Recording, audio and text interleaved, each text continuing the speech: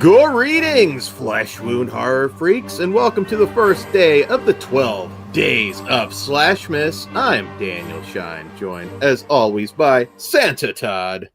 What's up? Pugs Dread. Bah humbug. What's up? And Mike Kruger. What's up, you sick motherfuckers? We're getting the Christmas cheer out early. So Kruger, Dan, I'm already disappointed before you throw it to Kruger. You have no Christmas lights up. At least Pugs has got a few back there. oh, I've got a ton. They're just not. They're just not where we can see them. You want me to? That Christmas tree butt plug does not count just because it lights up. It's 28 I'm just mad degrees. that Dan didn't call me Krampus. Like he called Todd Santa. He could have called me Krampus, fucking asshole. That's true. Well, I got the beard. I guess I could just as easily be Santa, but And you didn't call Plugs Black Jesus. Like what the fuck? Well, there you go. If you want to be Black Jesus, you can be Black Jesus. It's a free country. Damn, you just called him Black Jesus. Shut the fuck up, Dad. So the Black Grinch. I'll do it from outside next time, but it's 28 degrees. It's just like All right, no one cares, man. vacation. Kruger, go ahead. Yes, explain. Shut up, Dad. Go ahead, Kruger. Anyways, so this is a slasher special. So what we do for our slasher specials is rate and review a slasher, and then at the end of the episode, we eliminate a slasher off the list we compiled from other episodes, leaving us with our top 3 slashers, aka our top 3 final girls. Since this is our first episode, we're going to be reviewing 4 slashers tonight to compile our list. And so this is the first episode of the 12 days of SLASHmas. Hope you guys enjoy these. These are probably my favorite episodes that we do because I'm a slasher fanatic, and I sure as hell love me some Christmas slashers. Absolutely. Yeah, we're very excited. So we'll kick it off tonight with our first film of the evening, which is a 1980 slasher film from director David Hess. That's right. Krug himself. And this one follows a group of teenagers at a party who find themselves being stalked by a maniacal killer in a Santa Claus costume. All right. So, Kruger, is this a first time watch for you? I know this is the one that a lot of people never saw for some reason. Yeah, I've never seen this. And I was pleasantly surprised when I found out that there was another Killer Santa movie. And fuck, man, this delivered for me. The opening kill really sets the tone, and there's so many good kills in this that were like really surprisingly well done with the gore and everything. This is just like slasher, like 80s slasher fucking goodness, like they still had that grid of like, those kind of similar to, like I would put it on par to something like Friday the 13th, even with like some of the, like the way the gore looked. And I mean, it just looked good. And it was definitely familiar territory that I enjoyed the hell out of. The women also are all fucking hot. Like they fucking casted a really good set of ladies on this scene and or on this movie. And also, like, when it goes into sex comedy angles, surprisingly for a guy that's not into those type of things, it was kind of entertaining for me. There's also, like, awesome one-liners, which for 80 slasher, you got to have those. And some nice twist at the end with a satisfying finale. So overall, this is fucking a hidden gem in every sense of the fucking term. And the fact that it was directed by Krug is just kind of like a little cherry on top of the sundae for me. But I had a good time with this, and I highly recommend it. It's going to become a yearly watch for me now. Hell yeah. Awesome. Pugs, what did you think? Well, a couple of my favorite movies take from this, so that's pretty awesome. It has a Scream vibe, which I totally dig. There's some Friday the 13th shit going on in there. And yeah, the girls are cool. There's a head in a shower that is fucking incredible. I'm like, how can I get one of those and actually make it work? So, I like this one. I've seen it before, but it didn't stick with me. I think it'll probably stick more this time. I think David Hess did a good job for his one and only. This is the only thing he did, right? Yeah. Only thing he directed, yeah. Sadly. Mic drop. It's good. I dig it. Yeah. Yeah. Todd, before you go, are you holding anything? Are you holding it against the film that Santa didn't make anybody piss their pants? I am not, but it would have been better if they did. But you could say that for anything. I'm going to cut Dan off at the pass. I know he was very excited. Mr. Dan Stryker was in this. Harry Reams. There you go. Yes. Harry Reams, indeed. Adult film legend. So Dan was excited for that. 30 seconds is all it took. The pilot, Yeah. right?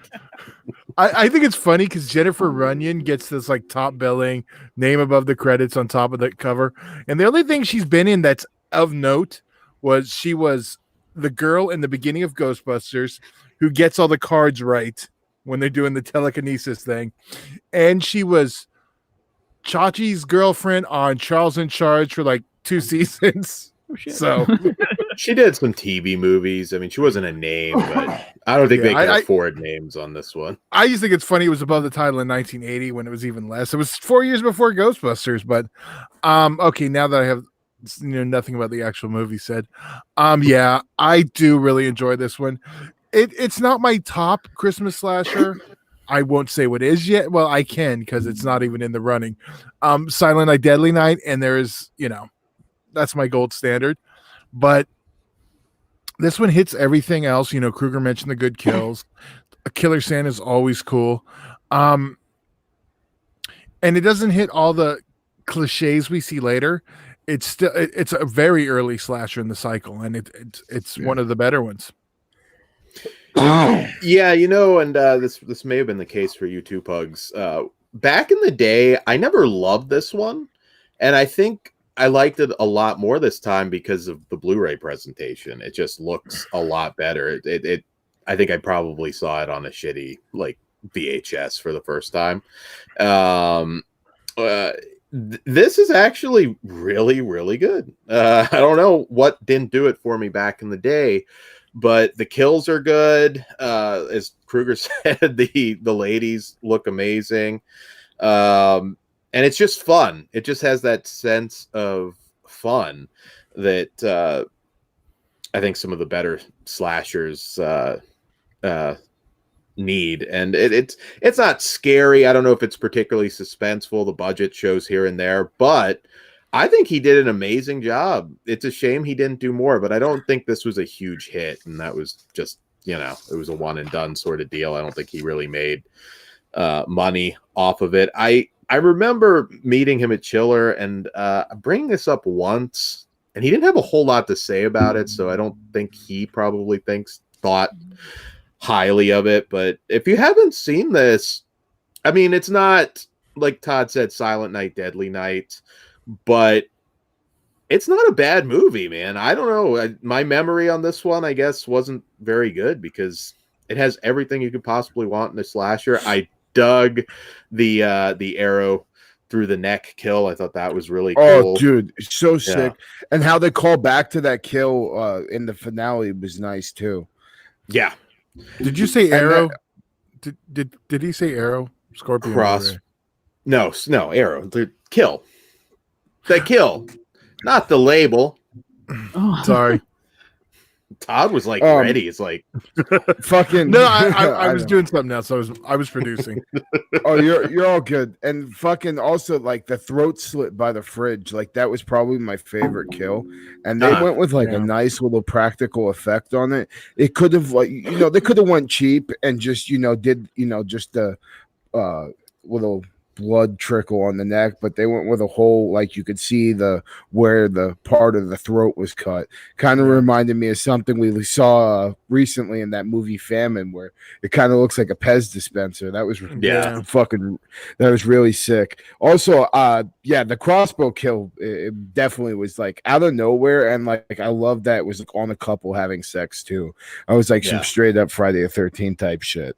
Also, the axe to the forehead looked good. Like, God damn, like all the kills in this, man. Like, this is, if you're a guy who is like me, who loves just watching slashers for the cheesiness and the kills and, good practical effects, this one delivers, I think, in all of that. So, honestly, man, like, Silent Night, Deadly Night's not my favorite. We'll be covering it, so we'll talk about that once that gets there. But this may go down as like probably like number 3. Like this is right up there with Silent Night, Deadly Night for me. And I recommend it to any fans of slashers. So why don't we rate this bitch? Real quick, I did have a couple little like tidbits that Jennifer Runyon did not know Harry Reams was a famous porn star till someone told her. Everyone else did. Yeah. Yeah. And then another tidbit was that the cast and crew all slept in the mansion. Like they got to stay there. It was shot in Santa Barbara. Oh yeah. It was probably awkward. You think Reams was probably so coked out at that point. He just came and was like, "Which one am I fucking?" And he just like drops his pants. He was only there probably a couple of days. They may have not let him sleep there. I was gonna say, yeah. And definitely her and I guess Forrest Swanson were dating at the time. He was the I can't remember his character's name. Yeah. I thought it was lame that we have a character named Polanski and nobody gets killed in a hot tub. But it is what it is. All right. I don't know what was wrong with me. This one's actually really good. Check out the Blu-ray if you can. I guess it's out of print, but yeah. Oh. But all right. So we rate on a scale of 0 to 5 stars, guys, in case you're new. Kruger, what say you? I was tossed up between a 4 and a 4.5, but I gotta go with the 4.5 on this, man. Shit was fucking good and was a pleasant surprise, and I'm fucking pumped for the rest of fucking Slash Ember. Absolutely. And Pugs. I'm going to go with a 4, and I was with like you, Kruger, going between 4 and 4.5. The only reason I'm not giving it the extra half is because I'm still confused about that crazy bitch at the end. But we'll talk after spoilers. Yeah, I am a 4 also. I was going back and forth, but yeah, I landed at a 4. Dan, what's under the hat? I am a 4 as well. It's not elite level for me, but it is still very, very entertaining. This is one that I'm glad I revisited because I never thought super highly of it, but now I do. So there we go. All right. So moving on to our next film of the evening, which is a yearly favorite for me, and that is Santa's Sleigh, starring Todd's favorite wrestler. And this is from director David Steinman and follows: after a millennium of spreading Christmas cheer, Santa Claus, played by Bill Goldberg, reverts to his demonic self and gives the gift of fear. All right. So, Todd, you want to go first on this one? Because I know you just love him, all those epic matches he had. There's well, since we're not talking about wrestling, Kruger, why don't you go? Me and Dan have actually talked about it during the commentary. Yeah, we have a story after, yeah. So I have put this movie off like the fucking plague since it was at Blockbuster, bro. Like, I just always thought this movie was going to be a piece of shit. So I had never watched it up until... this is your first time? No. Okay. So I had never watched it up until last year. And it was free on Vudu, and I needed something to watch. I was trying to kill some time. So I sat down with it. I was high as fuck, but goddamn, did I have a good time. And revisiting it this year, it still holds up. This one is a fucking good one. The opening dinner scene has just so many good kills right off the fucking bat and sets the tone for the craziness of this fucking movie like so well that I feel like if I would have like rented, because I straight up remember this movie back when I used to go to Blockbusters before they went out of business and shit. And fucking I remember just being like, I'm not watching that piece of shit with Goldberg in it. Like, fuck that. Same here. There's so many good kills in this movie, and it's such a like fucking like cool Christmas slasher because there's so many like Christmas kills. There's kills with menorahs, Christmas wreaths, even stripper poles, yes. Candy canes too. Fucking the dialogue is over the top as hell and cheesy as fuck. Like, it kind of reminds me of that movie Drive Through we just reviewed. Like, it's so over the top, and like offensively funny at times, but like it's so good. And also, like, Santa's bad shit crazy backstory, how he's the son of Satan, like, fucking awesome.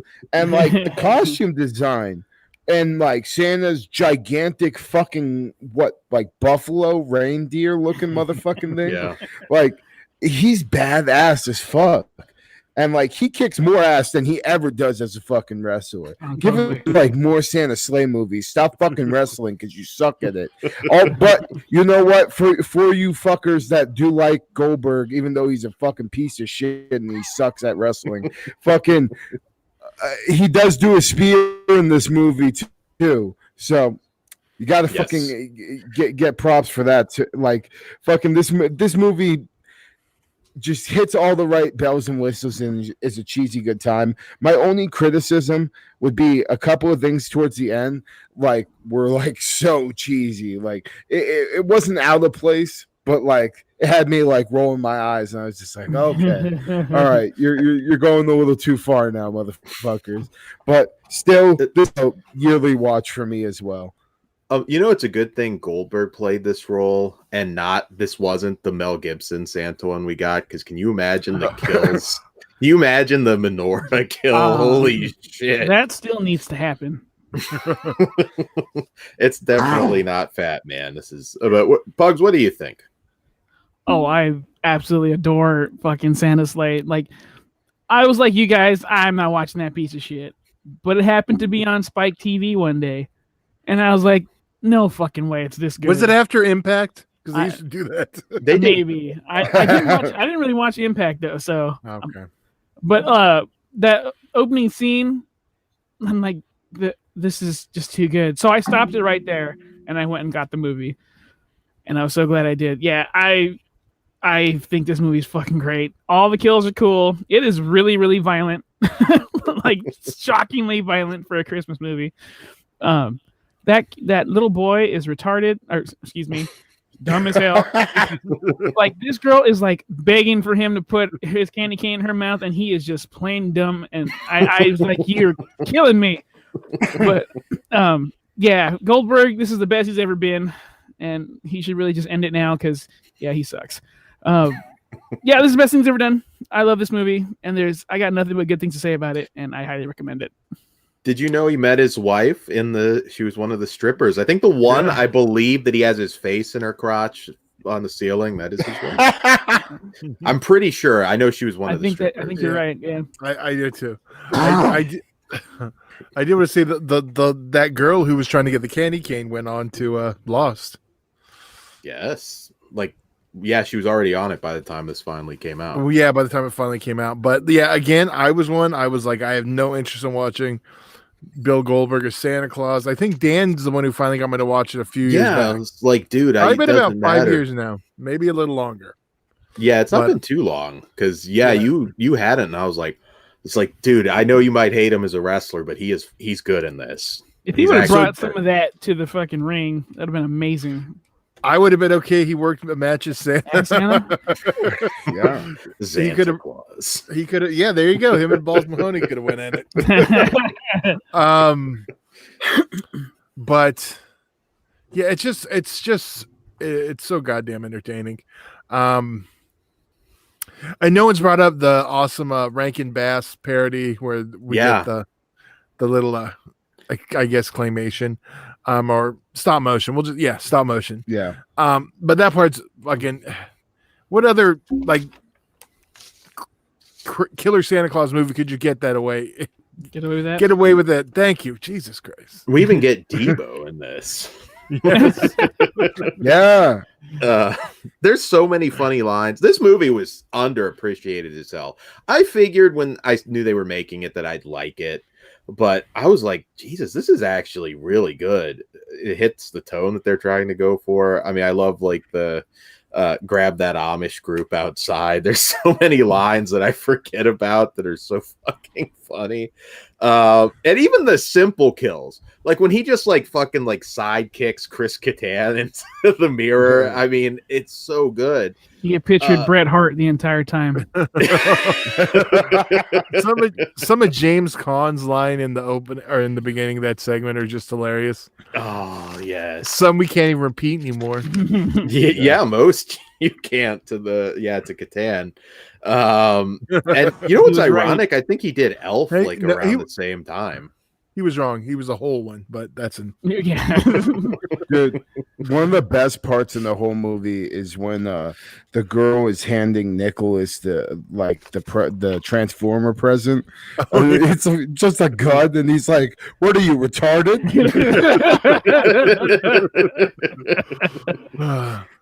How did Debo not fight Goldberg? We needed a Debo Goldberg. They probably did on set. I'm good never seeing Zeus get back in the ring. Thank you. Zeus probably took Goldberg's Jew chain. Yeah. Oh man, this movie is so good. I feel like there's a lot of people that are like, and just didn't watch it, guys. Obviously, it's comedic, but well, there's three of us here who all did that. So, and then one. Yeah. Look at us now. Check it out. It is a gem. It is a great Christmas horror comedy. It's so good. And if you want to go back into the archive, our very first Flesh Wound Radio show. Yeah, audio only, but yeah, was a commentary for Santa Sleigh. Yes, you can go back. One of our very first, at least. You can go back and visit that. So yeah, guys, check it out. Maybe we'll get WWE Films Santa's Sleigh 2 with Ryback. Well, you've been pitching that for years, but why would Ryback even make sense now since he's like left? Well, who's there that would make sense? I don't want a fantasy book this year. Let's just move on. Fine. Kevin Owens, he's kind of short. Oh, fucking Strowman. He's injured now. Go make a movie. There you go. Strowman makes the most sense. You happy there, now, Dan? Yeah, we now we can move on. All right, Kruger, what do you rate it? I'm a 3.5. I really enjoyed the hell out of this movie, even though it's like over the top as hell. And if you like this movie and you want a non-Christmas slasher with a similar tone, I thought Drive Through kind of was channeling the same spirit. So. And Pugs. I have way too much fun with this one not to give it a 5, so it's gonna get a 5 from me. It's just fun. It is. It is. I'm a 4.5, so I was between 4 and 4.5, but this one, too much fun. I am a 5. I love this film. I really do, guys. If you haven't seen it, check it out. It'll put a smile on your face. I mean, as long as you know what you're getting into. You will dig it, I think. All right. And if you're a wrestling fan, come for the spear through the deli counter because that shit is glorious. Yes, which didn't take him off his feet, which was interesting. It's like, good job, Saul, not selling that. He no-sold it. He said, fuck this goddamn bastard. So, all right. So, our next film, moving on, is a newer one. It's been out there for a little while, but it is. So I'm dying to hear what. Are you skipping Jack Frost there? Oh, no. All right. I got the order mixed up. Jack Frost. All right. So I should say this is not the Michael Keaton one, which was a big thing. That's the one I watched, though. Oh, well, shit, dude. Then, all right. Talk to us about Batman Frost. Like, someone shot his parents. Which was supposed to be Clooney Frost, and you can see it if you look at his face. True story, though. My local video store back in the day, I have to think they were just messing around, but they did mix those up a lot. Dude, that's how I first fucking saw it. Oh yeah, that's awesome. I would do it on purpose. I'd go and I'd switch them because I was an asshole.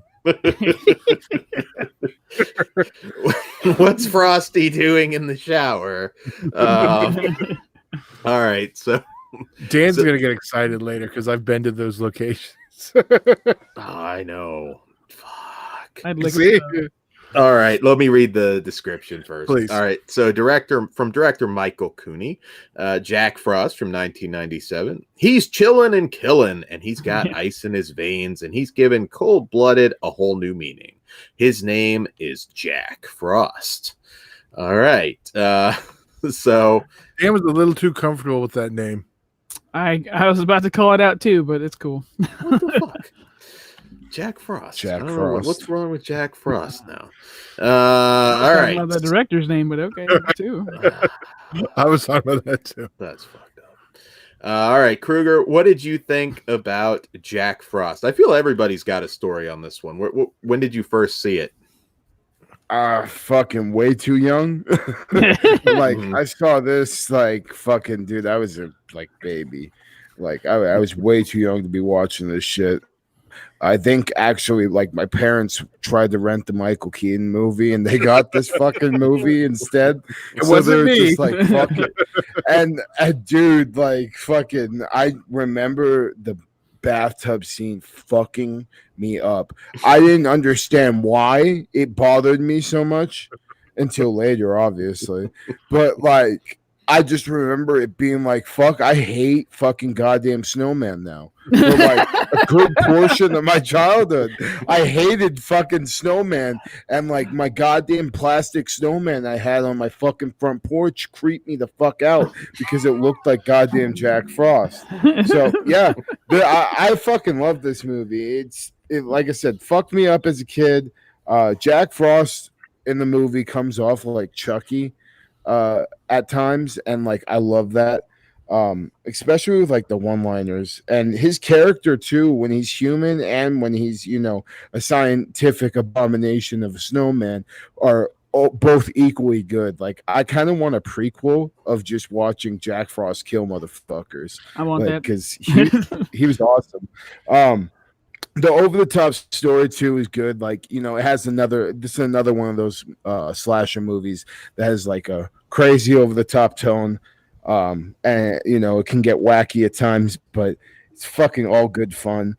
The setup with the police vehicle crashing into the liquid nitrogen explosion too was awesome. And the melting scene had some good practical effects, and there are a couple of decent practical effects in this movie. And the kills are good. You know, if you're a kill guy like me, fucking there's a bunch of stuff in here for you, and especially that infamous scene with the fucking with somebody getting raped to death by a vegetable. That in itself, fucking fantastic. So, also, like, there's like a scene in here where like Jack Frost's mouth gets all huge and he just bites some motherfucker's head off with icicles for teeth, and looks cool as fuck. I mean, it's cheesy, but still cool. And overall, yeah, classic that traumatized me as a kid. Watch it every year, and I fucking love this movie. Yeah, I used to go around throwing snowballs at my brother, just going, "The fucker's a snowman. The fucker's a snowman." What do you think, Pugs? What was your first experience with Jack Frost?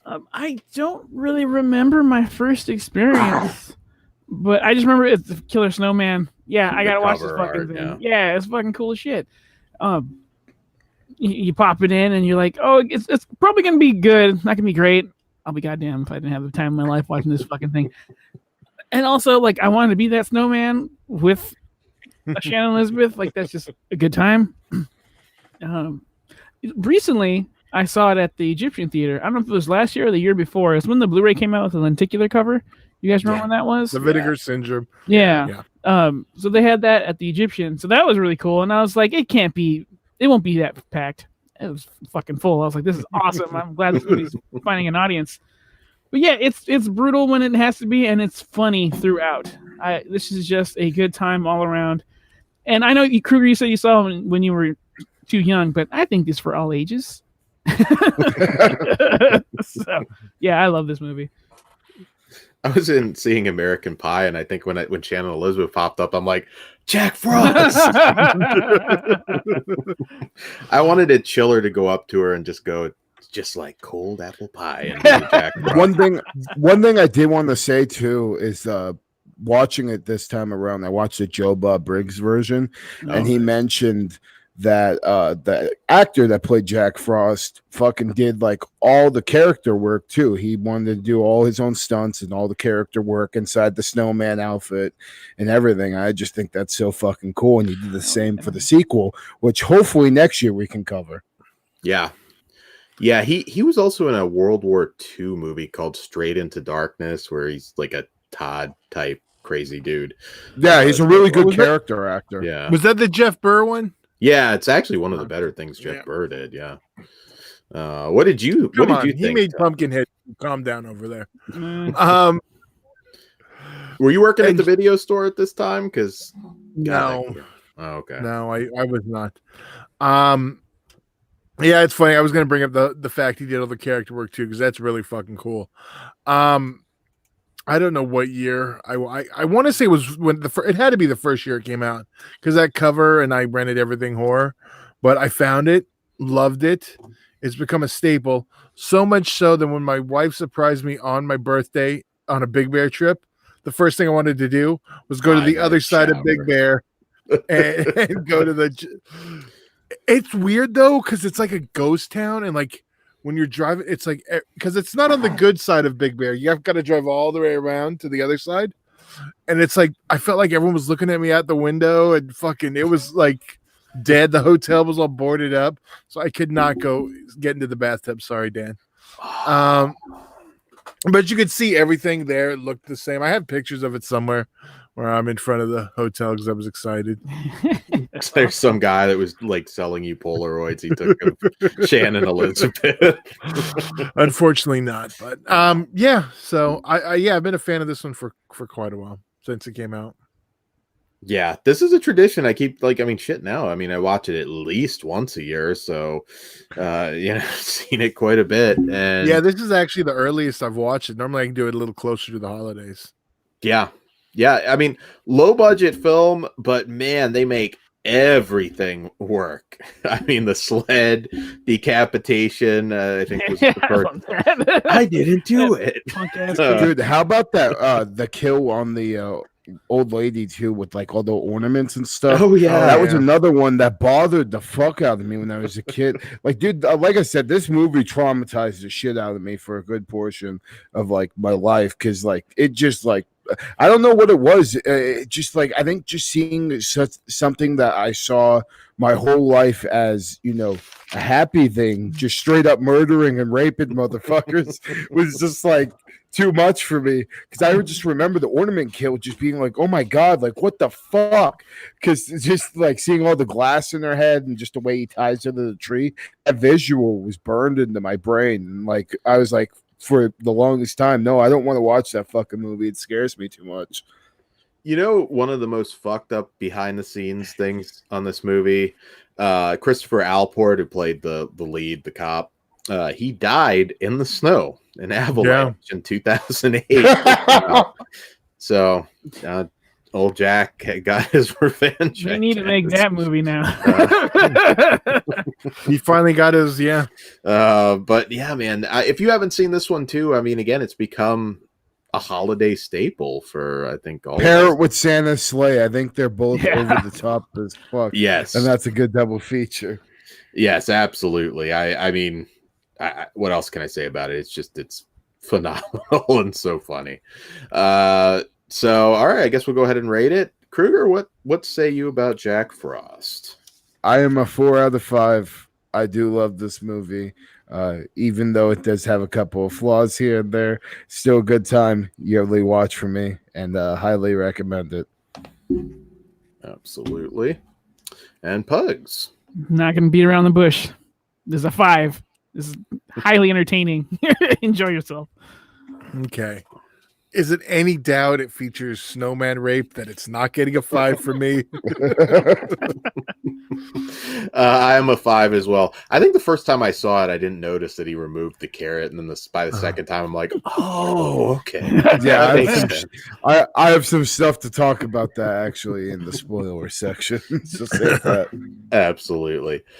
So yeah, I'm a 5 as well. I would Bugs Bunny the shit out of that carrot. I was. For the record. All right, so our last one, our newest of the evening, is from the good folks behind Gator Blade Films and director writer Sean Donahue, and that is Cannibal Claus. It's Christmas Eve and Santa is out and about spreading joy with the hatchet and some barbecue skewers. Cannibal Claus is the modern day tale of a mall Santa who's down on his luck at Christmas time, and instead of staying in on Christmas Eve, he decides to go out and punish the naughty. I want to go first. Yeah, all right. So before you do, I think I made a joke that you needed to record your family's reactions to this because you did watch this one with your family. So yeah, I'm about to get into that. So this movie opens up with an Albert Fish quote. Yes. And says children are tasty. And like Dan said, I watched this with my family, and the first thing I hear blurted out is, after seeing children are tasty on the fucking screen, is no wonder Dan recommended this movie. Oh, damn. That's fun. So this is obviously a super low budget film, but you kind of get that out right away. The opening scene with Cannibal Claus telling his boss to go fuck himself is funny, and Cannibal Claus as a character, I will say, is hilarious. We get a lot of sleazy shots with him with his tongue out perving on motherfuckers. And I think that's pretty awesome. I also I love that scene where he's just got the bag of, his goodies getting all ready to that, generic ass rock tune. It's goofy as shit. Unfortunately for me, the gore wasn't up to par. It just straight up kind of just looked like meat you got out of a market.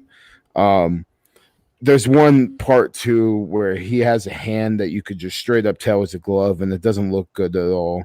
And also the gore on the flashback scene, the idea was cool. And I like the fucked up present in the box, but I do wish it didn't look so dollish.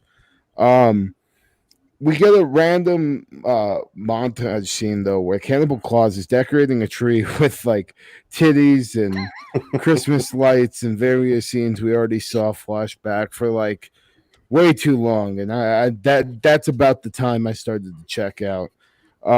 There's also these horrible crunching eating sound effects and fucking also a stabbing sound effect that just straight up sound like fucking some stock sound effects you would get off of a website program.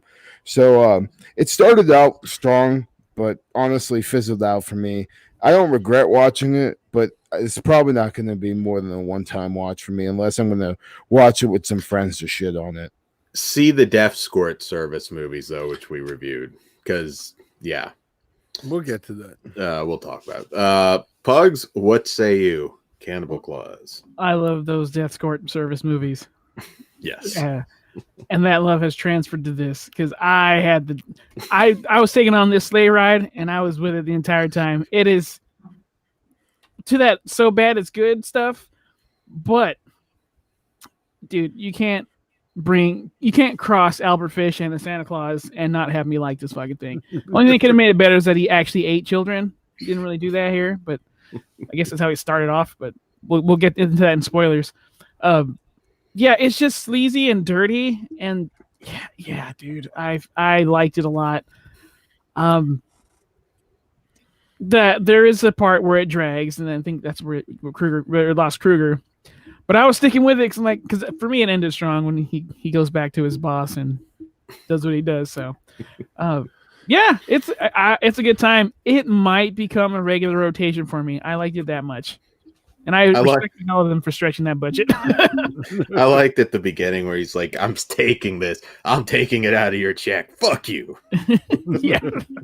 Oh, and his those two thicker girls in there. Fuck yeah, go Santa. Go son.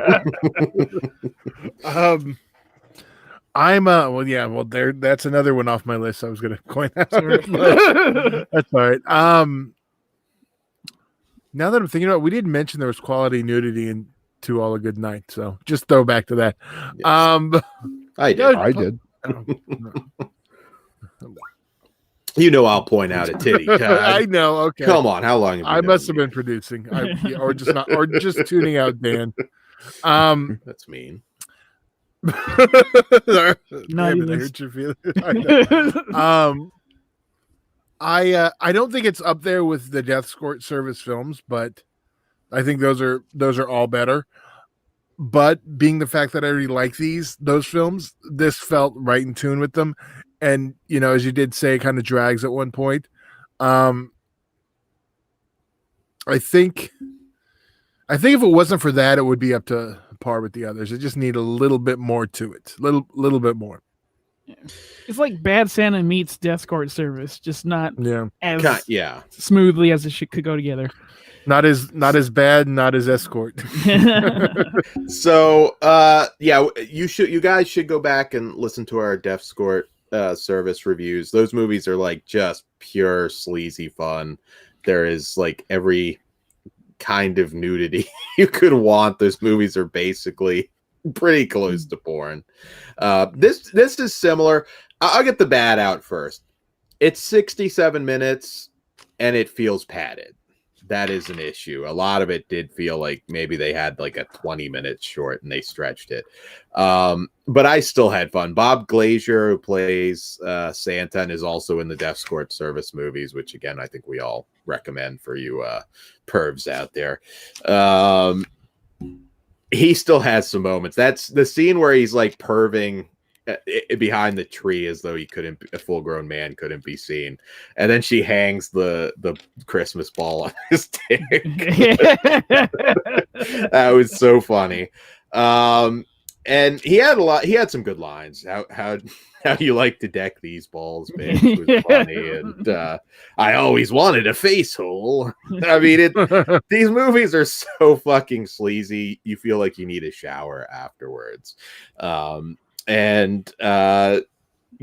is the similar formula. Believe it or not, there's a ton of nudity in here, but it's a lot less than Death Escort Service because they cram it in. I mean, it's just fun. I mean, the girls he kills in the shower. There's not a lot to say about it. It's in a way, it's nothing you haven't seen before. But Bob Glazier, man, I believe he does this for real. He's probably a really nice guy, but I believe he has probably done this for real. That they found him in an alley somewhere, and he just fucking kills people. That's how I choose to see him. I'm gonna say right off the bat, this is not going to be for everyone. Yeah. If you do not like the Death Escort Service films, you might just want to pass on this one. Yeah. Definitely guy movies. Yeah. For the most part. And if you're not forgiving on budgets, it's probably not for you either. Yeah. All right. So do we want to rate this thing? Well, I want to give a 10 to the girl in the shower that had the Sam tattoo from Trick or Treat. So she's a 10. But Kruger, what do you rate the movie? I'm a 2 out of 5, and Dan, I guess you just called me a woman, so I'm just gonna add that to the list to beat the shit out of you for it. I said the woman in the shower, the Sam tattoo. Oh, no. Kruger, you're a 10. That's fucked up. I did not. Pugs, what say you? I want to give it a 5, but I can't. So 4.5. Nice. I'm 3. I'm realistic. Yeah, so. I have to give it a realistic 3 too. The Death Escort Service movies are much higher up for me, but I like this. Now again, this is a very specific audience. Again, these are guys movies. See, this is again. I'm not a guy, apparently. No, well, you didn't give it a 0. I mean, you did. But I didn't like it. You fucking piece of shit. Oh, that's what you were. I thought. All right. Well, my bad. My bad. Sorry. Don't kill me. We were only 1 star separated. But I just like you said, don't kill me. Don't tell him what to do, Dan. So anyways, yeah. Oh, and there are others from, you can get these on SLASHmas. They actually put out Ghoulish Tales, I believe. They like make them die sleazy. They're all very much like this. So if you like this subscribe formula, to our Patreon if you want to watch me sodomize Dan with a fucking candy cane. And also subscribe to the Patreon if you want to watch Ghoulish Tales. And if you want my to watch commentary, yes. And if you want to watch his commentary too. So yes, Flesh Wound features at Patreon. You can watch that shit for $1. Yes, all starts at $1. And the cocksucking director gets nothing. Oh yeah, that is true. Yeah, beat him up. So it's also fleshwoundfeatures.com, and check out the eBay stores. You know, we still have more business to do, Dan. I know, but you went there first, Todd. God damn it. All right, so well, no, that wasn't a kickoff to do the whole outro, Dan. All right, well, so normally now is where I will remind everyone what the films are and what is up for elimination. But we did them all this show, but I'll do it for just for a reminder. We have up for elimination of the 4. We're going to end up with 3 when the show ends. So 1 has to go. We have To All a Good Night, Santa's Sleigh, Jack Frost, and Cannibal Claus. I think I know who's getting eliminated. So, Kruger, you want to go first? Yeah, I think it's without saying Cannibal Claus, get the fuck out. Pugs. To All a Good Night. Wow. All right. I'm Cannibal Claus too. Yeah, this was a rough lineup for poor Cannibal Claus. So sorry, Bob. Go into that. I tried a little. Well, that's all right. I mean, it was in good company, I guess. It takes nothing away from any of those movies. No, not at all. Because we eliminated New York Ripper in the last one, and we all loved it. Yeah. So you never know. So that's the fun. So next week, or tomorrow, I guess. Well, you have to tune in tomorrow to find out. Yes, absolutely. All right. So before we take off, do you want to outro now before we go into spoilers? Oh yeah, absolutely. So we already did fleshwoundfeatures.com and Patreon at fleshwoundfeatures. We really appreciate your support. It all starts at $1, and we do put content on there. We're not lazy. I know a lot of people are. We're not. We put stuff up there. And it's uncensored. Yes. So there's and stuff Dan's afraid to put on the YouTube because he's Dan. Mm-hmm. We tell sex stories on there, actually. And Dan uses the N-words. I do not. God damn it. Okay. Subscribe and tell me I'm wrong. Fucked up. Hey, yes. I don't care. He'll say it if it gets a subscriber. That's messed up. And support us on the social media bullshits. I will steal it just because you're being mean to me. It's all right. Pugs gets to do the whole outro and end now. No more Dan. Okay, so here we go. There's your warning. It's spoilers time. Okay, who has spoilers? Start with All a Good Night. To All a Good Night. I have a question. Why was that bitch dancing? That's the only thing that kept me in the film. I think it was just like showing that she went batshit crazy. That's what I got. Just for the reveal. Yeah. Oh yeah, because the reveal was the sorority mother. Yeah, mm-hmm. And that made her go cuckoo? I think it made her go crazy. Well, then watching all her friends get massacred. I think that was kind of just the fucking the thing that broke that snapped the string. All right, per the se. Straw that broke the camel's back. Okay. Yeah. Yeah, it's a little unusual, but yeah. Just I just wanted to say though, like once we did get the reveal that was the sorority mother, I thought it was a really good twist to put it that fucking to have it be the cop as well and have it be more than one killer. That was nice. And it was totally channeling Pamela Voorhees vibes. Like, I loved when they're like, she was just talking about, you killed my baby. You killed my baby. That shit was really well done.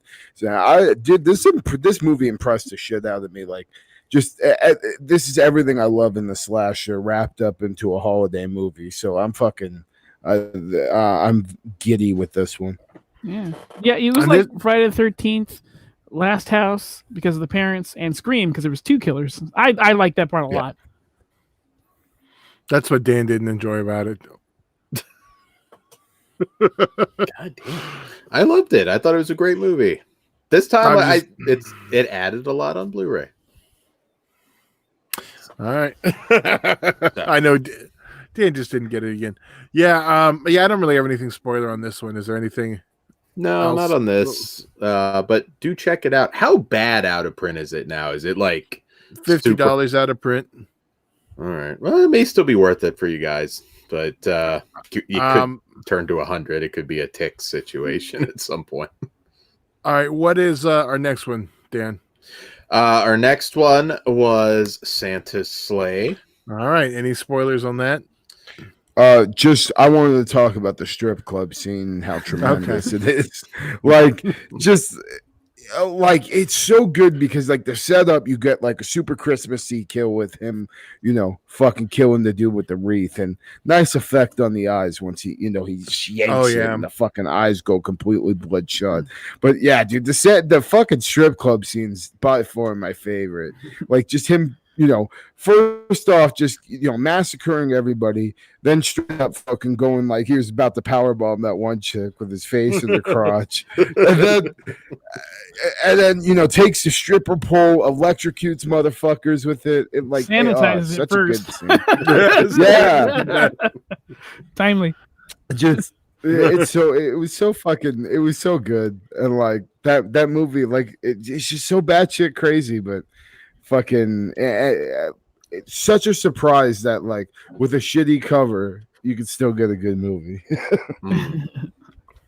Absolutely. There's some really bad Christmas slashers out there. When they're bad, they're bad. Yeah. Well, hopefully we don't have too many of those in this. Hopefully not.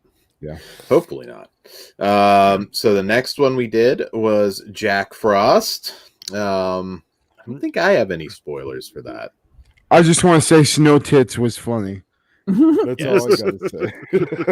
I wanted so desperately to dress as Jack Frost and go up to Shannon Elizabeth. Oh, if I could have. Dan was such a pussy. He wouldn't even ever sign a Jack Frost picture. I didn't want to offend her. She used to pretend she wasn't in it. She was on, I think, Conan O'Brien or Leno, and said that 13 Ghosts was her first horror movie. She completely tried to pretend this didn't that's because exist. Jack Frost is a Christmas movie. And you should have screenshotted the bathtub scene, had her sign that shit. Dan thought it was going to offend her and all this other shit. She's at a horror convention. She knows what she's going to sign. Plus, she has that shit on her table. She was, she did have Playboy type stuff. So I was like, well, okay. So you're getting. It's not like she actually got fucked by the carrot, dude. She might have, maybe. Oh my god! Can you imagine she sells carrots at her table? Oh, sign a carrot. Okay, I'll give you props if you do that, but Dan'll never do that. It would be funny just to set the carrot down and just see how long it takes. I would ask her to sign a carrot. All she can do is say no, dude. She might get mad, but fuck her. Is there any way to preserve a carrot with this? Get a plastic one. Don't do it. Yeah. Oh, okay. Dan's like, I know I'd like to stick them in my ass. I mean, I guess you can get a dildo carrot if they're out there, but then you're crossing some lines. Okay, so I want Dan to go get a back piece of that scene and have her sign his back. I would do it. I would absolutely get a tattoo. I got $100 on that for you, Dan. Maybe just the scene with the icicle teeth and then just chilling. No. The rape scene in the bathtub. Like on my entire back. Yes. the back piece. Your work, I'll start talking about her charity shit first. Your work really inspires me, is like so much so that and then the handlers would like be like just getting you out of there. You know so what? fast. I'm up to 150, Dan. I'll give you $150 towards this happening. Doesn't even have to be cover. That will be It on can just be black and white. Patreon. We Okay. would get the entire tattooing on Patreon if I did it. Perfect. But I think the needle's gonna hit him twice and he's gonna be done. you know what's fucked up? If we put like a GoFundMe for that, it'd probably like have like 10 grand or some shit. Let's do it. All right. So our last spoilers, Cannibal Claws. I don't think I really have any spoilers for it. But yeah, Bob Glazier is awesome. That's all I can say. And Kruger, hopefully check out Death Escort Service. You might enjoy those. No, I'm not going to check out Death Escort Services. If I didn't like this, I'm not going to do that, bro. Yes, this is better. Yeah, they are better. I think we should make him a highlight reel. Yeah. Anyways, fucking, I did laugh when fucking Cannibal Claus did put his dick in the tree with the ornaments, though. Like that shit was fucking funny. And then also fucking when he's pissing on the fucking blood to wash it off the top, like that shot was. I was just like, God damn, that's fucking nasty. So I mean, it did have that, but like, I wish the gore was better because it did have potential for me, but it did not do well in the end. Did your family like it? No, they checked, or one of them checked out. Well, actually, I think both of them checked out once we got to the fucking candy cane up the pussy hole. Well, next time, you know. I like that it foreshadowed how dark he was going to get when he switched out his teeth. He's like, "Oh, these are my fuck shit up teeth." All right. I think we hit our spoilers. All right. Well, does anyone have anything else non-spoilery before we start to wrap this episode? No, but guys, be sure to weigh in as always. If you liked these films, whoa. Pugs is gonna take us out. I was taking us out. Yeah, what point were you making, Dan? Before I interrupt you, that was it. I was just saying, like, feel free to weigh in. Maybe I was gonna make a point too to say if you enjoyed this video, check out our /Tober special that we did in October because we reviewed 13 slashers. 13 slashers. We're actually doing more for this one because we're doing 12 days and we're actually doing 15 total, I believe. Because for the first day. So yep. Absolutely. So please sure to check that out, like Kruger said. And then follow us across all the social media bullshits. And I hope you're having a happy holiday. Merry Christmas, Kwanzaa, Hanukkah, whatever the fuck you celebrate. Festivus. Yeah, just Feliz Navidad. Everyone, say good night. Good night. You forgot Life Day, so. Oh, I'm a bad fan. You're canceled. Ho, ho, ho, motherfucker.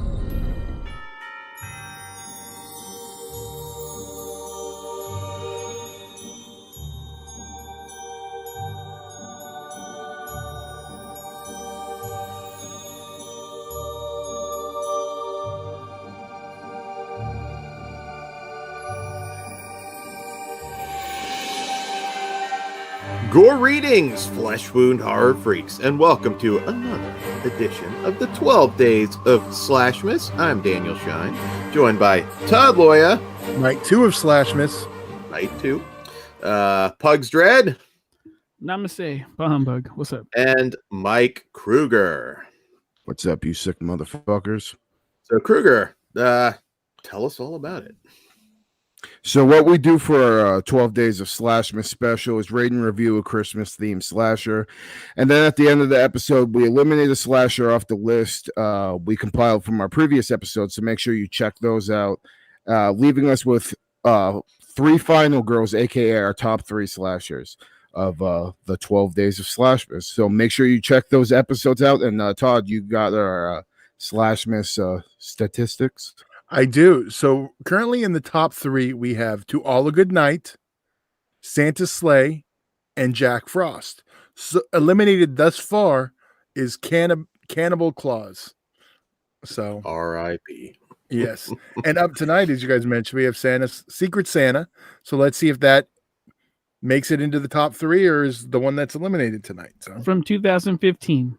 there we go. There's 2018 one. It's not the same movie. Oh yeah, that is true. There is a the 2015 one currently, as of this recording, available to watch on Amazon Prime.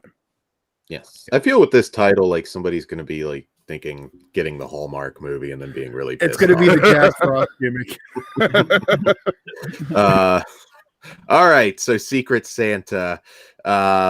Secret Santa follows a group of eccentric college kids struggling to get through the hectic exam period. This horror comedy is a tribute to the B-movie slashers, but also takes the conventions and turns them upside down. All right. So, Kruger, what did you think of Secret Santa? And I should have also said directed by Mike McCurran. My bad. What did you think of Secret Santa?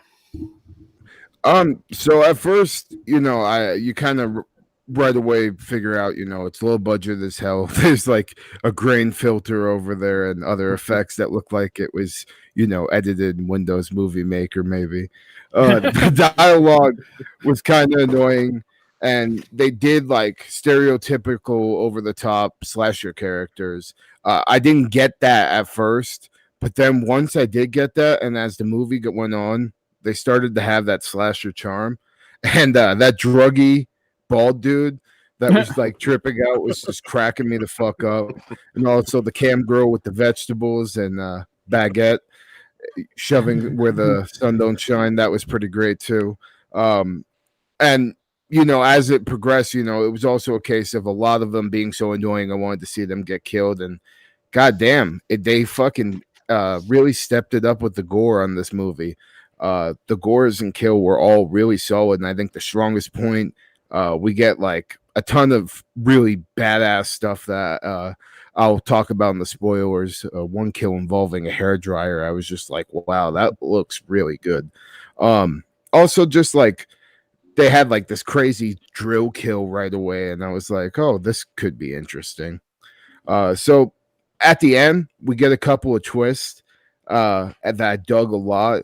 And the ending was pretty much everything I hoped for. So it's a super low budget, over the top slasher. Kind of reminds me of this, the same vein that movies like Dude Bro Party Massacre 3 and what's the other one? Pool Party Massacre, and even more recently Hanukkah. That kind of reminded me of the same vein of how all those three slashers play out. And this was enjoyable. I wasn't expecting it though at first, because at first I was like, oh, this is going to be shit, but it turned out to have a lot of charm, some great gore, and this was a pretty goddamn good slasher, and I think it's going to make it in its way for my holiday rotation every year now. Cool. How about you, Pugs? Better than the Hallmark one? Oh, totally. This movie, it looks bad. I mean, it feels like it's going to be a bad movie, but like Kruger says, like it wins you over with its charm because it's just fun. I think fun's the key word, because that bald dude with the mustache, I really want like his solo story because he's interesting. So, yeah. But yeah, the kills won me over because like if you can't do it very well, let's just do it horror style and let's just go for it. And I respect the hell out of that. So for me, this is a fun watch, and I highly recommend it. How about you, Todd? I'll be honest, I was afraid I was going to be the only one who liked this. I had a blast with it. The budget didn't bother me. It took me a minute though, because I'm over the whole "let's make this look old" filters and all that stuff. But I got what they were going for, so that kind of set what we were going for also. So it didn't bother me. I got used to it. We'll go with that.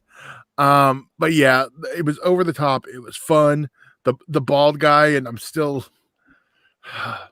It was just hysterical. I had a blast. I know. I'm kind of concerned. Kruger's coming over to the horror comedy side now. Yeah. It's the gore fan. It's leaking. This one definitely leans more on the definitely comedic, but it doesn't skimp on the gore. It's cheap, but it works. So I have to give them credit for that. Everything, they obviously didn't have a lot, but they did a good job with what they had. I'm kind of with Todd on the sort of like grindhouse print thing. I don't think you need to do that, but it didn't really, honestly, at first I was shit on it too. Yeah, well, but I got used to it. Beyond that, I really don't have a lot of complaints. This one's pretty well written. All the gags kind of hit. I think it was a turkey carver scene was pretty cool, and there's a lot going on. It works, and the bald guy, felt bad for him. Reminded me of Just Incredible. Reminded me of you. I know. I'm a skinny bald dude. God damn it. Although I do think I do want to the say one girl was mean to him. I was gonna say he should have channeled Spinell on her after that. I did take your advice. Give him a minute. I did like the lead actress too. But this was a last minute addition because I believe it was Christmas Presents was disqualified because it was it's like a supernatural one because we were going to throw that one in there. So I'm glad this one made the cut into this. Yeah, I like the Secret Santa gimmick too. I thought it was kind of a clever way to do it. With the presents. Yeah, I thought that was pretty it cool. was like it was way more well written than it had any right to be, and that's what surprised me the most. And actually, I messaged the director immediately after I watched this movie just to see if there was going to be like a Blu-ray or anything, and there isn't. So make sure you guys check this out, and if you enjoy it, make sure you support his other movie that's coming out soon. Mike McMurrin, a very cool dude. So definitely a new fan. Yeah, I think this is Wild Eye Releasing put it out. It's a relatively cheap DVD. So Wild Eye they have a history of putting stuff out on BDR, so maybe we can pester them into doing or BDR. Sorry, excuse me. It can happen. Watch Amazon. It's possible they just pop up, but some good gore, some good nudity, some good laughs. What can I say? It's a good indie slasher. So we rate on a scale of 0 out of 5 stars. Kruger, what say you? I'm a 3.5 out of 5. I really fucking like this. I was a 3 at first, but then the more I, sat on it and thought about how much enjoyment I actually got out of this movie and how much I actually really liked all the kills and gore. 3.5 out of 5 for me. And I really hope this gets a sequel. Mike McMurrin was talking about it on his Instagram, so I hope it happens. Cool. And Pugs. I am also a 3.5. It's just too fun not to go any lower. I'm joining the 3.5 club, so I'm there too. Yeah, it's like we coordinated that 3.5 as well. Hey. Like I said, as long as you're cool with lower budget slashers, this one does most everything right. It's a good time. All right. I think I kind of hit the nail on the head when I said, like, if you enjoy movies like Pool Party Massacre, Dude Bro Party Massacre 3, all those, Hanukkah, all those over to the top slashers, like, this is definitely one to check out and add into your holiday rotation. Yeah, absolutely. Okay, well, now the big question before we get to spoilers, because we will go there in a few. Time to eliminate one. So now up for elimination, we have To All a Good Night, Santa Sleigh, Jack Frost, and Secret Santa. So we'll go with Kruger. We'll do, what's going away?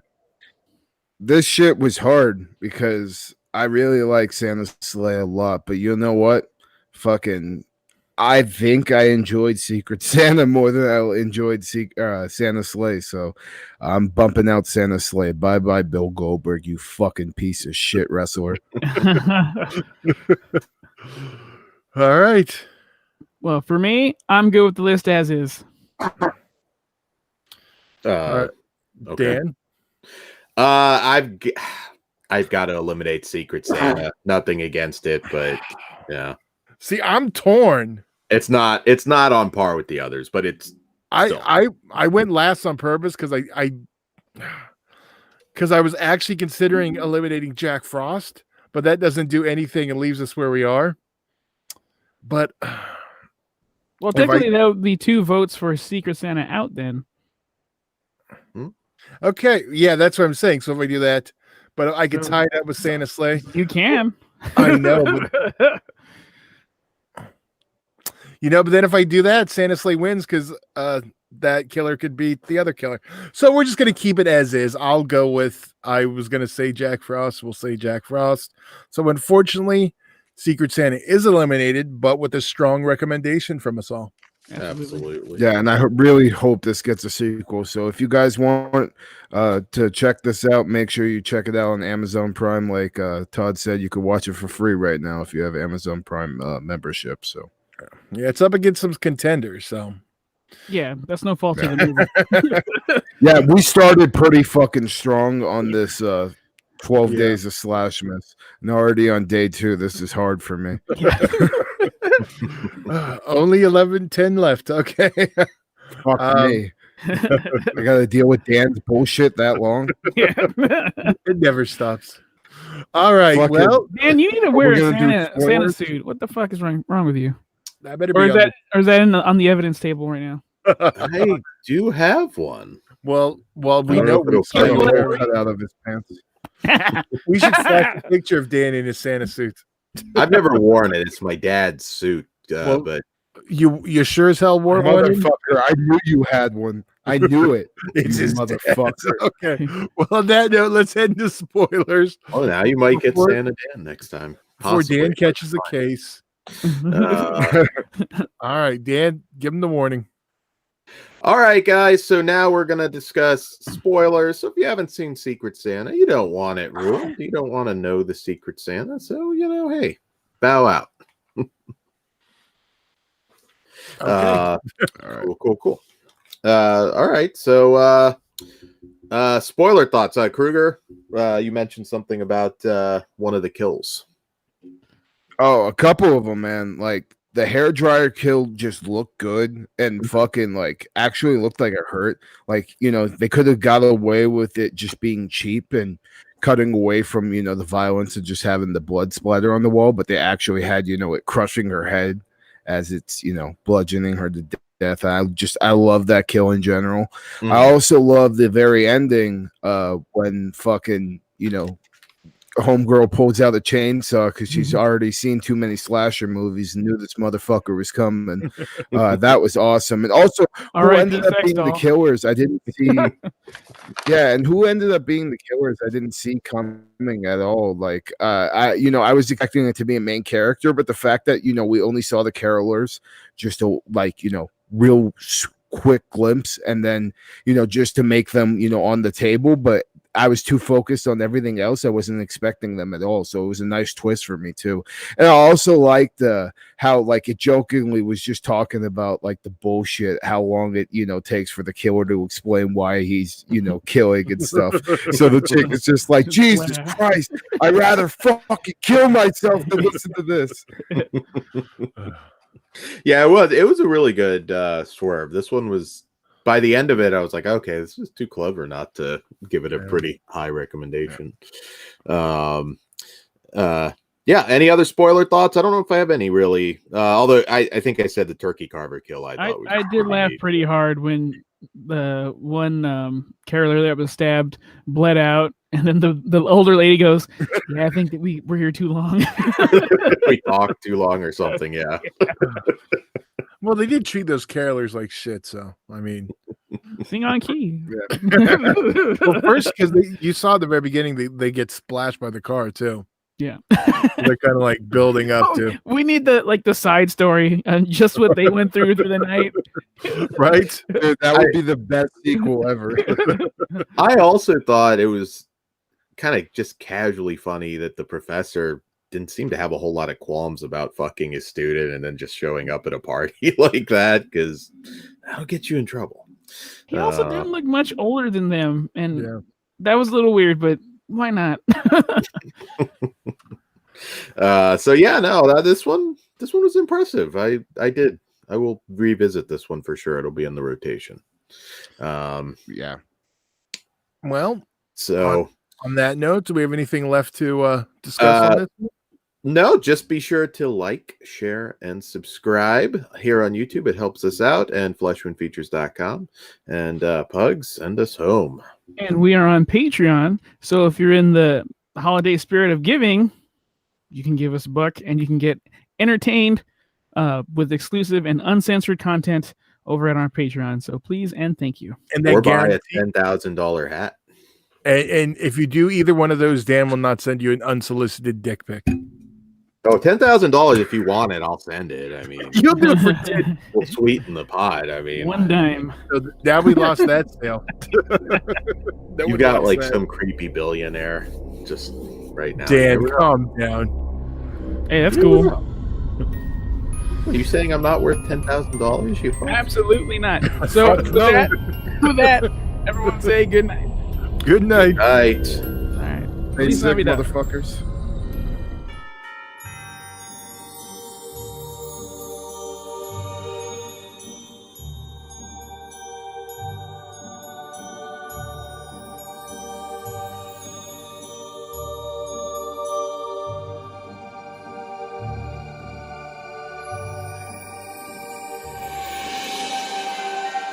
Greetings, Flesh Wound Horror freaks, and welcome to a brand new episode of Flesh Wound Horror 12 Days of SLASHmas edition, episode 3. A3, episode 3, yeah, either one.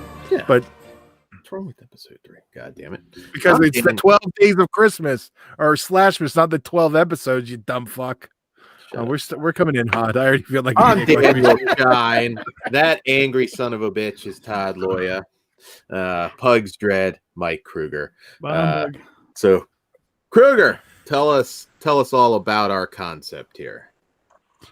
All right, so what we do for our 12 Days of SLASHmas special is rate and review a Christmas-themed slasher, and then at the end of the episode, we eliminate a slasher off the list we compiled from our previous episodes that we deem unworthy of the list, leaving us with 3 final girls, aka our 3 slashers of the 12 Days of SLASHmas. So make sure if you enjoyed this episode, go back, check out our previous episodes of this 12 Days of SLASHmas series. And previously our Slashtober special we did back in October. And the playlist is on YouTube. So make sure if you enjoy this video, check that out. So now that that's out of the way, Todd, why don't you give us our slasher statistics and tell us who our final girl list is? All right. For the top 3, we have To All a Good Night, Santa Sleigh, and Jack Frost. And eliminated thus far has been Cannibal Claus and Secret Santa, which we did give a high recommendation, even though it's been eliminated. It's had some heavy competition. So let's see how Lake Alice does. Dan, take it away. Absolutely. Which, before we get into it, I just want to say I've actually been to Tomahawk, Wisconsin, where this was shot. Very beautiful. I was super young, but No one gives a shit. We should mention maybe that's some information that is useful. This is available as of this recording, streaming on Prime. This fucking pain. All right. No one gives a shit. I'm gonna do like 15 minutes on my fucking trip then. But all right. Anyways, so from director Ben Milliken, Lake Alice follows the Thomas family who goes out to their cabin in the woods to celebrate Christmas together with their daughter and her boyfriend. But their first Christmas together may be their last. All right. So Kruger, what did you think of Lake Alice? Well, I hope you could tell by how cheerful I am already. So, to get this out of the way, the movie's shot decently, and the actors are pretty competent. And the setting of the story does feel Christmassy to some stance. But the characters were okay. There's nothing we haven't seen before, anything really groundbreaking. Also, those cops are straight up assholes, and their bullshit was fucking pissing me off. The dialogue was a little too cheesy for me. It felt like a fucking Hallmark movie, and I was not into that. It was straight up fucking family drama for the first like 45 minutes, So once the slasher came into play, I was pretty fucking checked out. And even at that, anything we get with the slasher really isn't that good or well written at all. The slasher's design was okay. At best, the mask kind of bothered me, but once it got bloodied up, I guess it was all right. That's what I like. Didn't look as cool. Look as cool as the cover art though. The kills were straight dog shit, and that's what hurt this the fucking most. I could put up with all the bullshit if you just gave me some fucking good goddamn kills, but it didn't even make it fucking tolerable. And that was my biggest disappointment in this. Everything in the end was predictable. I was literally calling everything right before it was fucking happening. I was just like, God, make this end. In the end, the slasher sucks. We get no answer. Or for me, at least it does. We get no fucking questions. I had fucking answered. It's a shitty Hallmark Christmas storyline that puts a slasher elements in there for the last 30 minutes. I wanted my fucking time back.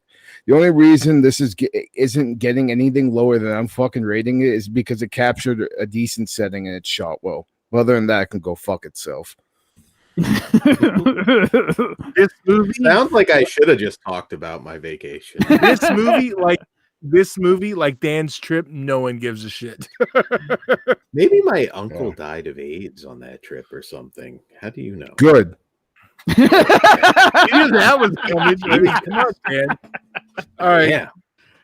Well, On that note, I think I liked it more than Kruger. Not by Nope. much though. Yeah, this movie looks good. And like, if it was just a drama story, it probably would have been better. But the fact that they tried to add the horror element into it, it kind of failed. I did like the look of the slasher up until more when he had the blood on, and because like once it gave a little red, it looked cool. Because kind of like a bloody Rorschach type thing. Yeah. Pazuzu owning a coffee shop is fucking awesome. I would love to go there. But yeah, other than that, it's barely okay. If you want to watch it, go for it. If not, you're not gonna miss anything. It's just all right. I actually messaged Pugs about Yeah, you did. 40, whatever it was. Like literally, I had paused it right before the axe hit because I was like, is this even a fucking slasher? And I'm going to argue it's not. It's still more of a home invasion film.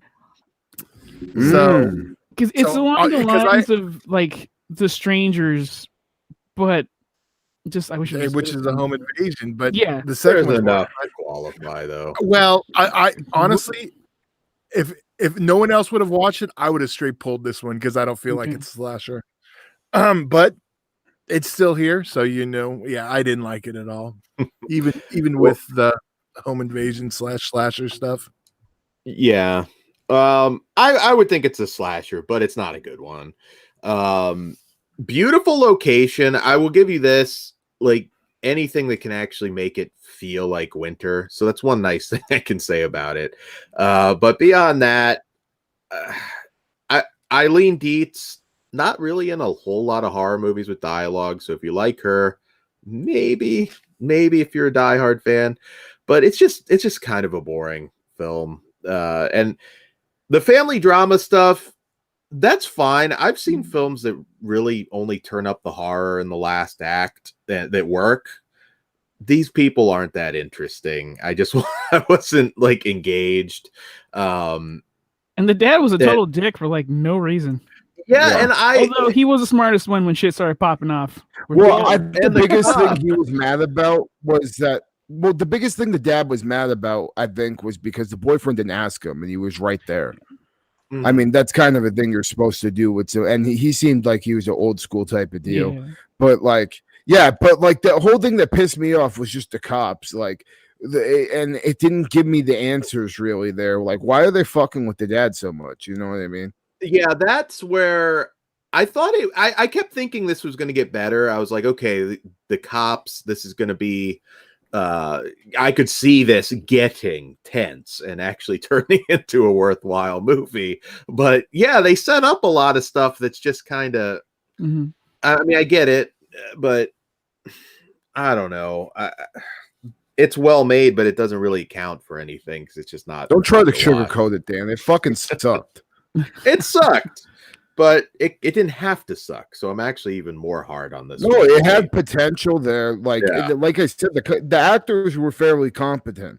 It just well, other than the fucking guys that ended up being the fucking slasher, like Jesus Christ, their shit was fucking terrible. Like, why the fuck would you have them if their acting was that bad? Why would you have them have so much dialogue at the end of this fucking movie? Like, I just want to kill myself. This whole fucking thing, legit, slip both of my fucking wrists vertically. There's a reason why I think Eileen didn't get a whole lot of roles.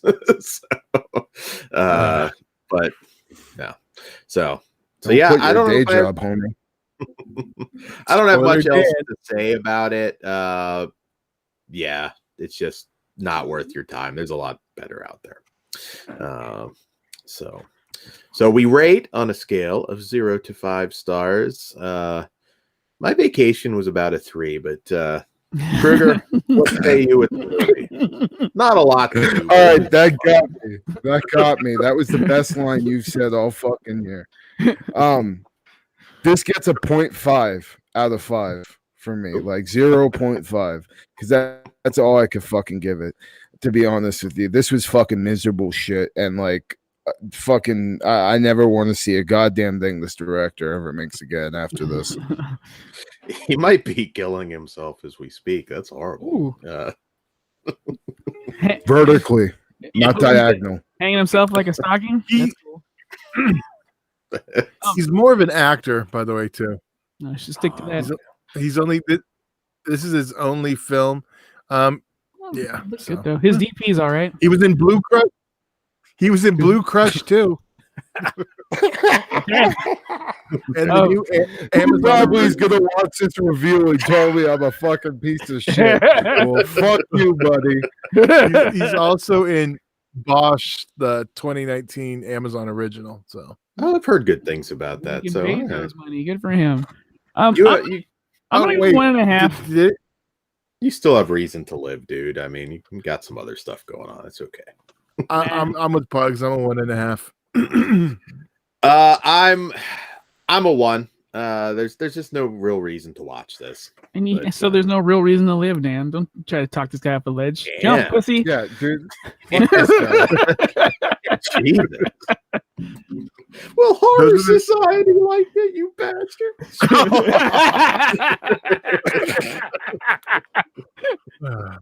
Well, they can join you.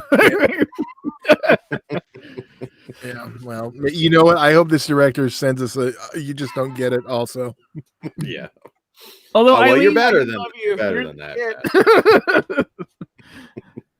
If he's gotten this far, I think he's probably turned the video off by now. Stay out of the music. Comes down. Report. You're not glad. All right. For the record, Dan only gave his trip 3 because the schools were closed. But do we have any? That was remote, from what I remember. I don't know. All right. Well, so you already brought someone to a remote area. Got it. BYOK. Do we have any spoilers? I really don't. It's your guys' call. I don't want to give this the time of day. Fuck this. Well, we're doing this short one because I think Dan already kind of inadvertently did one in the review. I do love her, by the way, but yeah, she's limited. Yeah. She needs a very good director to make her worth the shit. This is me being an asshole. She's cool to me. She wrote a book. She was very nice to me, so I feel bad. But yeah, you hope you get in a better movie. Yeah, there you go. All right. Well, now it's time to eliminate one. I almost skipped this segment, but okay. I'm cool with the list as is. And that list as is Swallow Goodnight, Slay, and Jack Frost. Okay, so should we just say as is and move along? Well, maybe Lake Alice, your mother sucks cocks in hell. There you go. There you go. All right. I concur. Yeah, we're all in agreement. Okay. Who wants this? Dan, Pugs? All right. Be sure to like, share, and subscribe here on YouTube. It really helps us get in the Christmas spirit. Fleshwoundfeatures.com for all your shopping needs. And and Horror Cartel, Flesh Wound Radio Facebook group. get on it. And Bugs, send us home. And it is the season for giving. So if you care about us, please give us $1 to start, or as much as you would like for to join our Patreon and get early and exclusive access to. I keep saying Director of Lake Alice is getting on there right now. He should. We'll teach him a few things. We also offer classes on how to not suck. So everyone say Not all by Dan. Good night.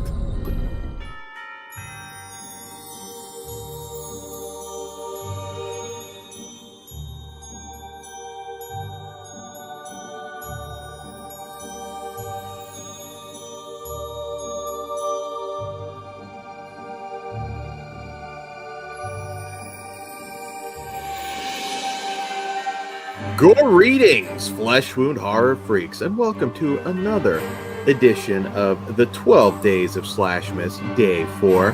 I'm Daniel Shine, joined by Todd Loya. What's up? Pugs Dread. bah humbug. And Mike Kruger. Ho, ho, ho, bitch.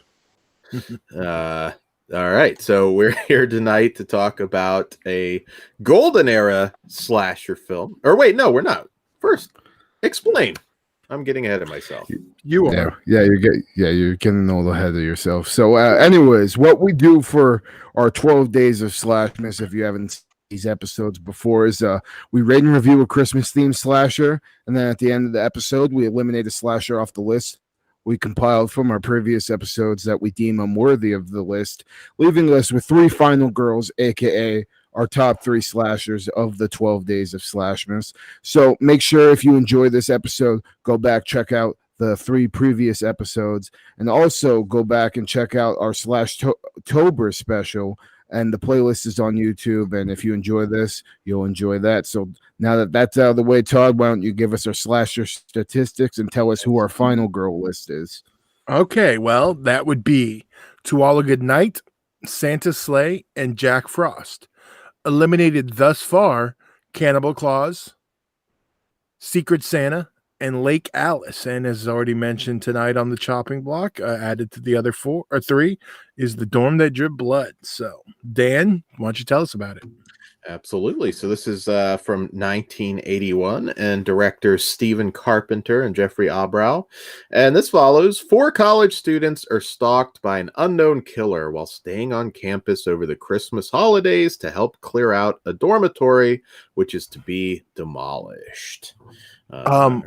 One quick correction. It may have been shot in 91, but it was released in 92. 81, so if you're 81. Yeah, sorry. 81, but it was released in 82. Yeah. Theatrically in the US. So just because if you search for 81, you're not going to find the same one. So yeah, Gotcha. it's weird because the Blu-ray said 81, some other places say 82. Well, it was released in theaters. But in golden 82. era. You're still firmly in no the argument golden on that. I'm just telling, if people search for it, they'll know they have the right one if they find the one from 82. Absolutely. And Def, also known as Pranks, also known as Def Dorm, and Synapse put out the Blu-ray. So check that out. I think it's still in print. So Kruger, first time watch for Dorm That Dripped Blood?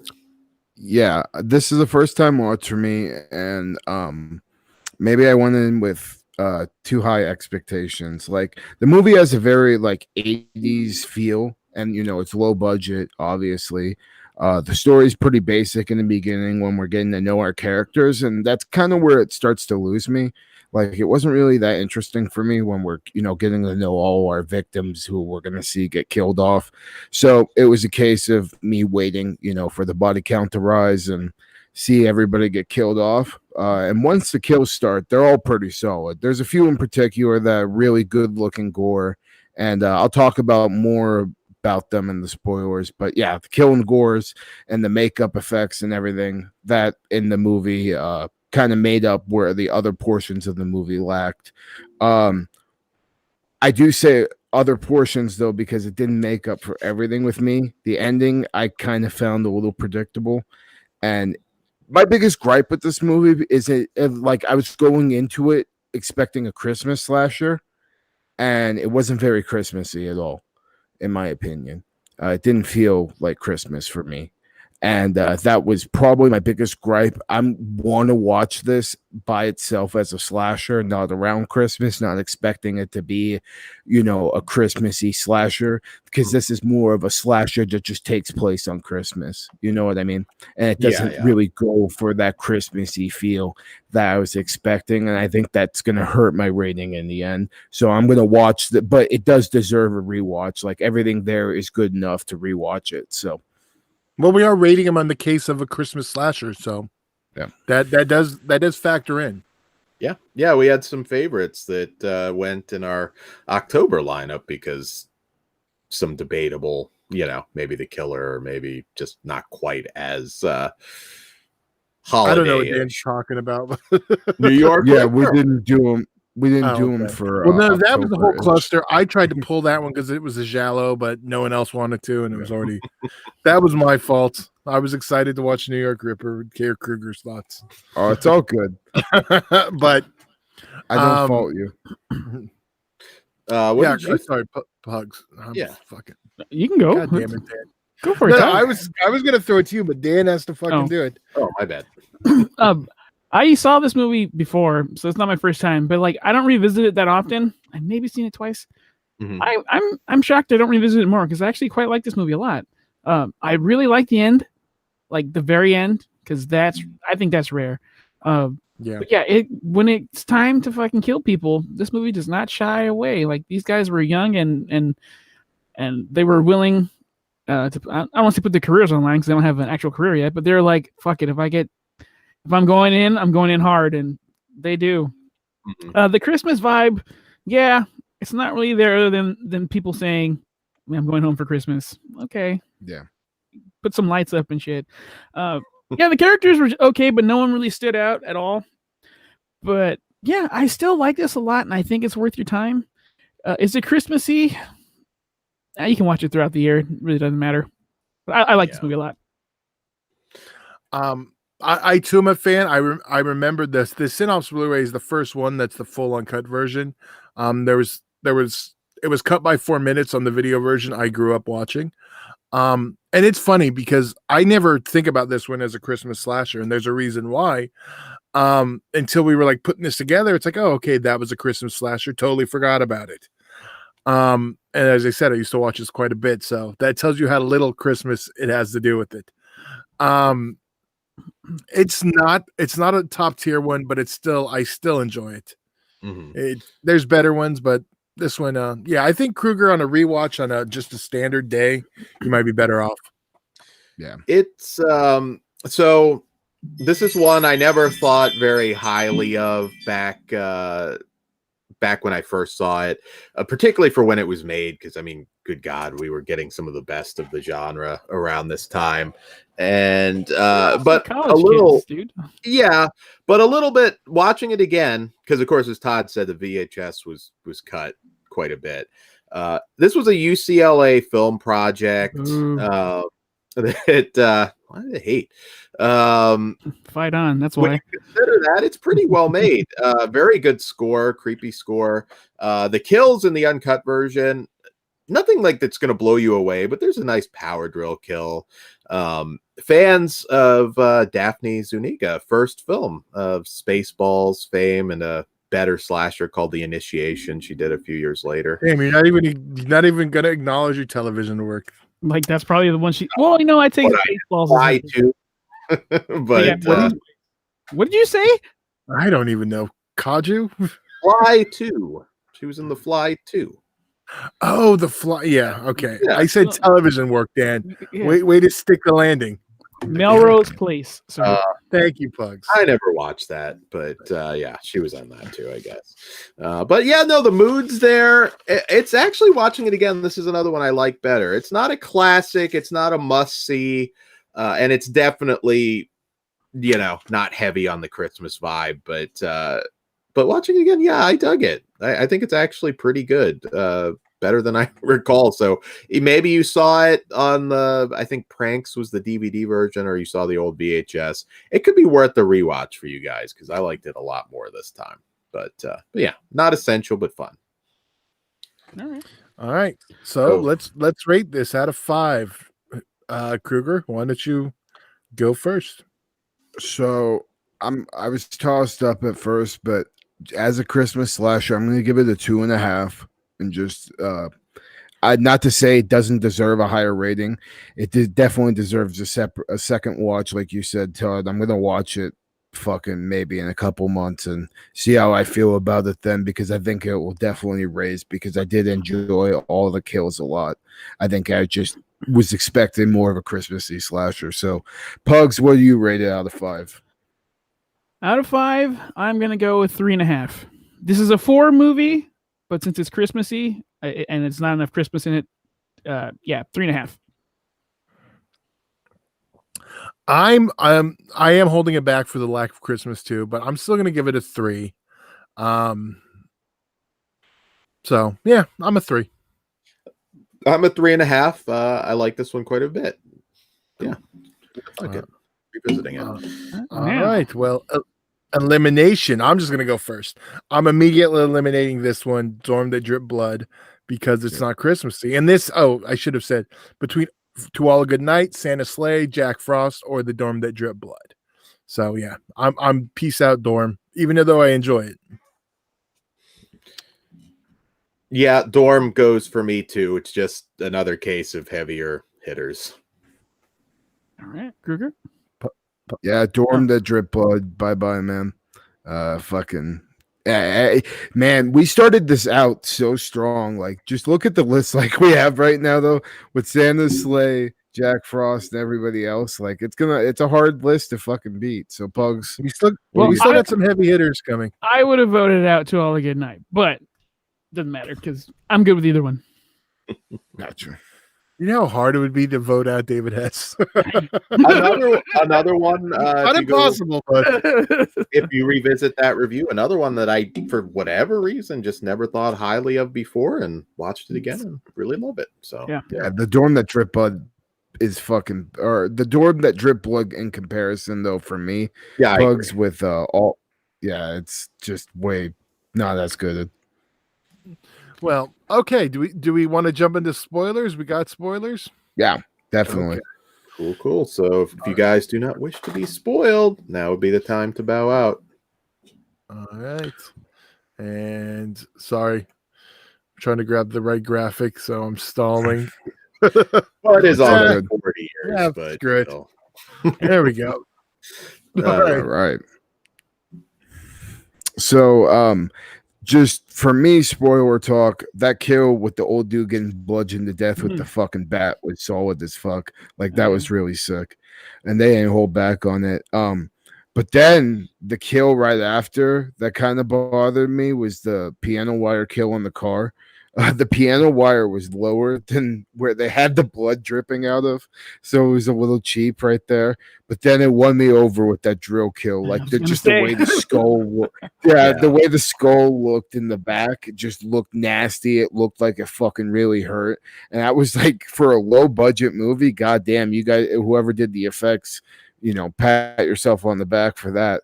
And also this movie, my best description of like what I enjoyed the most about it was this had like little nuggets of gold, like the drill kill and the other thing. But the one thing that got me the most was when the girl got put in the boiling water and her fucking hand was like preventing the dude from fucking, that was just some Three Stooges type shit. That was just funny.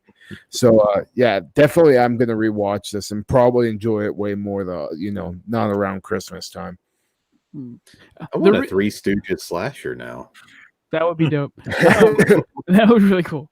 I love the ending when the cops like, oh, it smells bad, and he's like dumping her, doing a Dan Heritage up in there, fucking awesome.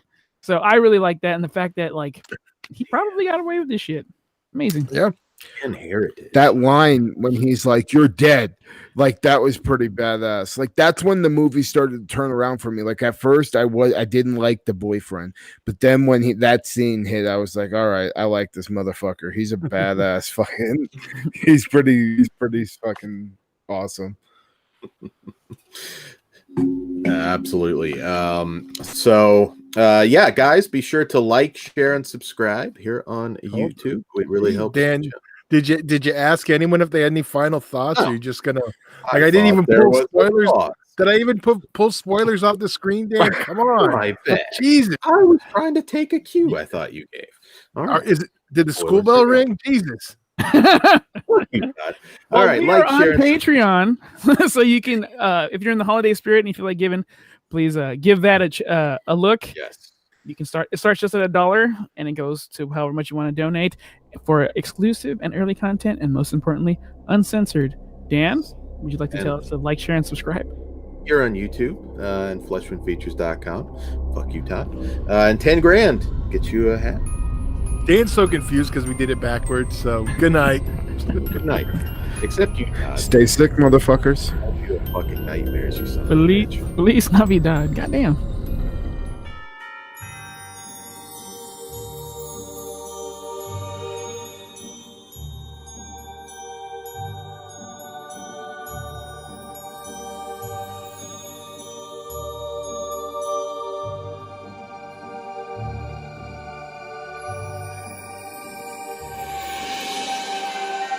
Gore readings, flesh wound horror freaks, and welcome to another episode of the 12 Days of SLASHmas, Day 5. I am Daniel Shine, joined as always by Todd Goya, What's up?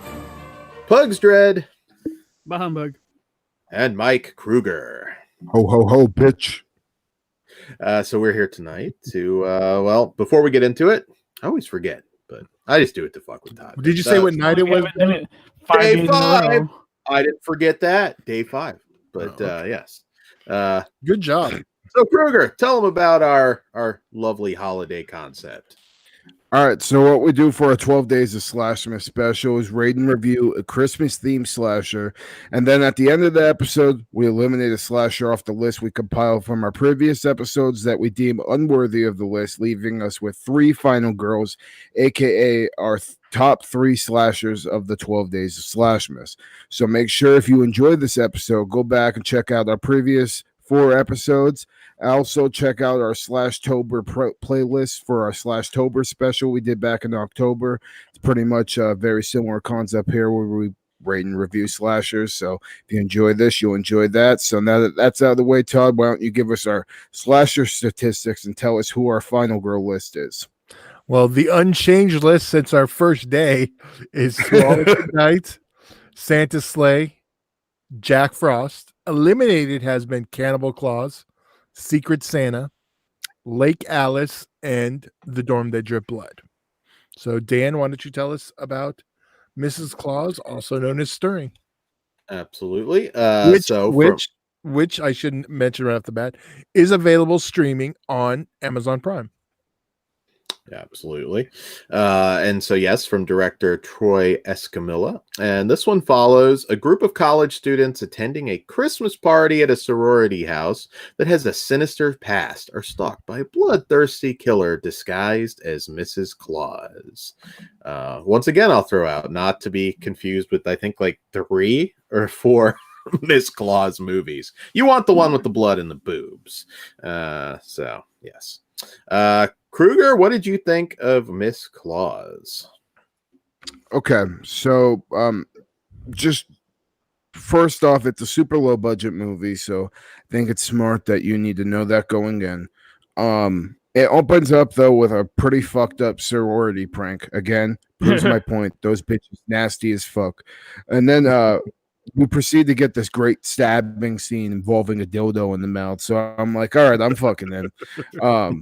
Unfortunately, the main characters we end up following are pretty unlikable. Like in comparison to another movie we just reviewed, which was like Secret Santa, I thought the characters in that movie were way more likable, and this was just a case of me, wanting to see people get fucking killed, which again is a common theme for me in these slasher movies. Luckily though, we get plenty of that. There's just maybe a little too many scenes with a long strung out dialogue. I didn't think we, needed so many of those. But Mrs. Claus looks all right. The mask is pretty cool. I don't know. I didn't really care for the costume design, like other than the mask. I really liked the mask, but just the get up, at least it was Christmassy. So and it does have good Christmas themed kills. That was probably the strongest point for me. I'll get more in depth, but in spoilers, but the gore was solid. And other than that, though, I wasn't really a huge fan of the story. I really disliked the ending twist. I thought it was a little too predictable. I mean, I wanted something a little bit more. And then there was just something at the end that I'll talk about in spoilers that I had a little bit of issue with. So I didn't love everything, but I'll check out the other two slashers the director made because I do like his style, and his gores and kills are very, very good. So Pugs, what'd you think? Well, it started off with a bang for me, like you, like, oh, we're gonna murder people with dildos. This is great. And then every other character ended up being super annoying and super unlikable, and I was clock watching, unfortunately. I do love the way Mrs. Claus looks, especially the mask. The outfit I can give a shit about, but yeah, that mask is pretty cool. The slasher ended up being a little too mustache twirling evil villain for me, so that wasn't a plus. Yeah, overall, it's barely okay for me. I wanted more. It did feel Christmassy, but like the fact that I didn't like anybody hurt it a lot. Yeah. So, what about you, Todd? First, I'm just gonna say, in the opening segment, how are you gonna take advice from a bitch who has eyebrows like that? I'm just gonna leave it. God damn. After that, it's funny. I really liked this the first time I saw it, and I don't know if it's the fact that we watched it after we watched Secret Santa. This one actually dropped down a peg for me. I still enjoy it. There's still fun to be had with it, but it has stepped down a notch for me. So, Dan, I know you saw this one already. Oh, and before I throw it to Dan, I have seen the direct. I think we reviewed the director's first film, Party Night, which I did not like, but this one is a huge step up, and I do know he has one coming out. It's supposed to be sometime this year, but probably 2021, unless it came out and we missed it. But yeah, I'll definitely watch it. Like I said, his style and his kill, as long as the slasher has good kills, you'll get me to watch it. So even as low budget as this, so I'll watch his other two movies and see what I think about the one that you don't like, Todd. Yeah. So Dan, what did you think? I still like this one. It's nothing special, nothing blow away. But the kills are solid. We actually get Brink Stevens with some screen time, who was sort of my scream queen back in the day. I've always loved Brink. Yeah, I mean, it's fairly predictable, standard slasher stuff. The girl Angela, the girl that played Angela, Mel Heflin, in the beginning, we almost used for one of our movies, but I think it was a case of being out of money. But I've actually met her, and Kaylee Williams. I know I've met two from this. The acting is not great. Also, Dan, I think it was. Hold on, Dave. Way to call all the actors in your fucking movie cheap as shit, you asshole. Well, it's true. Yeah, I think Mel Heflin wanted. And we got better free ones. I mean, I'm sorry, but and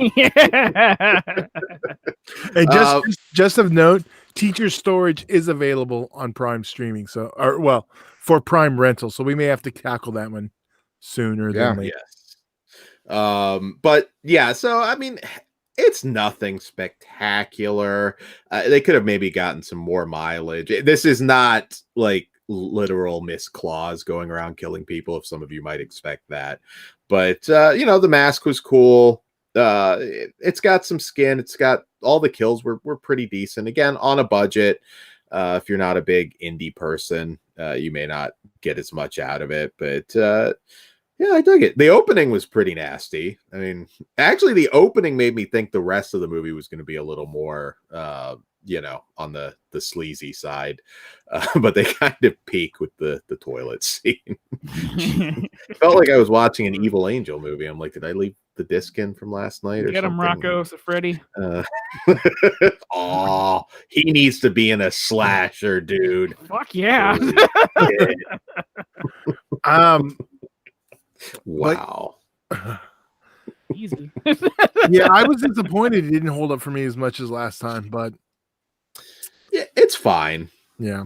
Yeah, I mean, it's Why don't we above rate it? average budget. There we range, go. but- Yeah. All right, Kruger, you're chomping at the bits. Out of 5, what are you giving this? I am a 2.5 out of 5. Like I said, the gore and kills were really good, but everything else was a little tedious. But good enough for me to check out the other director's stuff. So, Pugs, what did you think?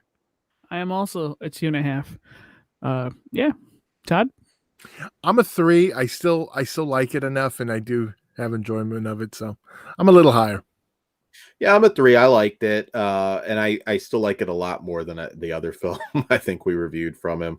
But yeah, it's a good time, and Brink gets some screen time too, which is always And nice. she is in his newest film, Teacher Shortage. Yep, So. there you go. Cool. So all right, so we rate on a scale from 0 to 5. What say you, or fuck, what am I doing? I'm retarded. I don't know, Danny. I'm I was just letting you I'm go. the high one, motherfucker.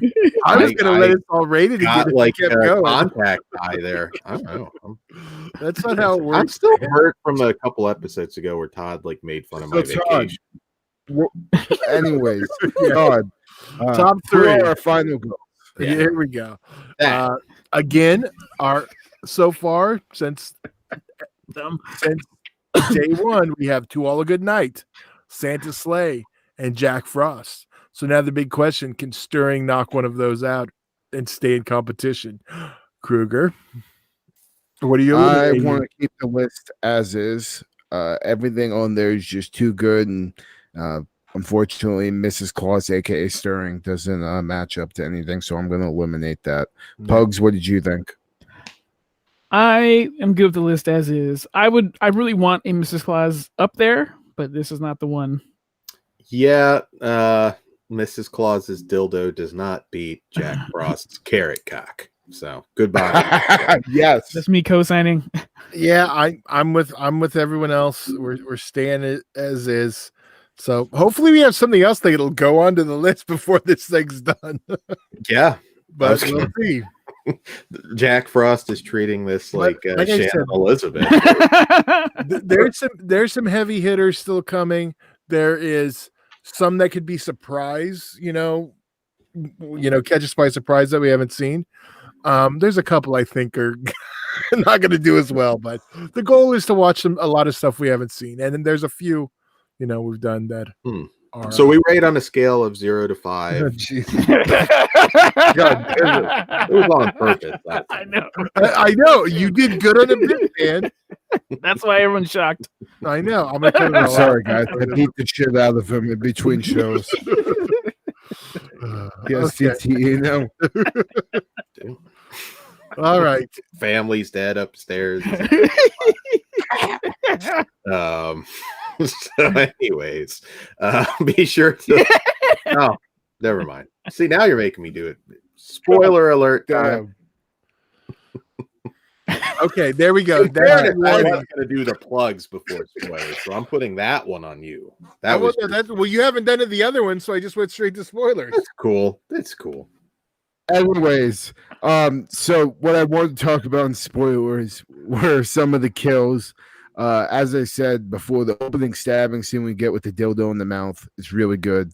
And the gore looked really nice. Also, I really dug the Christmas light strangulation kill. And then that one double kill while two people are hugging with the fucking Christmas lawn ornament. God damn, that was sick. Like, I was like, oh, fuck yeah. My biggest problem with this damn movie was that I like the cop. Like, I like the actress. As you said, I forgot what her name is. Brink Stevens. Brink Stevens. Yeah, I like her. But just the way she just offed her sister, I thought was just like a little too abrupt and like that was kind of pointless for I me. Agree. I so then like last time. Yeah, that kind was of the over the top that was the mustache twirling moment I was talking about. I'm like, you're not a Batman villain. Calm it down. Yeah. I did like the kill on her though when she got the pole in the mouth. That was a nice way to take her out. I wish she didn't kill her sister like that. I kind of wish they would have went full scream. Like that would have been way cooler. You know what I mean? I agree. Yeah. Brink Stevens, my childhood wet dream. She is awesome. I think I think No wonder you wanted to book her. Fucking Harvey Weinstein. No, we over couldn't there. get Brink Sorry. Stevens. We couldn't get Brink Stevens, unfortunately. But I was talking Mel Heflin. all right. Well, on that, I don't have any spoilers. Anyone else? All right. No, not really. So All right, any final? See, Dan always trying to go to the next thing. Any I final would. thoughts, gentlemen? You were wrapping up, Dan. We know. My final thought is Todd's and Nets. All right. On that note, Plug, do you want to take us out then, since he's going to be? Sure. You can like, share, and subscribe this video, and we are on Patreon. So if you're in the giving season, the giving mood for this holiday season, please check that. Give it a look, and it all starts at $1, where you get exclusive and early content, and most importantly, uncensored. So please and thank you, everyone. Say So we goodnight. rate on a scale of 0 to 5. Like, share, and subscribe on YouTube. You already said Follow that, us Dan. across all the social bullshit. I don't remember. Feliz Navidad. Those suplexes hurt. What can I say? My physical address is.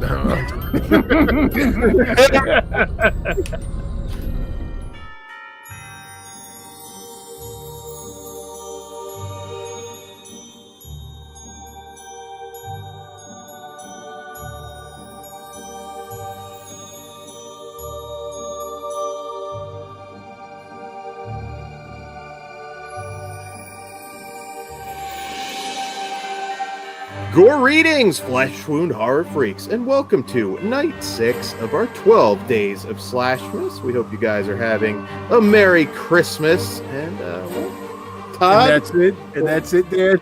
No happy holidays for that. everybody celebrates Nope. it one way or another. All right. We're Well, celebrating You it just with triggered a flooding bunch of people that are super sensitive. Although I don't think they Flooding watch guys. this show. But if it Yeah. is, welcome. It's been triggered long before. okay. Yeah. Oh, yeah. Finish introducing. Sorry, Dan. Fuck him. That's Pug's Dread, Happy Kwanzaa. and that's Mike Kruger. Ho ho ho, bitch. So, Kruger, in case somebody's jumping in just now, explain our 12 days of SLASHmas.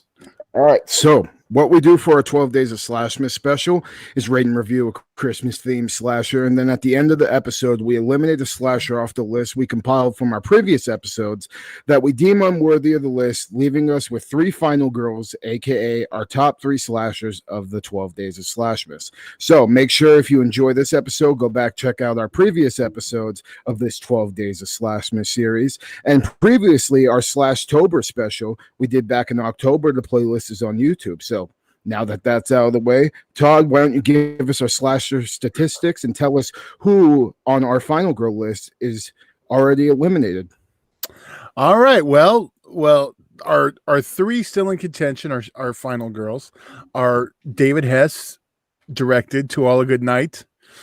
Dan denies there's a star of Santa Sleigh, and Jack Frost, not the Michael Keaton one. And eliminated thus far has been Cannibal Claus, Secret Santa, Lake Alice, The Dorm That Dripped Blood, Mrs. Claus, and up for contention today is Santa Claus for one of Dan's favorite labels. So why don't you just get right into it? Absolutely. So this is a 1996 film from director John A. Russo of Night of the Living Dead fame. And this one follows a young man who finds his divorced mother having sex with a man in a Santa Claus hat and shoots them both dead. Years later, now thinking he is Santa Claus, the man develops an obsession with an erotic horror film star named Raven and begins stalking her. Okay. So, yeah, Kruger, what did you think of Santa Claus? First time watch?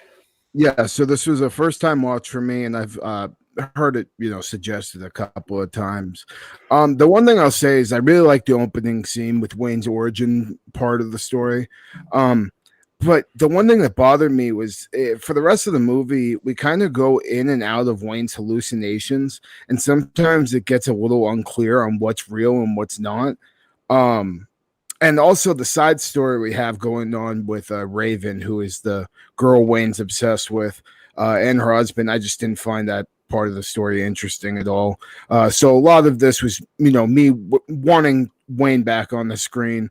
And overall, the acting on this is pretty goddamn bad. I mean, I know horror movies aren't known for their acting, but goddamn, this is pretty bad. And even though I like Wayne, some of the scenes with longer dialogue with him weren't good at all.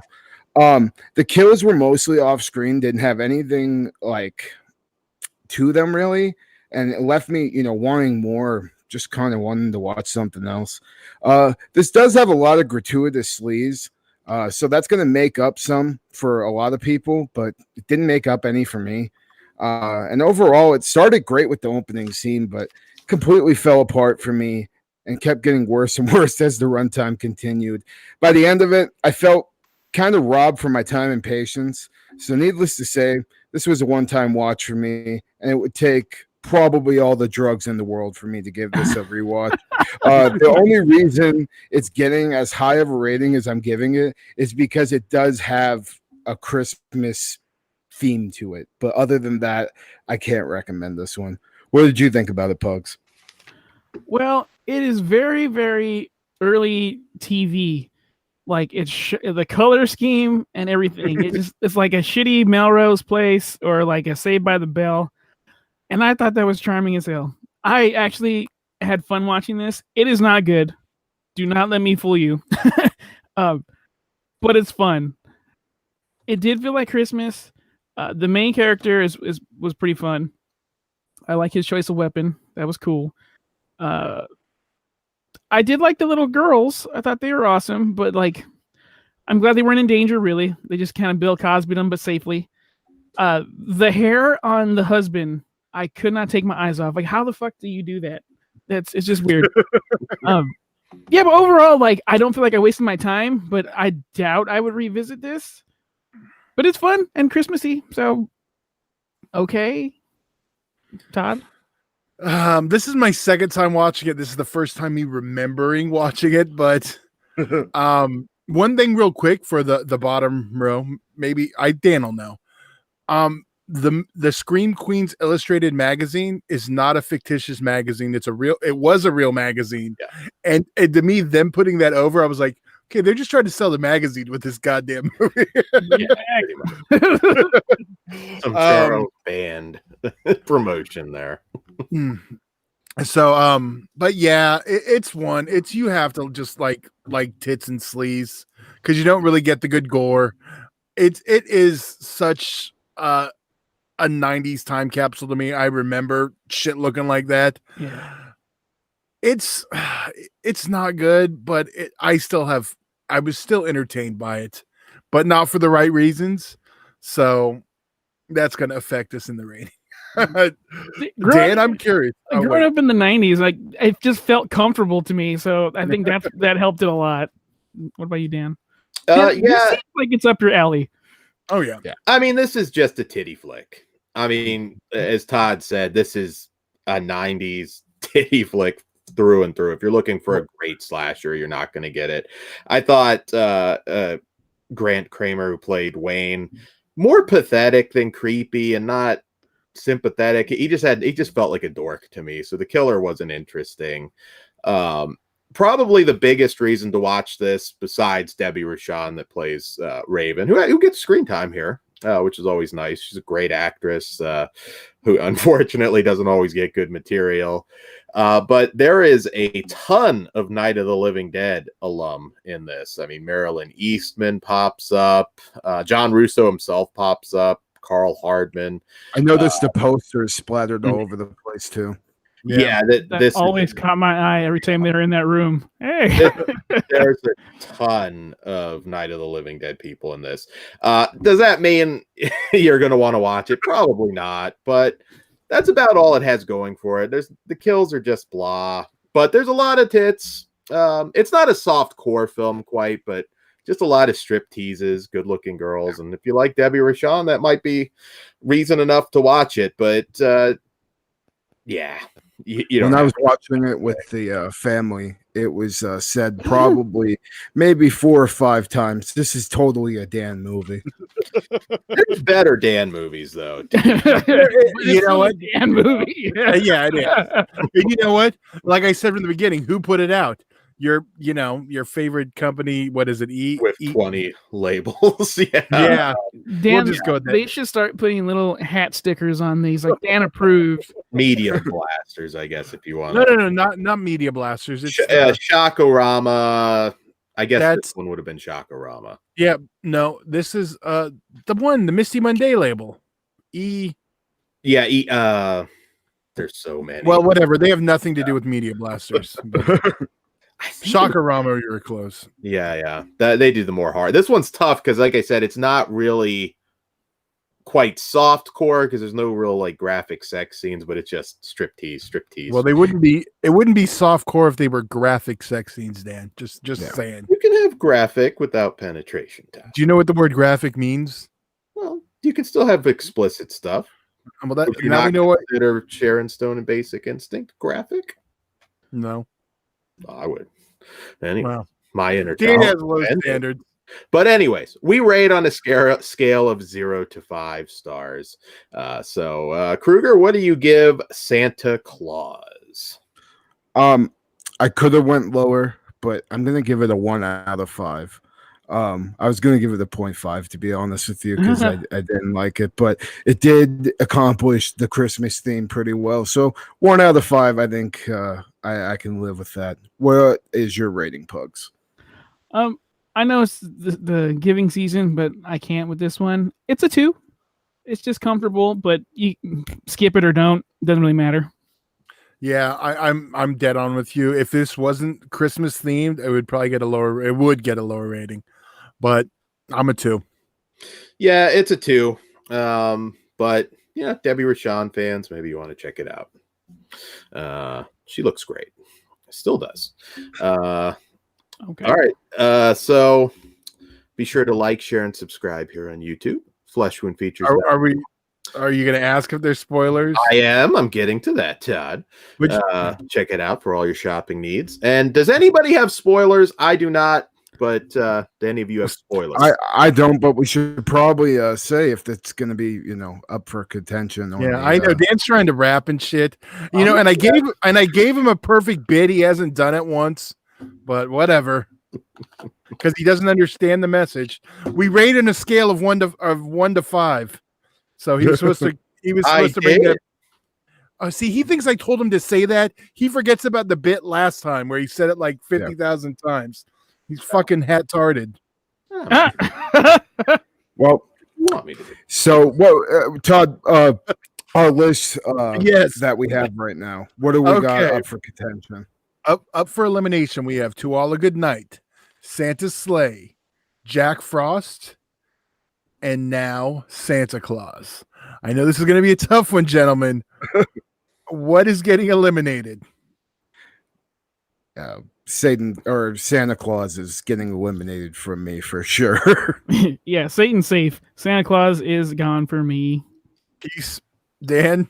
Santa Claus is gone. All right. Well, we've had the untouchable 3 like for yeah. It's a movable object right now. What? Now instead of being the final girls, they're the 3 wise men because men power. All right. And on that note, Dan. Yes. So I already did my shit. I gave him another opportunity to do the goddamn bit, and he keeps fucking it up. Do it again when you ask me. How's it funny then? It would have been if you did it. I'll do a classic. Fuck no. God. Put. No, that's so. Oh, so we're not doing spoilers at all? Talk about that. There's tits. Okay, cool. So we're on Patreon. You can that's more than 2. You can find early and exclusive content there, all for $1, and most importantly, uncensored. And trust me, with the stuff we've just recorded, you want to check that out. It is insane and it's offensive, and you're welcome. So follow us across all the social media bullshits. Run all of them. Stalk us, and everyone, say good night. Good night. And join us tomorrow for the next 12 days of Christmas. Yeah. Something like that. Night 7. What's in the Christmas box? God damn it, I danned it up. All right. Fuck.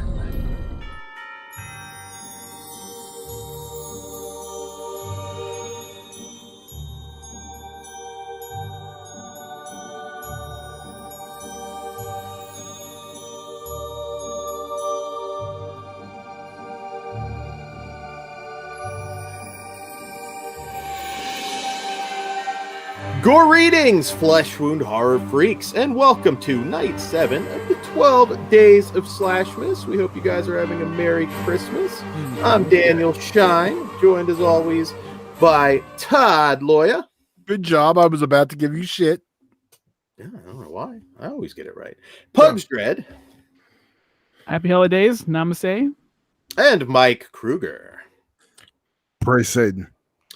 So Kruger, in case somebody's jumping in, maybe they're just a big Ginger Dead Man fan, explain how this works, sir. Okay, so what we do for our 12 days of SLASHmas special is rate and review a Christmas-themed slasher, and then at the end of the episode, we eliminate a slasher off the list we compiled from our previous episodes that we deem unworthy of the list, leaving us with 3 final girls, aka our top 3 slashers of the 12 days of SLASHmas. So also make sure if you enjoy this episode, go back and check out our previous episodes of the 12 days of SLASHmas. And previously our Slashtober special we did back in October, and the playlist is on YouTube for that. So now that that's out of the way, Todd, why don't you give us our slasher statistics and tell us who's on our final girl list and who's already been eliminated. All right. Well, shocker. We still have our top 3, or as Pug said last time, our 3 wise men. We have To All a Good Night, Santa's Sleigh, and Jack Frost. So up today we have a full moon one, and that is the Ginger Dead Man. Dan, why don't you tell us about the Ginger Dead Man? Yes, so the Ginger Dead Man from 2005 and director Charles Band follows Sarah Lee's brother and father are killed in cold blood by What's so funny? Sarah Lee. Yeah, well, okay. But I thought I did something. By Millard Findelmeyer. He could have did it there. Is sentenced to death by electrocution. Seeking revenge, Millard's mother sends a deadly concoction of her son's ashes mixed with gingerbread seasoning to the Lee family bakery. Sarah and fellow employees Brick must test the new batch and mold one cookie. When the careless accident sends Brick's blood splattering into the deadly mixture, Millard is back, and all hell will break loose. All right. So a lot of people consider this like the last really good full moon movie. I disagree. I think Passion of the Crust is even better. I've never heard anyone say this is the last good full moon movie. Oh, some do. Gary Busey, Killer Cookie. That's I will say. Dan, stop talking its dick people that love late 90s stuff. But Kruger, what do you think? You understand this came out in 2005, though, right? I absolutely understand. Well, I love Full Moon. Let's be honest. Recently, there's been a lot of turds. But Kruger, what did you think of Ginger Dead Man? We've never talked this franchise with you. So this is a first time watch. I obviously saw this in Hollywood Video all the fucking time. I just never was brave enough to pick it up and try it out. So going in, I think it's fair that you need to know this is a ultra cheesy, over the top, low budget as fuck movie. Full Moon, obviously is, kind of has a reputation for that, but just saying, know that going in. The backstory with Gary Busey's character and the explanation on why, he's dead and stuff kind of just gets glossed over pretty fast. Like, we go from like the beginning seeing him, killing people to, oh, he's dead. And, we kind of don't really see any of it. And that kind of bothered me. But that's just one of the few things that bothered me about this, to be quite honest. This is basically like a poor man's Chucky. And instead of a doll, it's a gingerbread man. I mean, it's silly as fuck, but it could work to be entertaining. But it's just, goddamn, this gingerbread puppet sucks ass. Like, it looks like shit. Like, I don't know who the fuck sculpted it, but it literally looks like I took a shit and fucking made a goddamn shit monster out of my fucking own feces. Other than Gary Busey in this movie, I just don't find anything enjoyable about it. And even at that, like, Gary Busey's like one-liners are good, but everything else, man, like the kills aren't good. I was hoping this was going to be Christmassy. It's not. I think we kind of fucked up a little bit, but it's okay. You know, but if it was Christmassy, it would have made this movie way better, I think. If it had, you know, Christmas theme and we were just in a bakery, you know, a bakery around Christmas time making Christmas pies or some shit. I mean, it would have added at least something to the story. So overall, I'm not a fan at all. It's probably one of the worst movies I've seen in a long time. And I just other than a couple of Gary Busey one-liners, there's nothing in this for me. So my rating will be judged off of just those one-liners that I liked. But other than that, this is a big fucking steaming pile of shit for me. But Pugs, what did you think? The exact opposite, sir. This movie has won me over since 2005.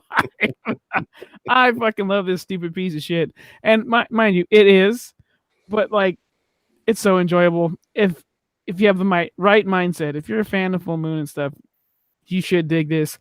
I love Gary Busey. He's like the crazier Mel Gibson. He's poetic and majestic as fuck. And he brings all that energy to this ugly ass cookie, but I love that cookie. I want him to win. I want like fuck all the people in that movie. Quality wise. Oh wait, just one. Yeah. The look of the movie, I didn't realize like how early 2000s it is with the way they're dressed and stuff. I'm like, damn, what happened? Did you see the Pink Motel this time? I did. Yes. I did. It's a mainstay on here at Flesh Wound. We love that place. But yeah, I fucking love Ginger Dead Man. Kruger's right though. It is not very Christmassy, and I think we only thought that just because gingerbread cookies are always Christmas. And you know what? And I tried to confirm that because I didn't remember a lot of Christmas, but like every Christmas list includes it. So I think it's like mentioned, but it's not very. Yeah, that's the only reason why I think it's a staple. But overall, I like this movie. I'm gonna continue to like this movie. It's not for everybody, and I do think Passion of the Crust is better, Dan. So, it is. Todd, I like the what did we call it, the Bongiverse, whatever it is, where that and and shit. Okay, I'll go in the whole Bongiverse thing later because I found something out new today I never knew. This one isn't the best, and I will say in the future the cookie turd looks better. They do give it a redesign at some point. I want to say it's maybe at 3, maybe even at 2. But I would love the weird people at Weirdo to take a crack at this. But Crappy Christmas injected into here, fucking amazing. Yeah. But it's fun. It's not the greatest full moon. See, I've never heard anyone call this the last good full moon. A lot of the people that like that late 90s oddball stuff. How can you say that? I read it online. Little Strike's not a full moon movie. Yeah, it's not. No, it's not full moon, which is great. It's a great film, but it's not. Because that is my favorite Puppet Master now. So that's why I'm all for remaking some full moon stuff. That was just something they bought. They had no involvement. Also, like Demonic Toys versus Puppet Master versus Demonic Toys, which is a Christmas movie, but isn't made by Full Moon. Yeah. Well, and so Ginger Dead Man, I've always loved this one too. And it's weird. I hate the Evil Bong stuff. I really just don't like it. It's never really appealed to me. You don't smoke weed. Once that's true. But once they go with those films and they mix them together, I've never really gotten a lot of love. Killer Condom. What say you? So Trauma. That's been a while. But I do want to say this, Dan. Though, while I say I like the Bongiverse, I don't really like it until they're combined. Like the first couple Evil Bongs, I'm not a huge fan of. But when they start combining and you have EB and the Ginger Dead Man, it's funny as shit. And also, real quick trivia. Well, someone we know, and I think I mentioned this before. Robert Ramos, aka Dina Winwood, took over the voice of the Ginger Dead Man in later installments. Yeah. No, it's actually funny because Charles Band tells a story about Busey like chasing some actress around trying to tickle her on set. He's a pretty unique guy. I have a Ginger Dead Man 8x10 signed by him, and he is just as weird in person. Fuck not a dick, just Did fucking you take weird. your hat? He did not. This is what he's But trying to take your hat and give it back. He did scream at somebody for taking a picture, and he Excellent. got up to confront them, like in the middle, like literally we're about to take the 8x10, and he gets up. No, you have to pay. You have to pay. And How like, do you- Sorry, and then he like puts his arm around me, and it's like smiles and gives like the thumbs up. And takes the photo. How do you not almost shit your pants if Gary Busey's yelling Starts at losing you? his shit, yeah, with those massive teeth. It was Is cool. he gonna recreate the lighter scene from Lethal Weapon? I'm not kidding. He just sits down. He's like, sorry. And then he's like, takes the 8x10. All right. But no, Passion of the Crust reaches next levels of craziness. But this is my kind of full moon. I think this movie's great. The one-liners, it sure ain't the Pillsbury fucking doughboy. I mean, they're all over the place. The kills are funny. Yeah, the cookie looks ridiculous, but you can't penalize that for me in a movie like this. It's all what the fuck.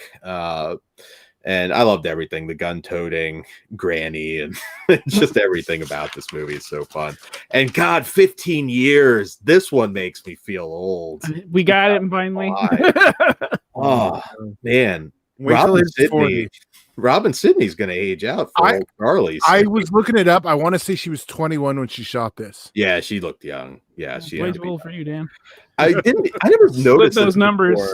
all her down. Jennifer Love Hewitt moment where she's just like, come on, come on.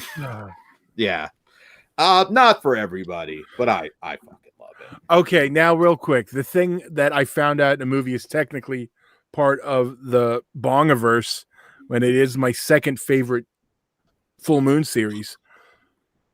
Rabbit from the Evil Bong series makes his Full Moon debut as Rabbit in Trancers 2. So that makes the Trancers franchise part of the Bongiverse now.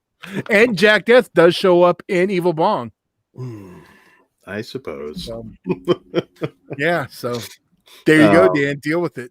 I tried to block it out, but it's okay. I didn't even hate like the first. It's not that I hate them. They're just the first. They're yeah. I get that. They won me over on 3, but what's the famous thing about 3? It's the one in 3D. So shocker. Yes. I like 2. You know, you should rewatch the second one. I think I don't you mind revisiting them. Like I said, they were just kind of like, I know. Wait till Evil Bong 8 comes out and we. Yeah, it would And be. Killjoy's in that universe now too, and I'm not. I I'm like the Killjoys. I like the recent. I like Killjoys. Killjoy. Yeah, No. I'm surprised. That's a whole. We're gonna get into a whole nother Full Moon thing. So Yeah. why don't we go ahead and rate it, then get to eliminations? Yes, we rate on a scale of 0 to 5, and we rate on a scale of 0 to 5. See, it's not funny when you do it. Well, because you don't know how to. It might have worked. Jesus Christ, you're the most unfunny motherfucker ever. I know, 'cause when you tell me to do it. Just shut the fuck up. I'm done with your shit. Goddamn Fucking- pedophile. Fucking for me, especially since it's not Christmassy, I'm only a 0.5 out of 5 for me. Sorry. I wanted to like it, man, but I just couldn't. So Pugs, what's your rating? Normally, I would be a 3.5, but since it's lacking in Christmas spirit, I'm going 3. Todd, I'm actually a 2.5. It's average. I think, like Dan mentioned, the next one's much better. I also really like the third one. This one sets up the universe, so that's about 2.5. No, I'm getting. Well, I am the cookie lover here. 4 stars. I love it, but it's a specific audience. Yeah, we know the kind of cookies you like. So, do we have any spoilers, gentlemen? Gary Busey's the man. That's about it. Yeah, that's not a spoiler, but yeah, it's true. So All right. is Ginger Dead Man replacing any of our Oh three yeah, wise fuck. men? I pulled a Dan. Jesus Christ. We rate on a scale of 0 to 5. There we go. Yeah, you got one for me. All right. Okay. So our 3 wise men, our 3 so far. Well, now it's 4 because I'm just fucking this one up. All right. Up for elimination, we have To All a Good Night, Santa's Sleigh, and now up for elimination or staying is Ginger Dead Man. So, Kruger, I know the answer, but I'm going to ask, who are you eliminating? Yeah, Ginger Dead Man. Pugs? Peace out. I'm gonna go to All Good Night. Let's see if Gingerbread can get up in there. It's probably not. Wow. Okay. And then I'm gonna go Ginger Dead Man. Dan? The cookie slays the Krug. I No choose shit. Ginger Okay, Dead now Man to stay. I thought this might happen. Now here we have a big issue. Who would win? And as much as I hate to admit it, the answer is the Ginger Dead Man because he's supernatural. Oh, get the fuck out of here. Cookie has the element of It's not surprise. even Christmas. You're going to have it knock a Christmas movie out. Now you're going to piss me off. Gingerbread Man. Hey, suplex Pugs first. Yeah, it's fine. I'm the Ginger Dead Man. Element of surprise. I'm shocked. Honestly, it was a throwaway vote. Then I mean, the killer is insane, so maybe he would take. The Hold on. seriously, but I want Kruger's argument, other than the Christmas thing, why the killers and that would be the Ginger Dead Man ones. Because the kills were fucking way better in that movie, more brutal, and 2 people versus 1 cookie, or they would fuck it up. Ginger Dead Man got beat by getting bitten. You don't think 2 people could hold the motherfucker down and bite him? Come on, guys. Seriously. element of surprise. Yeah, okay, you know what? I said I want to hear a good defense, and Kruger made it. So I got another defense. okay, It makes it easier to eliminate for an upcoming movie. I know that, and I know it's going to get knocked. Sometimes it's gonna- chess. I It would is. say the And that's why. the and that's why I'm gonna allow supernatural it. element too. Like they can't take him out. The Ginger Dead Man keeps coming back. They won't come back. So his odds are better at taking him out. So it's supernatural gingerbread man. I'm sorry. I think he takes the win. How are they even expect it? He just comes in, runs him down with a fucking car. It's over. Last thing you're seeing is like, what the fuck? What mushrooms did I take? I don't know. I think the Ginger Dead Man takes him out. So is Ginger Dead Man in the thing or not? I don't know what we're doing now. I mean, we're at a stalemate. I voted Ginger Dead. Dan voted Ginger Dead. Todd, Ginger what did you Dead. vote? What? What did you vote? I You voted. Ginger Dead out. Yeah. Oh, okay. So we're tied up. That's the problem. Fuck. I can go either way. I think it's stupid to have a Christmas movie get knocked out by a non-Christmas movie. That's fucking retarded. I get that, but we set up this. Okay, you know what we can do? Screw it. I'm going to allow all 4, and next week we have to eliminate 2. Or tomorrow we have to eliminate 2. Oh, that's a good way to do it. That's Is fair. everyone cool with that? And then no That's one's. fine with me. They stay until they go. Yeah, This is fucking bullshit, but whatever. I'm trying to do it fair. Oh, this All is fucking horse shit. I think the cookie would win. We need to have. We can't have Gary. Whoever's still alive from All Gary Good Night. Busey. Gary Busey has to fight. You know, you could get him a few beers. You could get him to show up. Now we're just changing the fucking rules for a fucking movie. Now this is bullshit. How are we? No, see, that's where. How are we changing the rules? The rule Because was. now we're allowing 4. Because in now there. it's 4 and so we're not. So the whole point of the slasher special is to knock a slasher out. If we just add it, we're breaking the rules. Well, then by our own other. Okay, then. So let's do this. All right, I'm going to give everyone. Or a tiebreaker. I'd rather you guys have a pair of balls and knock out all good night rather than break the fucking rules of the slasher fucking special. I'm strong Ginger Dead. I think that I'm pretty just strong because too. that movie is going to be it's going to be eliminated soon because there's a movie coming up that's gonna be fucking awesome. Yeah, but it's a stupid reason to knock out a movie that actually is a part of the Christmas But special. I enjoyed it more than To All Good Night.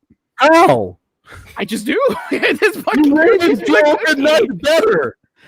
I wouldn't say so. So our ratings mean nothing. No, not necessarily. Go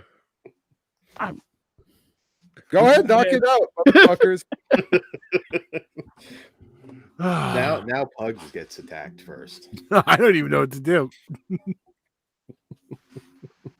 We can do Rochambeau, the thing. Fuck it. I'm cool with that. You want me or you to do it, Kruger? Do You what? can go and do it. All right. Who and your Pugs? I want to see Dan do. I don't know what the fuck it is. You know. Pretend you Rochambeau. Oh God. Okay. Oh my Just pick God. a hand. I'll put a. What do I have here? He's Pen so. top in a hand, and you You're not guess. Okay. This is taking Dan- way too long. To all again, I can stay. It's gonna be gone in the next few episodes anyway. So. All right. So Cool. Pugs changed his vote. swing state. There you go. You're Georgia. All right. Well, get us out of here before someone gets killed. So. All right. So be sure to like, share, and subscribe here on YouTube, fleshwoundfeatures.com for all your shopping needs. And Pugs, send us home. We are on Patreon, so you can support us for starting at just $1 for exclusive and early content, and most importantly, uncensored. And trust me, you want to see that because it is vulgar and offensive in the most enjoyable way. So please and thank you. And follow us across all the social media bullshits. Stalk us there, and please and thank you. So everyone, say goodnight. Good night. Good night. Stay sick. R.I.P. Cookie. Now, Dan.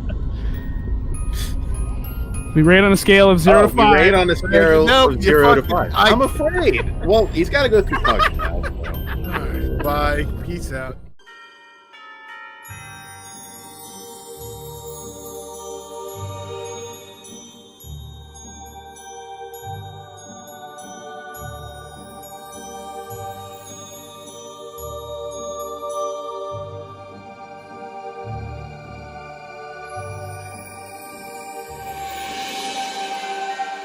Gore readings, flesh wound horror freaks, and welcome to day 8 of the 12 days of SLASHmas. We hope you guys are having a Merry Christmas.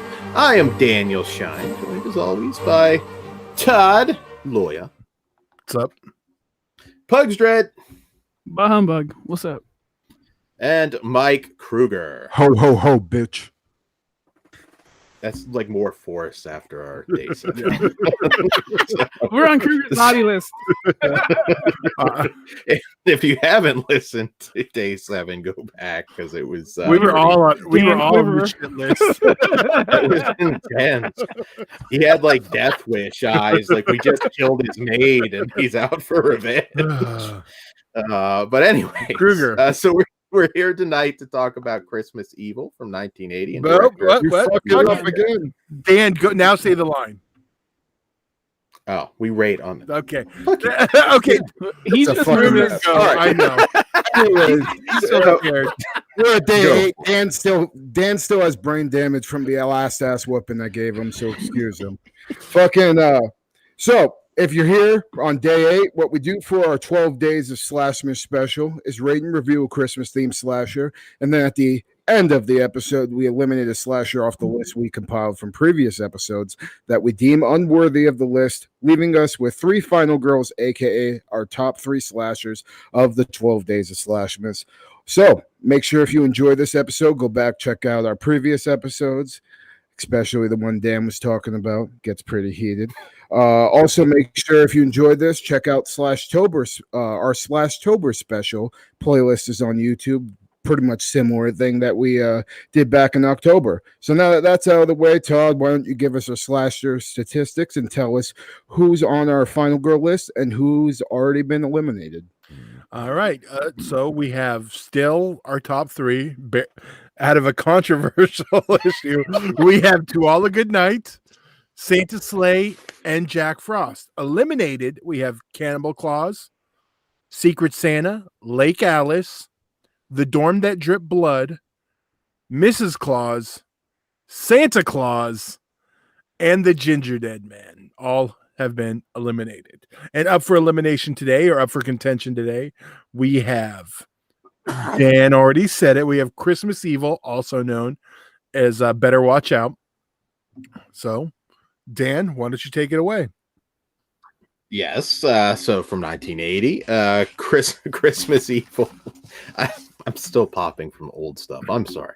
Christmas Evil follows a toy factory worker, mentally scarred as a child upon learning Santa Claus is not real, suffers a nervous breakdown after being belittled at work, and embarks on a Yuletide killing spree. All right. So, Kruger, I know this one's near and dear to your heart. What did you think of Christmas Evil? All right, so this movie's a character study, which I love, and it plays out very similar to movies like Maniac and even more recently 2019's The Joker. There's a lot of similarities with those movies.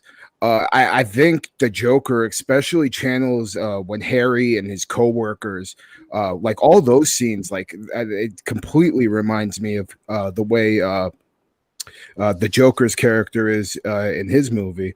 So there's a lot of parallels between the Joker, Maniac, and this that I could see, which is probably why I love this so much.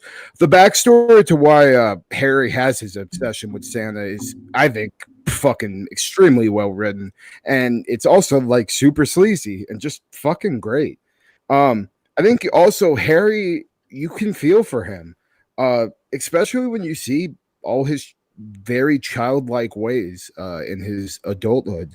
He eventually turns into a monster, but you can definitely see why. He was honestly a pretty good-hearted dude that had the troubled past and never dealt with it properly, and got outcast and taken advantage of by mostly everybody that he interacted with in society. So you could see why the breaking point was there. And the story's slow, methodical descent into madness, and then the transformation Harry makes into Santa we get is just fucking so goddamn good. Brandon Maggart, I believe his last name is, that plays Harry, I think gives one of the best performances I've seen in a slasher movie. And to be honest, out of just 80 slashers in general, this movie's pretty goddamn well acted all around. It's very surprising, and much like Maniac, it's got a very good team of competent actors. Also a great lead like Joe Spinell. The eerie soundtrack to this adds a lot to so many scenes. And it's kind of funny because I found out that the original soundtrack had to be completely recomposed. So the soundtrack may have not have ever sounded this way, which I think is awesome because I love the way it is, the way it adds to each scene, especially with Harry's like flashback episodes. And when shit hits the fan, the soundtrack takes a very psycho-esque turn. And you feel that definitely in a certain kill scene that I'll talk about later. And now that we're on the subject of kills in this movie, the kills in this movie are Christmassy and they're extremely iconic. I'm not going to give anything away, and nobody else should either until we're in spoilers, but because I have plenty to say about them there. But there's definitely one of my favorite kills in any slasher movie ever, and that's a fucking very high praise for me. The conclusion of Christmas Eve, or You Better Watch Out, can be hit or miss for a lot of people. You either love it or you hate it. I'll explain why once we get past the spoiler wall to why I love it so much. But yeah, and in conclusion, Silent Night, Deadly Night may be considered the king of Christmas slashers, but Christmas Evil is not only my favorite Christmas slasher of all time, it's one of my favorite slashers of all time in general. I only discovered this last year. I actually watched it around the same time I saw The Joker, so it was pretty cool to see those two parallels, and it's probably why I fell in love with it so much, because I love The Joker so much too. I can't recommend this masterpiece enough, though. Every time I watch it, it gets better, and it's just really fucking well done. It's a great goddamn movie. So now that I'm done sucking its dick, Pugs, how did you feel about Christmas Evil? Well, now it's my turn. Yeah, it's a fucking masterpiece. It's very sympathetic because, like, I'm with him the entire time, and I'm like, this dude is just trying to give Christmas to people, and most importantly, kids. Like, with his background, yeah, you can snap like that. I don't want to give it away too much, but this is a masterpiece. It is one of the best Christmas movies and best slasher movies. If you haven't seen it, I highly recommend you do. ASAP. Silent Night, Deadly Night is still my favorite, but this is right up there. Probably, yeah, it definitely top 5 for me. And I am one of the people that also loves the ending. I think that's brilliant. So, yeah, this movie's fucking great. Todd?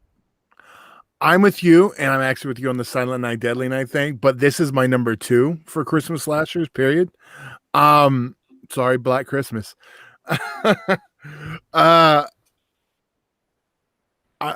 Now I threw myself off. I do want to say Moss Garcia is my spirit animal. I love that kid. And I got a little tidbit that kid took the Playboy home from set, or the penthouse home from set. So he was like living the character. A method, ma. But yeah, I mean, wonder if he still has it. Dan wants it autographed. You'd frame that shit now. All right.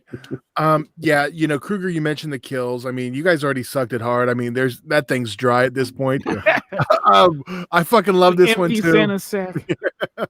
Let's see if Dan can get anything else out of it. So yeah, there's a lot of things that this has going for it. Brandon Maggart, of course, great performance is Harry.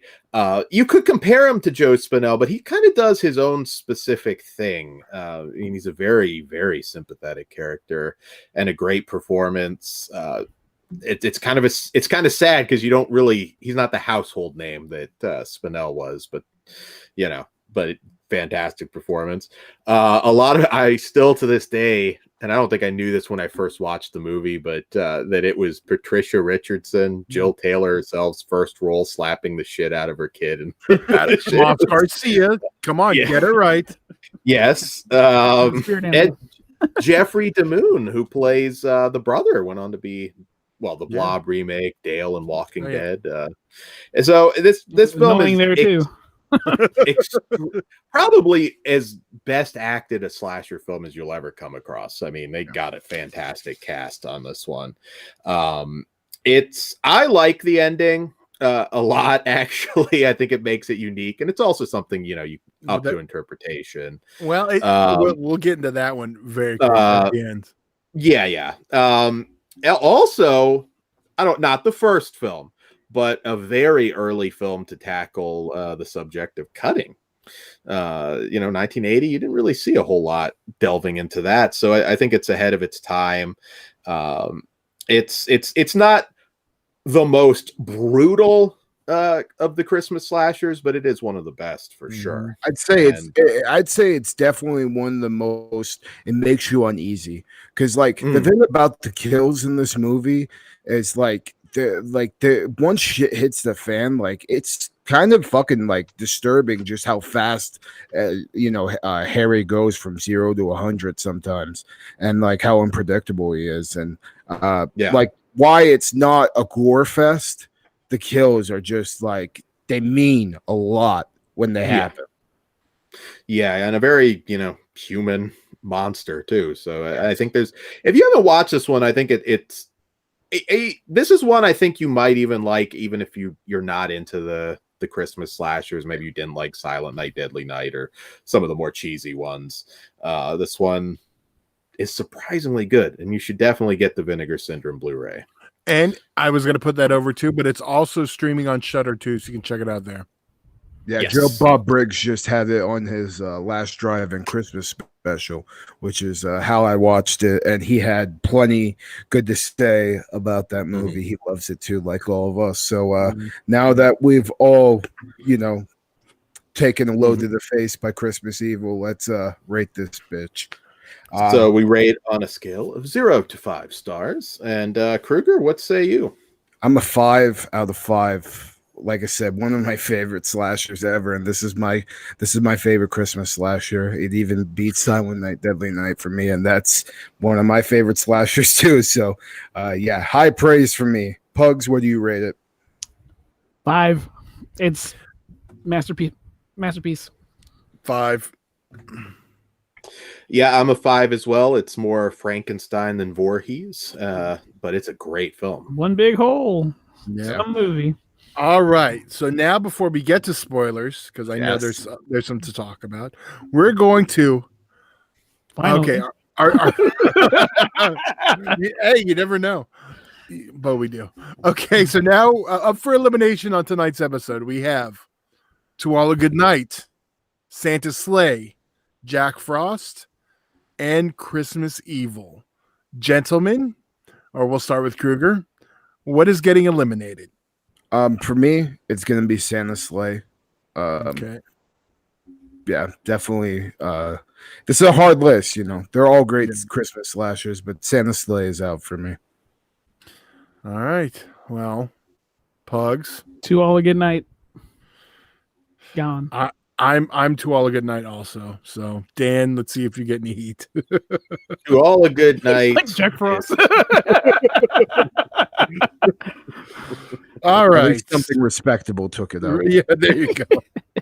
So The all crew right. might have taken everything out. You never Oh, know. Jesus. Well, let's not get crazy. Don't get me started again, motherfucker. I just got done getting unpissed off, you son of a bitch. Don't fucking start. All right. Well, on that note, let's fully piss on Dan. I mean, piss off. Yeah. He might be into it. Yeah. He's a hatophile. All right. So why That's a shirt. We need to make that a shirt. like, share, and subscribe on YouTube and fleshwoundfeatures.com. Pugs. And we are on Patreon, so please come support us there. And it all starts at $1. You can see exclusive and early content, and most importantly, uncensored. There's an uncensored commentary, Black Christmas commentary that we did. A And new one. oh boy, Coming yeah, it's a soon. 2019 one. Coming It's soon. the woke as fuck one, and you can hear Dan do his hate speech there. So it's interesting. I think everybody was quite bad on that one. So Enjoyably bad. So Yeah. please and Yes. thank you. All right. Yep, all starts with the Let's book. get into this. All right, so spoiler time, guys. I know this is an older movie, but not everybody's seen it. So if you do not wish for it to be spoiled, now would be the time to bow out. Okay, let's do it this way, because I'm sure we all have something to say at the ending. Let's Kruger handle your favorite kills. Then we'll just save the ending for the end of the spoilers. Okay. Yeah, that sounds good. All right. So before I get into the favorite kills, though, I was just gonna say the scene where Harry steals all the toys from the factory and brings them to the children's hospital. God damn, dude, that is like heartwarming to even the darkest of hearts, like mine. And like, goddamn, that was I love that part of the movie. That's when I'm totally behind him. You know what I mean? Yeah. But the Yeah, kills. I didn't think so he was the doing anything iconic- wrong. Yeah. So the iconic scene, Harry kills 3 people at the end of the stairway of the church, is like one of my favorite kills in any slasher ever. The line, "I have something for you," and then proceeding to shove that fucking toy soldier right in that dude's eye, and then just everybody's like, "What the fuck just happened?" And then you look up, Harry's got a fucking hatchet in his hand, and doesn't just take out homeboy that he stabbed in the eye, takes out 2 other motherfuckers like nothing. And just the way the soundtrack hits in it is totally like it totally reminded me of, you know, when the shower scene from Psycho, like it's just like these weird sounds, and it doesn't you know, it's not like a actual track, it's just like a bunch of random loud noise that's like scary. And I think that just the how like out of nowhere that kill was the first time I saw it made me never forget it. And like, it's one of my favorite kills, I think, ever. Just the way he shoved it in the eye and you see the eye pop. And I don't know what they did. Like, it doesn't even like look like, you know, the eye, like a normal eye. It kind of looked like mucus came out of the eyeball, and it was just fucking gross. Also, the Christmas tree to the throat, and the way the guy topples on top of his wife, and she wakes up and can't scream. That's my favorite. God, that's so good. And just and then, you know, he makes his way out, and fucking the little kids see him, they're smiling, and then the scream finally hits and you see him book it out of there. Fucking Todd calls that a boner killer. yeah, but it's just that kill is fucking great. And before we get into the ending, the only other thing I'll have to say is that dialogue that Harry gives to his brother over the phone, kind of predicting his own suicide, and just talking about how the world is fucked up place is fucking way more powerful than shit you usually see in a slasher film. So that's all I got for that doesn't involve the ending. So All right. Anyone else have anything before we hit the ending? I think the ending pretty much for me. Kruger got it. He got my All right. favorite kill in there, so I'm good. All right. Well, let's talk the ending. I know I always hear it's up for interpretation, but I disagree with that. So I'd like to hear everyone's and thoughts. me too. Okay. So we're both on the same page. Nice. All right. Why? Well, let's start with why do you guys think it's up for interpretation? Well, I mean, simply put, was it really flying, or was that just his? So you weren't mind? paying attention. What? Yeah, go for it, Kruger. All right. Yeah. Let me go ahead. Oh, All right. good. So, to me, to me, when he's driving and fucking going through the air and stuff, I think that's all in his head. I think that's kind of him, like what he sees right before it crashes to the ground and kills himself. Because like with that dialogue he says right before he meets up with his brother, and his brother ends up assaulting him, choking him out, putting him in the van. Brothers do. Yeah, fucking it sounds like he already knows, like he's gonna kill himself. And I think just that the visual of seeing the actual thing go is like in his head he's finally became Santa Claus.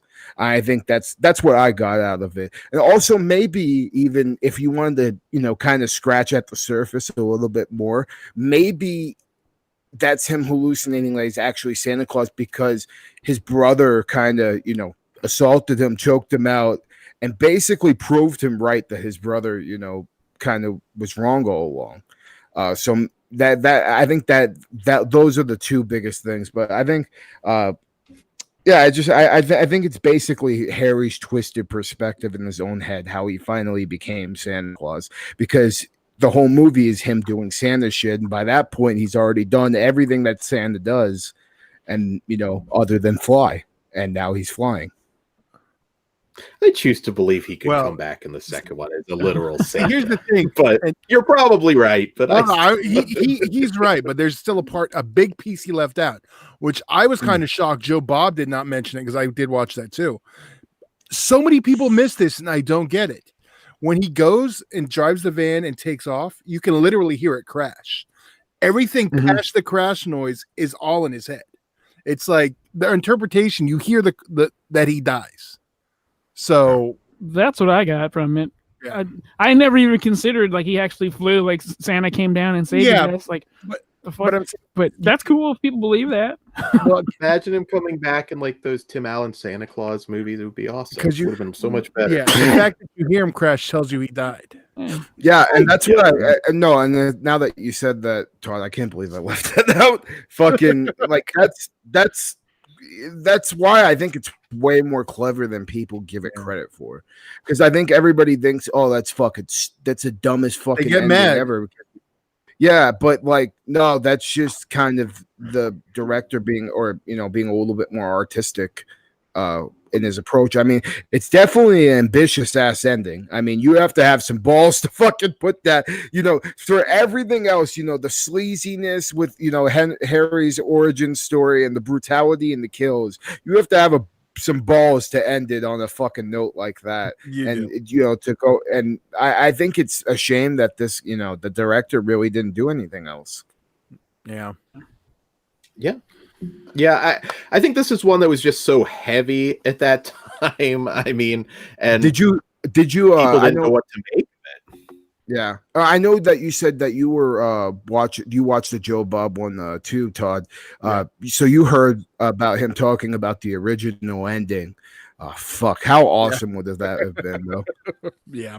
Like if you didn't watch the Joe Bob special, the original ending was supposed to be pretty much helicopters were chasing Harry down and basically shot him down at Central Park. Yeah, in Central Park, and that's also where I think a lot of the Maniac and Joker vibes too. Is the setting of the 70s, early 80s New York. Yeah. I think I like the ending as it is, though. I do Like, that too, would have but been I'd like to cool, see that, but like that have happened. just like the brother reaction to it. I mean, yes, I of would have course liked we to see in the do, helicopter point of but- view of the van going off. That'd be fun. Yeah, Yeah.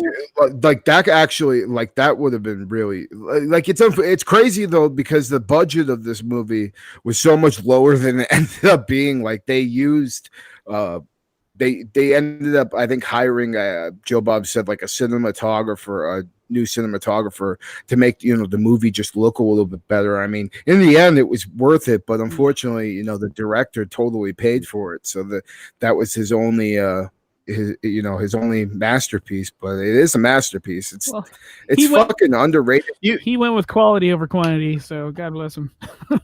And Even if you didn't go, oh, go ahead. I was just gonna say, we didn't mention this, but I want to do it so people don't like say I didn't mention it. This was the 95-minute cut. For some reason, since it's hit DVD after the Troma one, it's always been the shorter version. It hasn't been the full Better Watch Out version, which has all the deleted scenes that are on most of the discs that have come out in the movie. They're part of the actual movie. I remember the first time I saw this cut, I was like, okay. Yeah, I need to see that other cut. Fuck. Yeah. Yeah, and I mean, it would have been Commentary interesting. next year. The sequel, I think, would have lost what this is, because it either would have been like way over the top and he literally becomes Santa, or he wakes up in a coma and then it turns into your standard slasher flick. So I don't know. It might be better that this was a one-off. Yeah, it could have been Silent Night, Deadly Night 3, but No, we'll save that for I'm next happy. year. I'm happy Yeah. it didn't become a franchise, because I think that would do it, a disservice. But Mhm. I mean, I still would have watched it though. Anyways, I mean, fuck. Yeah. All right. Well, on that note, are we clear of spoilers? Yeah, I think so. All right. Well, does anyone have anything else before we head out for the night? Just make Check sure you watch this fucking movie out. Yeah. Yeah, check this movie out. It's fucking so goddamn good. And like I said, I didn't discover it until last year. I just was randomly scrolling through Shudder and I looking for Christmas movies, and I threw it on at a whim. And like I think it was, like I said, about maybe a week after I went and saw Joker, and I was just like, holy shit, similarities like a motherfucker in this thing. And then ironically, I watched Maniac pretty close to after that. I'm like, holy shit, parallels all over the fucking place. Yet Joker's the only one with the midget. You figured you'd at least get one as an elf in this one. Yeah, right. Fucking but yeah, man, just check this movie out. As a younger guy, I know, Todd, we've had conversations about this movie before, and you said that it's kind of well known through the horror community. But as a newer guy, and me being the youngest out of all of us, like I said, I had no clue about this until last year. And yeah, it's like I said, watch it every year, probably multiple times a year at this point now. I think with it being on Shudder, and that alone is going to help it, get out to like your age and yeah, stuff. Joe Bob especially, like he's such a godsend to guys like me. Like, I know you guys grew up with him, with Monster Vision, stuff like that. I didn't really have that, but all the newer stuff, just he like, I've discovered Street Trash and so many other awesome fucking flicks I would have never watched if it wasn't for being on The Last Drive-In. And this is another one that I think is going to get a bigger cult following than it already has now. So thank you, Joe Bob Briggs. And yeah, that's all I got, guys. So fucking let's close this. Yeah. Well, Pugs. Follow us across all the social media bullshits. And yeah, everyone say goodnight. Good night. Good night. Got something. Merry Christmas.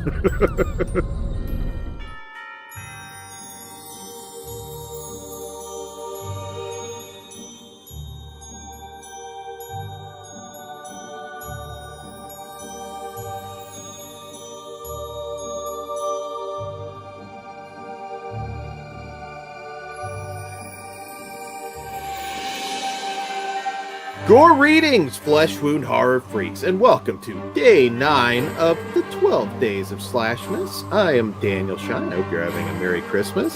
That there is Todd Loya. And I hope you're having happy holidays if you celebrate anything else. I know Dan doesn't agree with the rest, but if it happened, good times no matter what. Bah humbug, Bugs Dread. Bugs Dread. There you go. And Mike. Ho, bitch. Anyways, we're here tonight to talk. We got a Todd movie tonight. We had a Dan movie we talked about a while back, but we definitely technically, I think this might be an everyone movie because I'll take it. All right. So, before we get into that, Dan, why don't we throw it to Kruger and let him? Kruger, explain our concept in case people are just jumping in. You're 0 for 3 now, motherfucker. Anyways, what we do for our 12 Days of SLASHmas special is rate and review a Christmas-themed slasher, and then at the end of the episode, we eliminate a slasher off the list we compiled from our previous episodes that we deem unworthy of the list, leaving us with 3 final girls, aka our top 3 slashers of the 12 Days of SLASHmas. So make sure if you enjoy this episode, go back, check out the previous episodes. Also, if you like the slasher series, go check out our Slashtober special on our YouTube under the playlist section. So now that that's out of the way, Todd, why don't you give us our slasher statistics and tell us who's on our final girl list and who has already been eliminated lately. Okay, well, our 3 still in play. Finally, it's a little bit different than the last one. We have Santa Sleigh, Jack Frost, and the latest edition, Christmas Evil. Eliminated thus far, Cannibal Claus, Secret Santa, Lake Alice, The Dorm That Dripped Blood, Mrs. Claus, Santa Claus, CLAWS, The Ginger Dead Man, and To All a Good Night.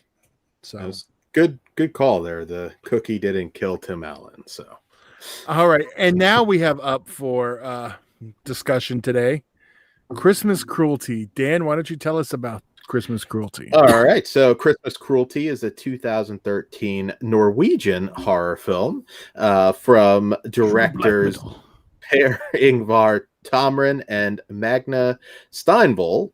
And this one, we follow a serial killer and his victim as they all prepare for Christmas in their own ways. This year, it doesn't matter if you've been naughty or nice, Santa is coming to town no matter what, and he knows where you live.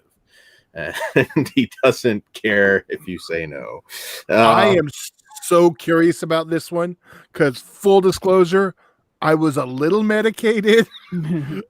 And I'll tell you some more things into that later. But I'm really excited to hear what everyone thinks. What I'm assuming. Yeah. It's more than that. There was some hype going on. Todd visited. All right. So, Kruger, do you want to jump off? And I'm curious. What did anyone else think? So, first off, the opening scene totally sets the tone. It's crazy as fuck. Can't talk about it because it's insane. It makes me and Pugs both happy. Yeah, well, me too. Like I'm into that type of violence as well. So yeah, the opening scene is really good, and just like you'll know if this movie's for you right away. I loved all the horror movie references, and also the Krampus references were really cool. I also love the scene where the 2 guys are, making masks and plastering each other's face. That was just cool. No fucking way. Like, once we're getting to know those characters, though, like, I don't know. I really wanted them to be like super death, black metal, because this is a Norwegian movie, and then this guy starts singing some fucking like soft vocal ass song, and that bothered me. Folky country. Yeah, I was gonna say I was like, what the fuck, dude? You're totally channeling Varg vibes with this guy, but anyways, the killer is like a despicable monster in every way possible. He's fucking merciless, perverse, and is just one sick fuck. Yeah, I loved him. The kills and gore also are awesome in this fucking movie. I'll give more depth and spoilers because I can't give a single thing away. It's just all so goddamn good. And some of the best effects I've seen for a low budget film in a while.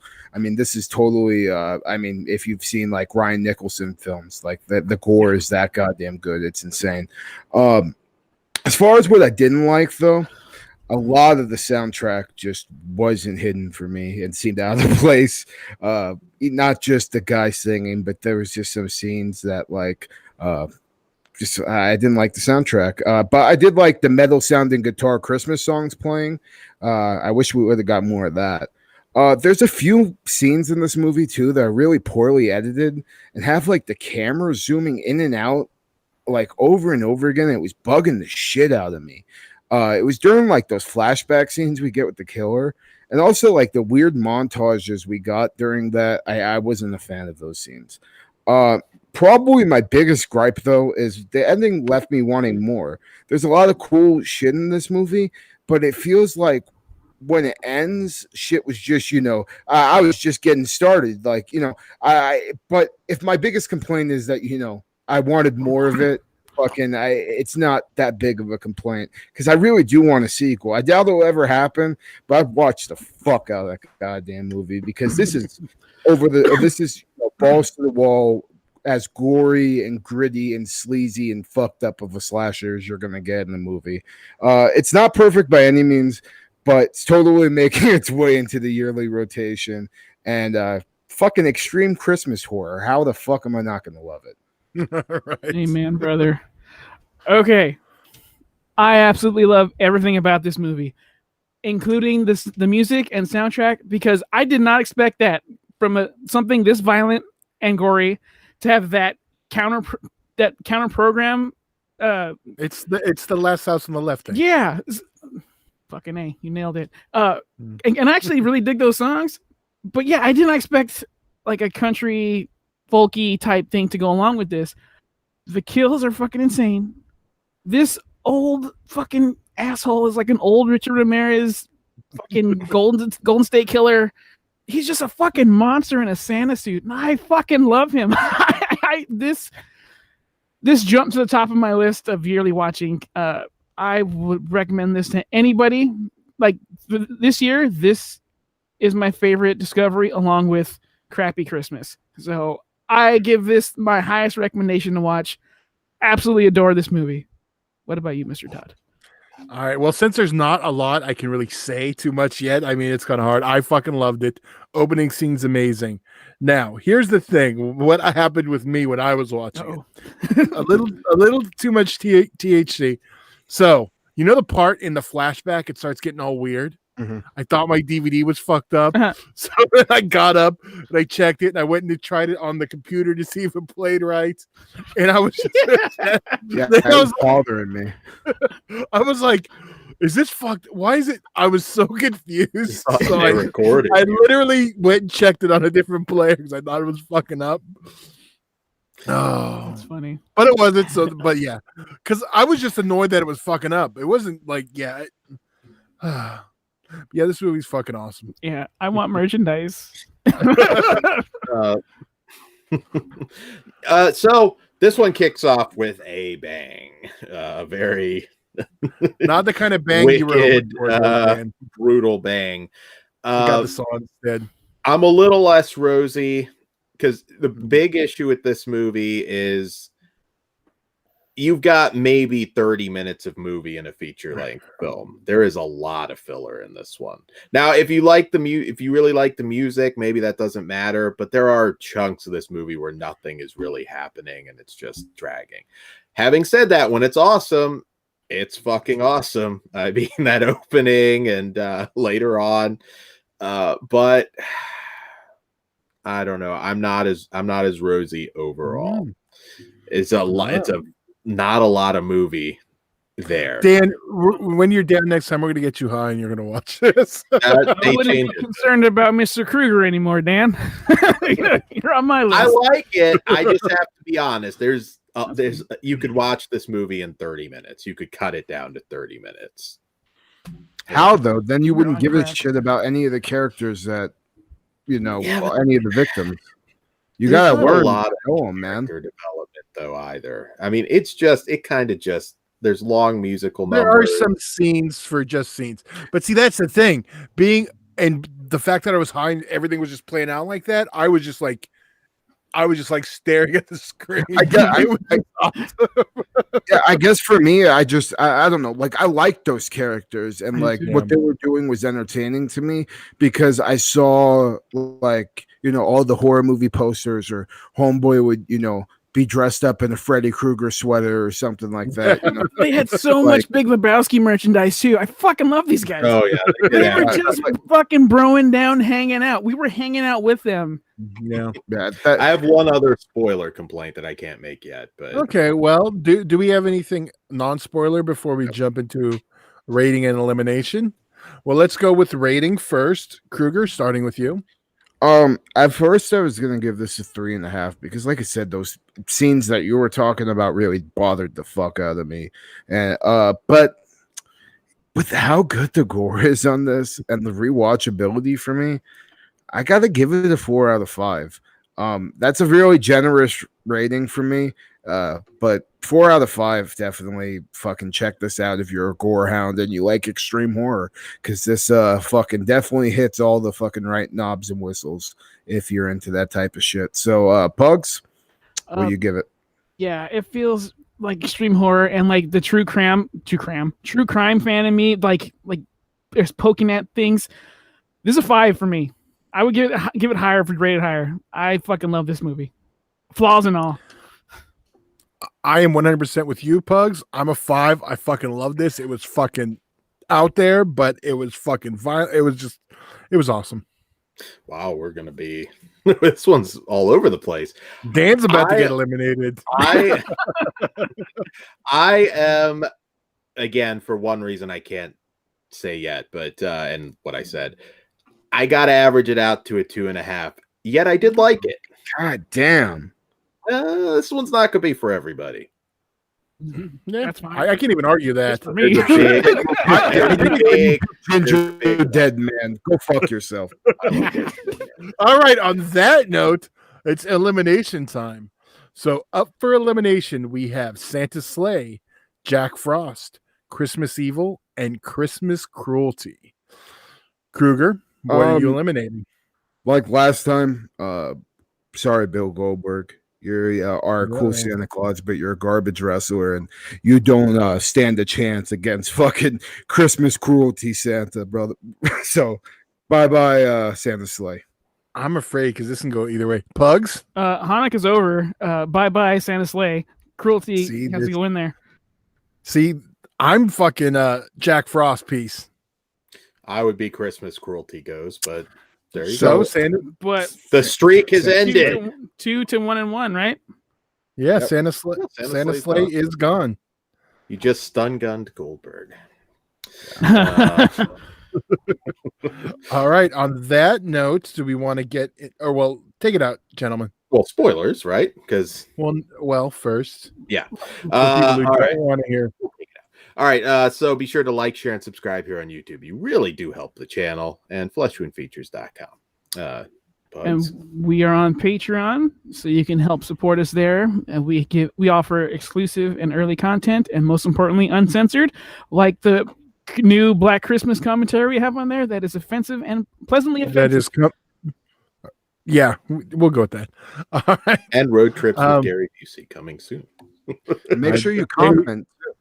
Yes. Absolutely. So we're going to get into spoiler talk now. If you do not wish for this to be spoiled, now would be the time to bow out.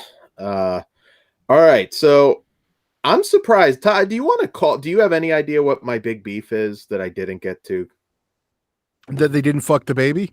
No. Well, Jesus. He didn't molest his daughter? Yeah, damn. It's cold. No. It's like, yeah, during, the big one. During the assault scenes, the pants stay on. That takes me out. I didn't catch that. Yeah. He ripped them. Fully killed. Well, no. Motherfucker. His pants. Well, it's unrealistic. No, that is fucking retarded. Because it's unrealistic. Them having sex is not the goal. Control is the goal, and all he wants is the hole. That doesn't matter, Dan. That's retarded. Yeah. That was a. Well, That, now but I that's know not you my would get favorite. caught by It's fucking. closed off and irreversible. Like, do you mean that rape scene is null and void too? That's a skirt. It's okay. And coke dick. It's a little So bit, but that's my crazy, biggest man. is just the pace. I mean, there's a lot of filler in there. It just, Yeah, I Dan wouldn't call watched it filler, fucking- though. We're just hanging out with them, learning about them, and like Yeah, I like most of these, and even the asshole brother, I loved him. well, and also like it's not like we didn't go back and forth between the killer and them. You know what I mean, if it was like I understand what you mean because the movie did drag in areas where we're getting to learn the characters, but I mean that's kind of what it's supposed to do. I mean, we need to learn who these people are, why we're supposed to give a shit about them before they go all fucking massacred. But Yeah. for me, well, before I even fucking who wants to talk about the opening scene? Because we need to address this shit right fucking now. the baby twitch. That was. Go for it. Hold dude. on. All right, so all right, I'll do it. Fuck it. I didn't know, Pugs, because you like killing babies like me. So fucking Sharing is caring, just- my brother. Whoa. We're not skipping over the rape, just straight to the baby murder. You got to give me my parts. hold on. I was getting there, brother. Okay. Put your dick in your pants. So yeah, the opening scene where the girl's just getting raped right in front of In her front whole of the family. fucking family. He needs an It's audience. just like Oh, horrible. it's just like what the fuck like again watch this with my family and like holy shit, like well at least but you know what, I appreciate when movies open like that because then if somebody wants to walk out of the room they can. Nobody did though, so I was proud of them. Dude, I was slouching, and that legit made me like, oh. So this motherfucker straight up takes a saw blade to a baby in a fucking carrot, like in a fucking carrot Bassinet baby thing, carrier, yeah. bassinet, whatever the fuck. I don't have a kid, so I don't know what it's called. But like, and the way they do it, it's brilliant. It like honestly brilliant because they have the baby and they turn the baby away from the camera. So like the baby's in there, and then they cut it to where he takes this electric saw blade and straight up fucks up a prosthetic doll. But the way they cut it was so good that it doesn't, you don't notice. So it looks like this dude just straight up massacred a baby on screen. And like maybe the baby didn't even look that good, but just the way they angled it, it looks so fucking realistic. It wasn't even funny. They built up so much tension too by having him unravel the cord. And like, no, they're not. Are they? Oh, Well, and then he doesn't hold the line- fucking the line- bassinet, and it goes a little.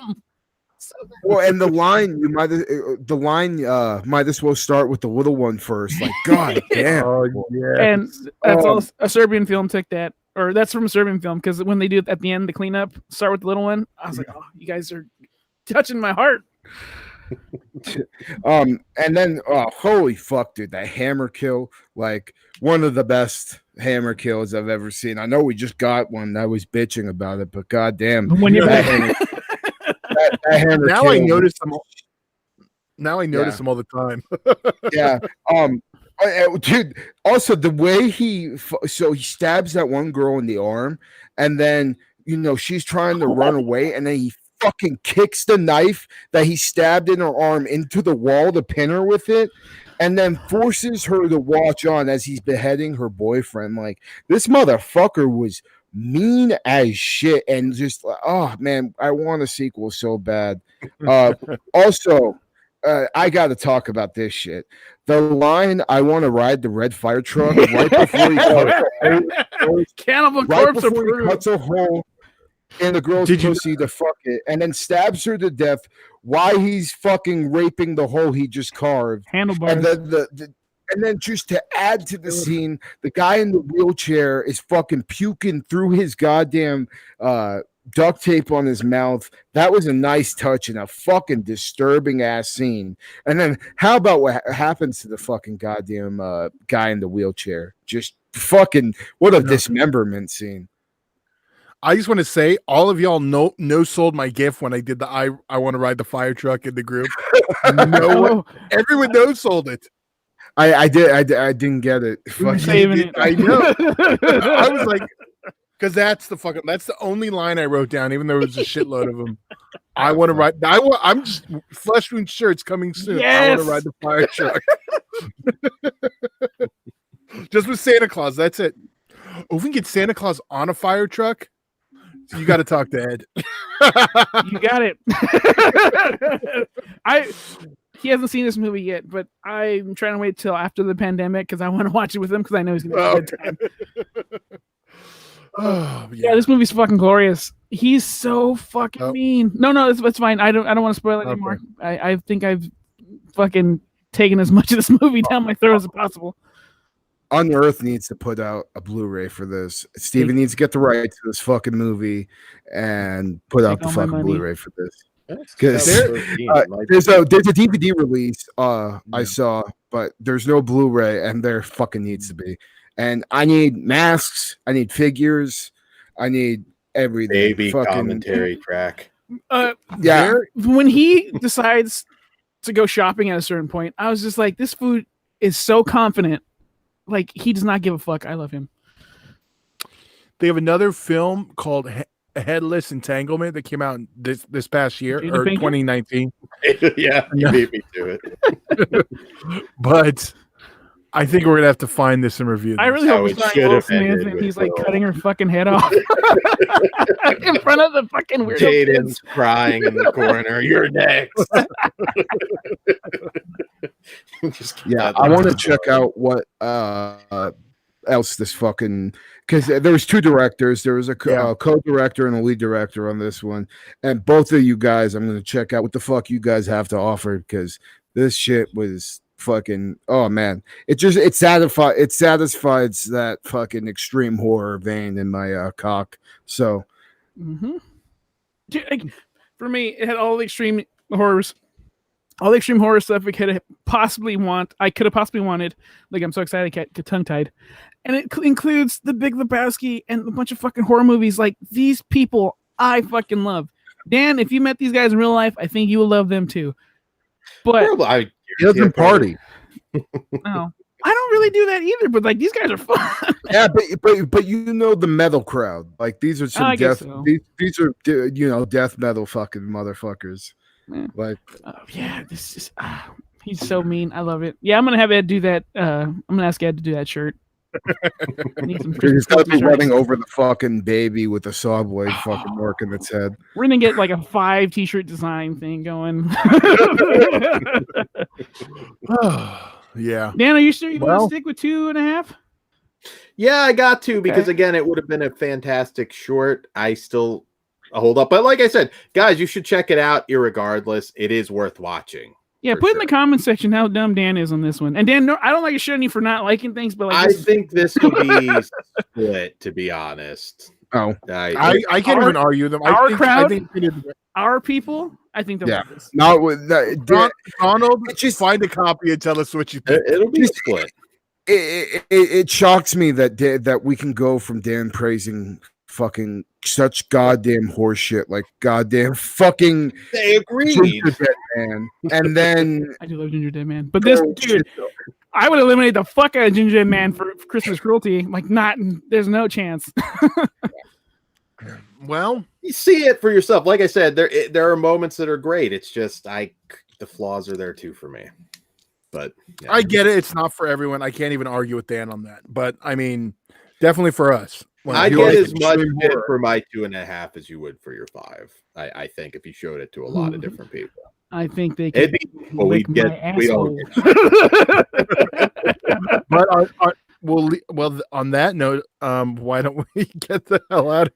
Yes. I'm gonna go watch Christmas Cruelty again. I fucking love that. You're just gonna have the opening on loop on Christmas Day, dude. I cannot wait to share with everybody. Fuck this pandemic. Family, you're carving the turkey, and yeah, for real. All right, guys. I don't know how to end there, but all right. Well, on that note, like, share, and subscribe, and follow us across all the social media bullshits. We're on all of them, so come stalk us. Yes. Everyone, say good night. Good night. Good night. Stay sick, motherfuckers. Todd, drop the line. Oh, I want to ride the fire truck. I was gonna say we rated a scale of 1 to 5, but Start with the little one.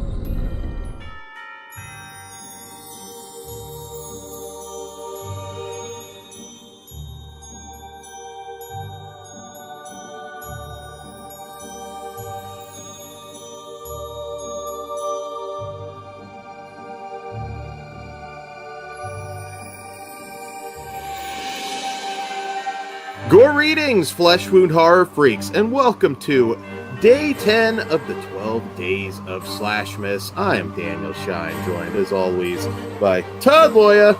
we rated a scale of 5. We do. I should call myself One Take Dan. That's Pugs Dread. That would be awesome. Bah humbug. What's up? And that's Mike Kruger. Ho, ho, ho, bitch. So, Kruger, explain in case somebody's jumping in late on our SLASHmas concept.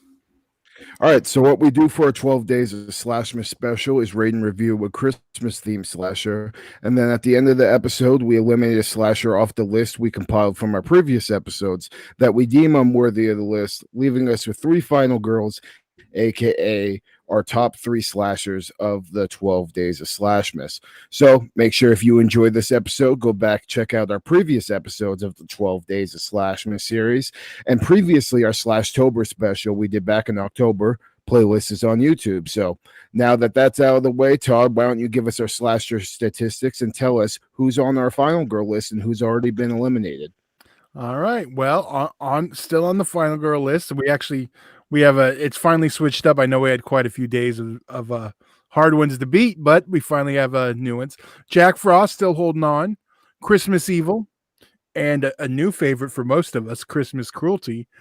Eliminated thus far, Cannibal Claus, Secret Santa, Lake Alice, The Dorm That Dripped Blood, Mrs. Claus, Santa Claus, CLAWS, The Ginger Dead Man. Controversial. Right, yeah, it was. To All a Good Night, and Santa's Sleigh. That was the Dan elimination for reasons we won't discuss.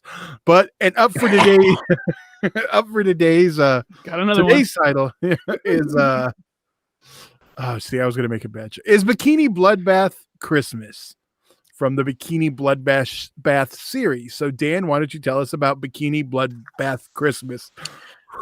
All right. All right. So Bikini Bloodbath Christmas comes from co-directors Jonathan Gorman and Thomas Edward Seymour. And in this one, the killer chef returns in this sequel to Bikini Bloodbath and Bikini Bloodbath Car Wash. When Miss Johnson sinks into a coma, Jenny and Sharon go to work in her famous bong shop and find themselves drawn into a bitter retail battle with the nearby Christian deli. As competition heats up, Jenny accidentally resurrects the killer chef. All right, so Kruger, I'm going to go first because I think you're going to love this one so much. Like, I just don't want to, I want to have something to talk about because, I can just sense it. So first things first, Bikini Bloodbath Christmas is a comedy. It's 99% comedy. There might be like 1% of actual horror in there, and I'm generous with that 1%. This one is a gross out comedy. And having said that, you have to really not have a whole lot of class to enjoy this movie. I don't, so I kind of did. I'm coming. Okay. Like I say, I don't enjoy it. I'm like, bullshit. Dan. I don't know what you guys think. No, I'm talking about you. I'm like, I think you helped write the script. You're just not telling us. I might ghostwriting and shit. The scene. You have lines of dialogue like he died of colon cancer of the butthole. It's hard not to laugh at it, and there's a lot of moments like that when the guy. Somebody shits in the hot tub. It's so stupid. But if you like that kind of humor, this one worked. These movies don't always work for me. Having made like ridiculous trauma-esque type comedies like this, sometimes it doesn't. This one I actually found myself laughing. Now, in fairness, the slasher elements are ridiculous, but I don't think they were even trying. I mean, this is like computer generated blood and but it's just basically a comedy. Lloyd Kaufman's hilarious as always as the kind of Todd-esque doctor. Debbie Rashan, always a blast. You don't really need to see the others. You won't be lost. I mean, you get what you need. And it's a skin flick too. Don't look for a serious slasher, but it did make me laugh. What can I say? All right, Kruger. Come on, you loved it. Just a little bit. One laugh. I'm over here ready to have a fucking stroke and shit. Fucking. All right, so like you said, this is like super low budget. Like it's a probably micro budget, comedy.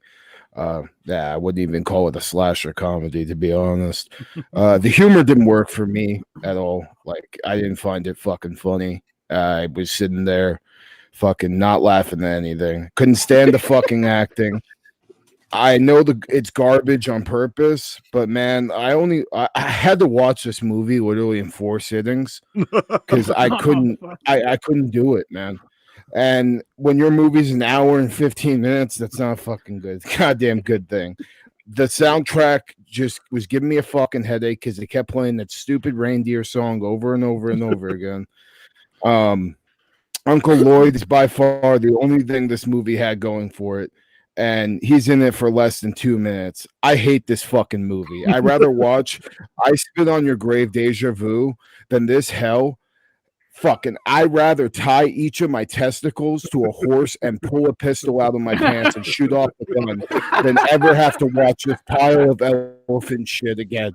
So, needless to say, if this ever comes up on another fucking slasher fucking show, another one of these fucking movies, I'm gonna fucking kill you, Dan. Like straight up, I'm not even fucking joking.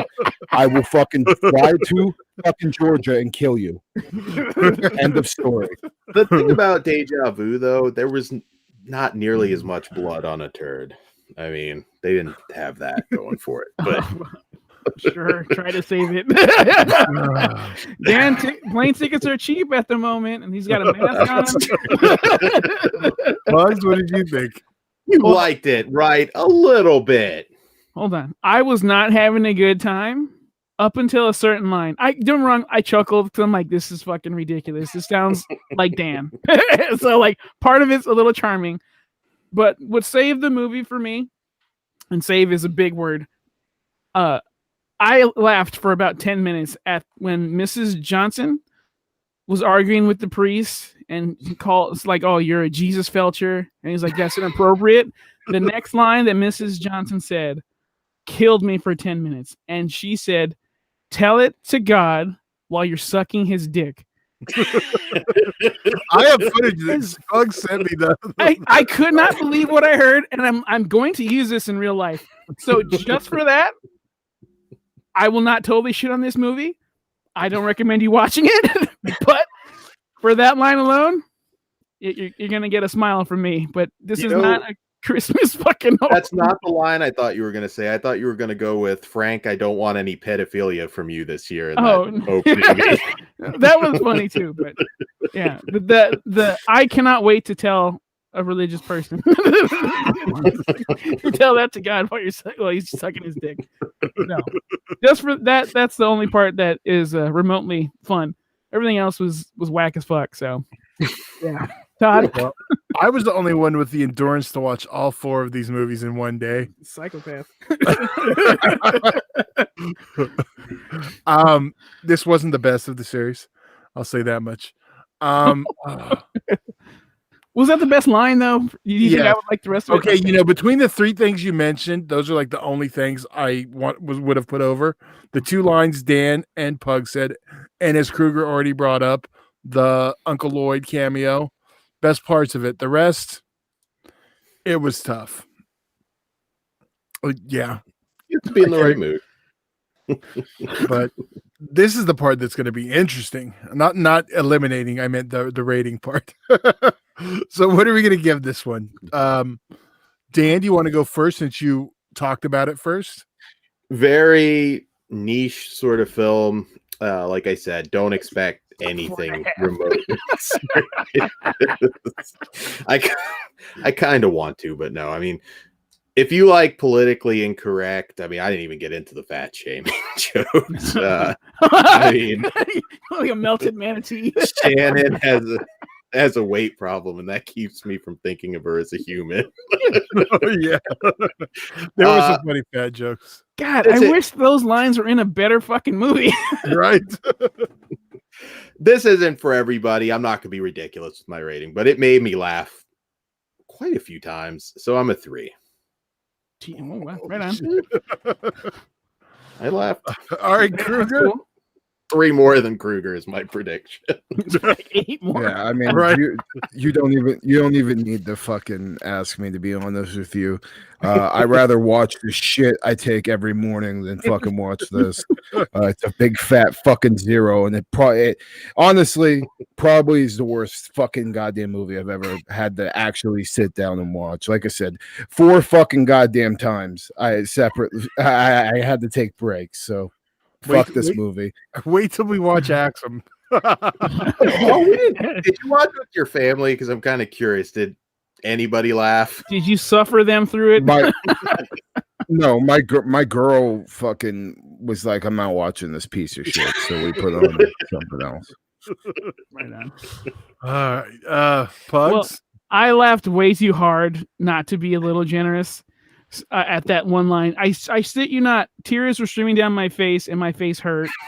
I'll go 1.5, and that extra this movie was really just gonna get a half point, but the 1 extra point is for that line alone. That's just too good. Well, I'm not quite Dan enthusiastic, but I'm a 1. Okay. So Dan, I want your remake. Cut out all the bullshit. all right. I'm just gonna ask because that's what we're supposed to do. Okay, so up for elimination, we have Jack Frost, Christmas Evil, Christmas Cruelty, and Bikini Bloodbath Massacre. What do you say is eliminated, Kruger? Bikini Bloodbath Christmas. Oh, sorry. Thank you. I danned it up. You didn't even need the fucking Okay. Shut the fuck Do up. you need to offend the fucking movie? It's hard. Okay, so I'm good with the list Yeah, as needless is. to say- Bikini can stay. Dan, are you going to try to fight for Bikini on this list? Might as well. No, Okay. I'm good with it going. But Well, you would have lost anyway. So okay, so still in contention: Jack Frost, Christmas Evil, and Christmas Cruelty. I'm just going to ask. I think the answer is no. Do we have any spoiler discussion we want for this? I think we No. should have a very long one, but no. All right, then I guess we A can. lot of turds in this movie. Literally, a lot. This is going to be our shortest SLASHmas episode. So, do we really need to talk anymore about we this? can talk about Christmas Cruelty again for a little bit if we need to pad the episode. Nah. All right. Well, Dan, why don't you pip out everything and then we can All right. Be sure to like, share, and subscribe here on YouTube. We do occasionally talk about things that are not bodily fluid oriented, and it does help us. Fleshwoundfeatures.com and Pugs. Send us home. We are on Patreon, so if you would be so kind to check us out there and support us if you'd like. We have exclusive and uncensored content over there. So yeah, check it out, see if you like it, and follow us across all the social media bullshits. We're on all those motherfuckers. So Merry Christmas, and everyone say good night. Good night. Good night. Fuck you, Dan.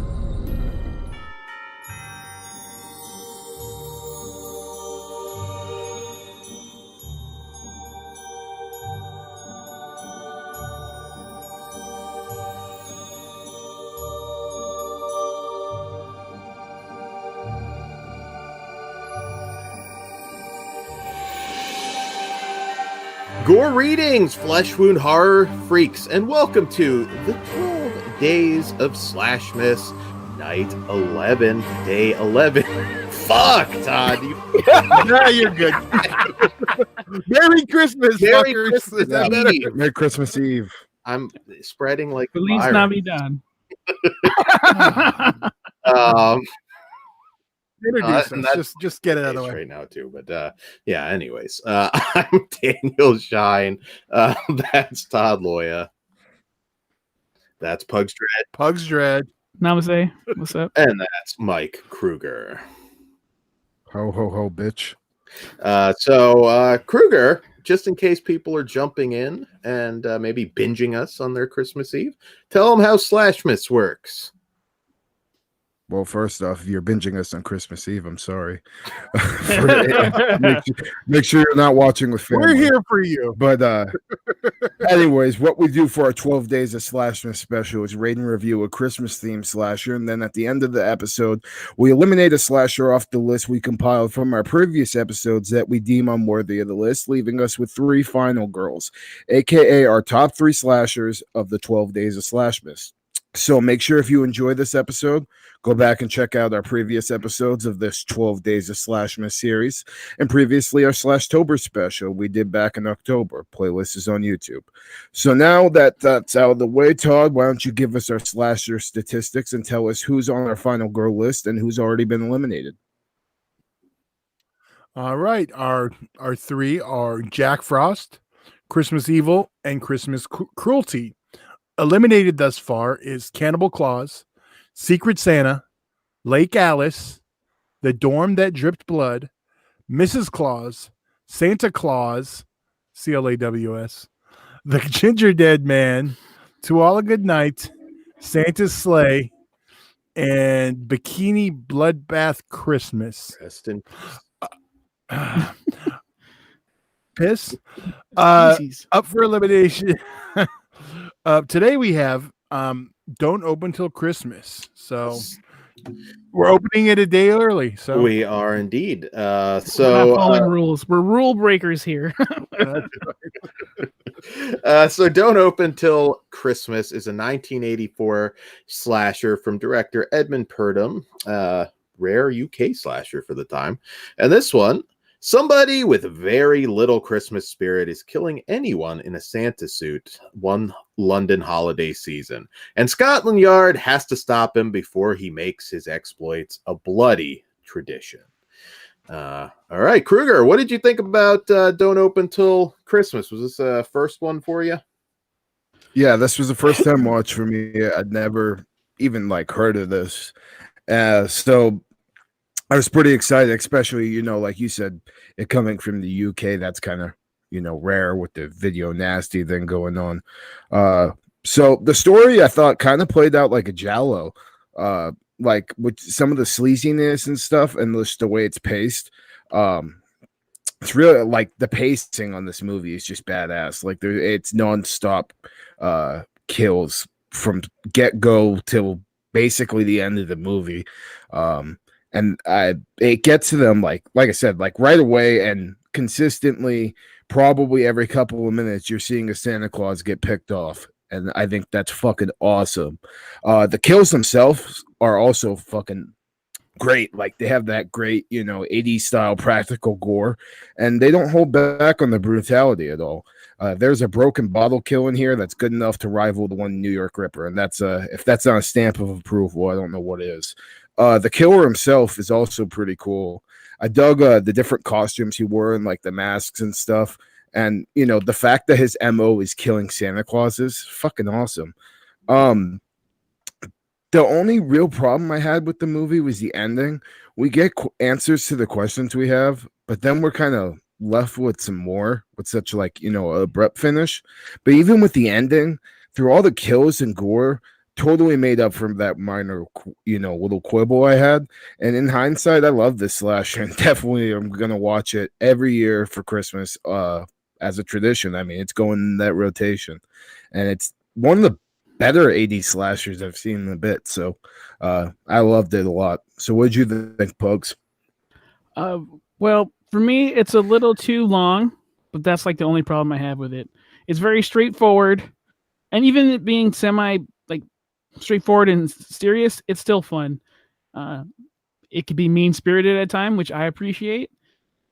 Yeah, I actually really like this one, and I'm glad we included it, unlike some others. But yeah, it's pretty good. So, what about you, Mr. Todd? And you can't argue that it uses Christmas. Yeah, this is a longtime favorite for me. Funny thing, I don't know how well you guys know this. This is another one of those weird Vestron tapes that was like out of sequence, so it was even more confusing than it should have been. But this one for me has always felt like almost like a Christmas nightmare, like 19 That's a- Yeah, that's the a good film call, Nightmare. sir. Yeah, I can Nightmare in totally Your see that Damaged Brain. those similarities. So that alone is going to make me love this one. But it's it's nice because it's the reverse of what we always get. We always get a Christmas, a killer Santa. It seems like, but going after the Santa, the killer going after Santa is made for a cool twist on the Christmas slasher film. So that alone makes it memorable. Dan, Yeah, what about you? that's a good comparison with Nightmare. It's not in league with Nightmare for me, but definitely good one to binge together if you'd like. The kills, as you said, nonstop. This movie never lets up from the get-go. I really enjoyed the sleazy vibe that it did have. The Santa concept was really, really cool and really unique. And I don't know. This is another one. I had trouble getting a hold of this one for a while, and another one I didn't think too highly of back in the day for some reason, and that Vestron tape Probably might the have end. Was your first version that DVD from Jeff Films? No, I Okay, because that one retains the mix-up version because it's obviously VHS rip. yeah, So- this had a lot of issues until Mondo put out their DVD. And there is a German Blu-ray. Yes, there is. But yeah, no, watching it again, this one has definitely grown on me over the years. It's a ton of fun, and I think the fact that it does, it is set in England gives it a slightly different flavor too, because again, you really didn't have slasher movies being made there at this time. I mean, honestly, even afterwards, it took a while. You have tons of giallos that were made. Yes, you did have those, But but not- not. Yeah, they just. I think not that's why it feels serious to me too. Mhm. because it's just because you see like New Scotland Yard and all Yeah. that stuff. it reminds me a lot of too of well we haven't reviewed it yet, but Cold Day of Night. Mhm. Is that what it's called? The Dennis Yeah. Nielsen movie? Yeah, the serial killer. So Okay, it feels like that. And I think I wanted a little bit more Christmassy. But yeah, sex and Santa don't mix, apparently. It's a bad combo. Never goes well, as we've learned reviewing some of these movies. It's also a product of its time when he's with the girl, and then he just goes, they'll think we're a couple of gays. It's like, oh wow, Yeah. definitely 1984, and then the cops. I'm sure you love that, Dan, it was, because you hate them too. I love the gay.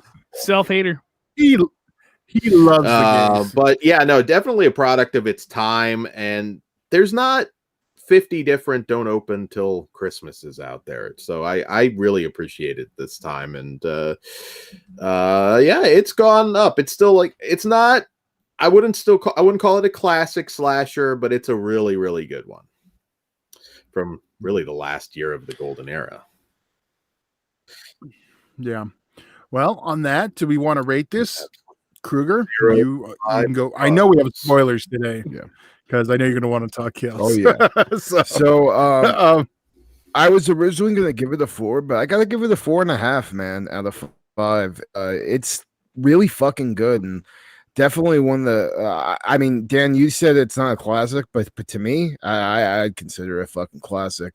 And and To All Good Night are definitely 2 new ones that have been on this list that I'm gonna add every single year, and I'm gonna watch them like I do with all my other favorites. So, Pugs, what do you rate it? I'm gonna give this one a 4 out of 5. It's fucking solid. My only gripe was that it feels a little too long, but I can't complain. Other than that, Todd. I'm a 4.5 also.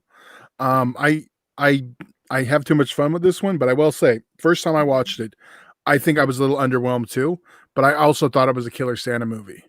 So, and I don't even know how old I was when I saw it. So, but over the years, it's grown and grown on me. Mm-hmm.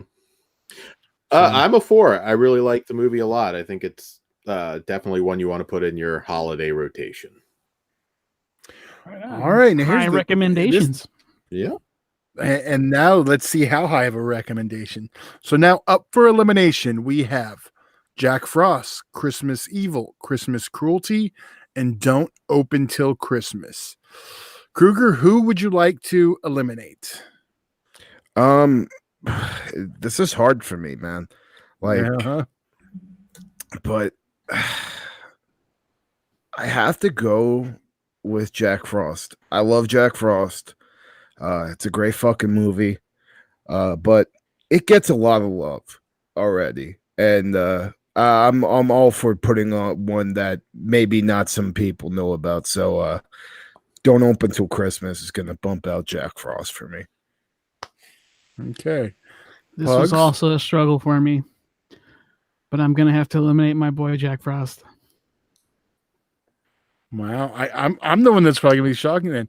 I struggled a lot too, but I felt like this one was just a little more Christmassy. So I'm eliminating Christmas Cruelty.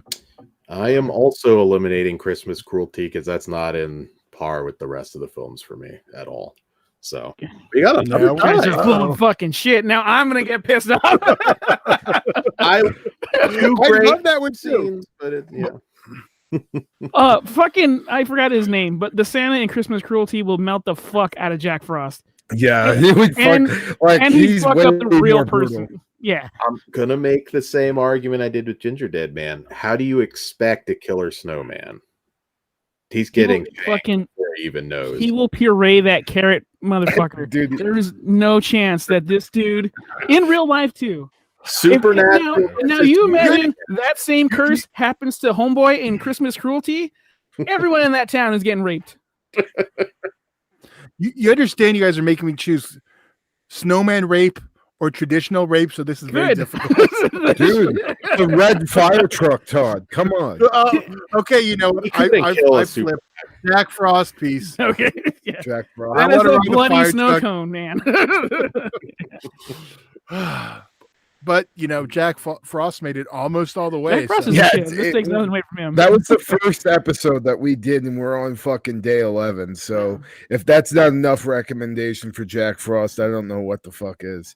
I mean, definitely check that out. But fucking Christmas Cruelty, man, is just, oh my god, it's way more brutal. And that, like Pug said, that guy would fucking rape Jack Frost with a knife. Like, Yeah. it would have no effect. He's snow. He doesn't feel that. He could freeze the night. You do understand they killed Jack Frost in the movie. Jack right? Frost came back. They killed him in the I thought he second got movie. killed He's again. not back. Our buddy in They- Christmas they- Cruelty is still alive. Yeah. Living a great life. man, we need to like talk to that director and be like, dude, we need a sequel, like now. Please. All right. Well, before we get to spoilers, so Dan, why don't you tell the people what?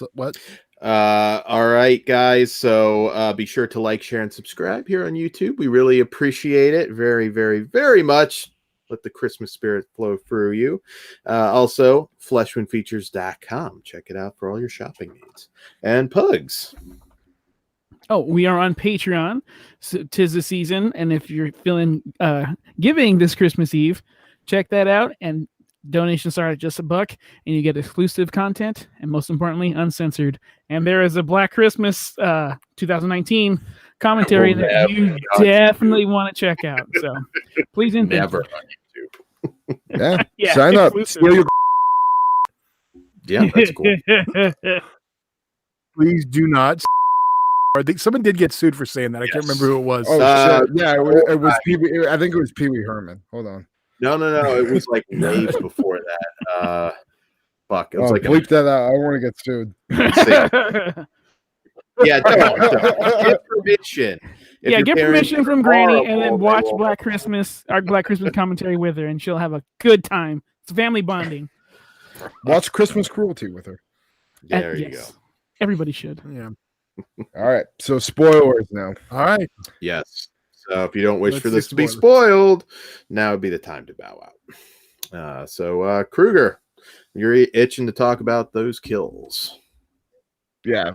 So like, just first off, the body count on this movie is fucking insane. You know what I mean? Like, just it's so consistently, like probably I would say every 3 minutes there's kills. And that first the opening sequence was good, but the one that got me like, all right, we're ready to party, was when the fucking spear got the Santa Claus in the back of the head and it comes out the fucking mouth at the costume party. Badass. And the shrunken mask, the shrunken head mask the killer was wearing, like, looks super cool too. And then like the piano fucking wire strangulation that he fucking sticks his head on the burner from outside. Oh, dude, that shit looked like it hurt. And like, even like kills that weren't, you know, super creative, like, you know, there's a kill where he just shoves a pistol in the motherfucker's mouth, blows his brains out. Even that looks so good because like when it happened, his is hunched over, and then you see the back of his head, all fucking blown out and shit. And just the gore is just really impressive. And then the broken bottle kill I was talking about, just the way it fucking hits him in the throat and then in the eye and rips that fucking eyeball out. Like, that shit looked like fuck. It hurt like a motherfucker. And like I said, that has to rival New York Ripper for me for best broken bottle kill ever. The grill kill I thought was always pretty cool. Always kind of made me laugh. Yeah, that's what. Yeah, shit. Well, because it was kind of unexpected, because he had the piano wire there, and you're like, oh, he's it's just gonna be one of those. But then you're like, oh shit, there's a burner there, and he gets him. And this the way they made, with the makeup, it looks so good. Like, I was super impressed with this movie. You brought up you were confused, or you brought up more questions at the ending, because I didn't really care for the ending that much either. When the TV blows up, I thought that was kind of weird. Yeah, the way it was just kind of like abrupt, like we're learning about the killer and everything like that, and then it just, with the TV, it confused me. There's like, what did you get from that, Todd?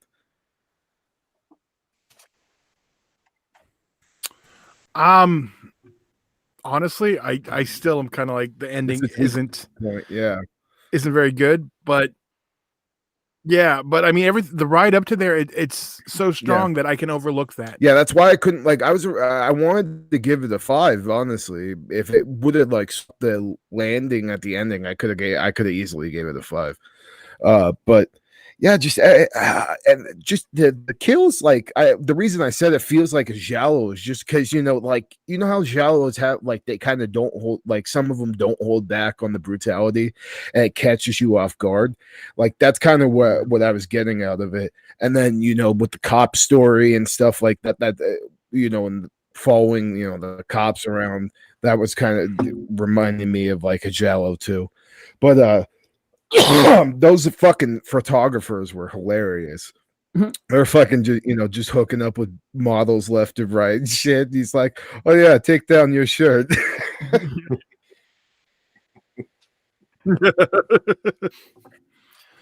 Yeah, I mean, I'm not gonna hate on him. Like, that, just I love that sleaze that you just like. That's the type of sleaze I like. When it's sprinkled in there. It's not the whole fucking movie, but you have these characters that are just slime balls, and like that. I love that. All the characters, honestly, in this movie were pretty entertaining. Like, I even liked, like, the hooker, or not hooker, but fucking what was she, like, peep show girl? Like, I just like, I liked her dynamic with everything going on and stuff.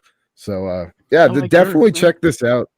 Yeah, you said sleazy, and that just reminded me of for some reason, the Greasy Strangler. Can you imagine a Greasy Strangler Christmas? That'd be fucking cool. Oh my god, that would be great. Greasy Strangler.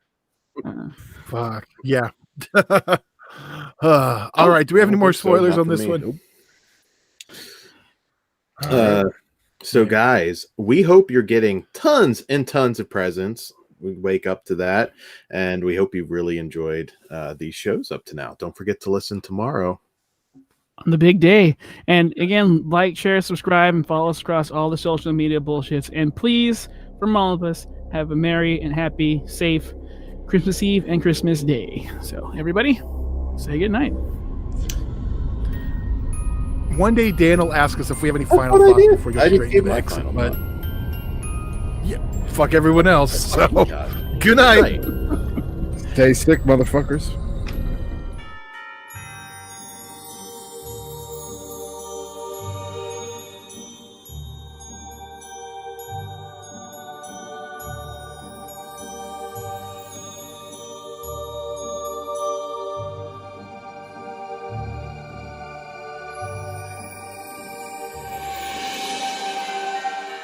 Greetings and Merry Christmas, flesh wound freaks, and welcome to our final night of the 12 days of SLASHmas. I am Daniel Shine, joined as always by Todd Loya. Yes, I did it on purpose, Todd. Did what on purpose? Well, he didn't know. Never mind then. That's Todd. That's Pug's Dread. Feliz Navidad, everybody. That's Mike Kruger. Ho, ho, ho, bitch. So Kruger, let's tell them all about SLASHmas. All right. So what we do for our 12 days of SLASHmas special is rate and review a Christmas themed slasher, and then at the end of the episode, we eliminate a slasher off the list we compiled from our previous episodes that we deem unworthy, leaving us with 3 final girls, aka our top 3 slashers of the 12 days of SLASHmas. So make sure if you enjoy this episode, go back, check out our previous episodes of this 12 days of SLASHmas series, and previous to our Slashtober special we did back in October. The playlist is on YouTube. So now that that's out of the way, Todd, why don't you give us our slasher statistics and tell us who's on our final girl list and who's already been eliminated? Okay, well, our final 3 are Christmas Evil, Christmas Cruelty, and Don't Open Till Christmas. And now we have our 12th night, 12th day. Yeah, I pulled it in. All Through the House. Dan, tell us about All Through the House.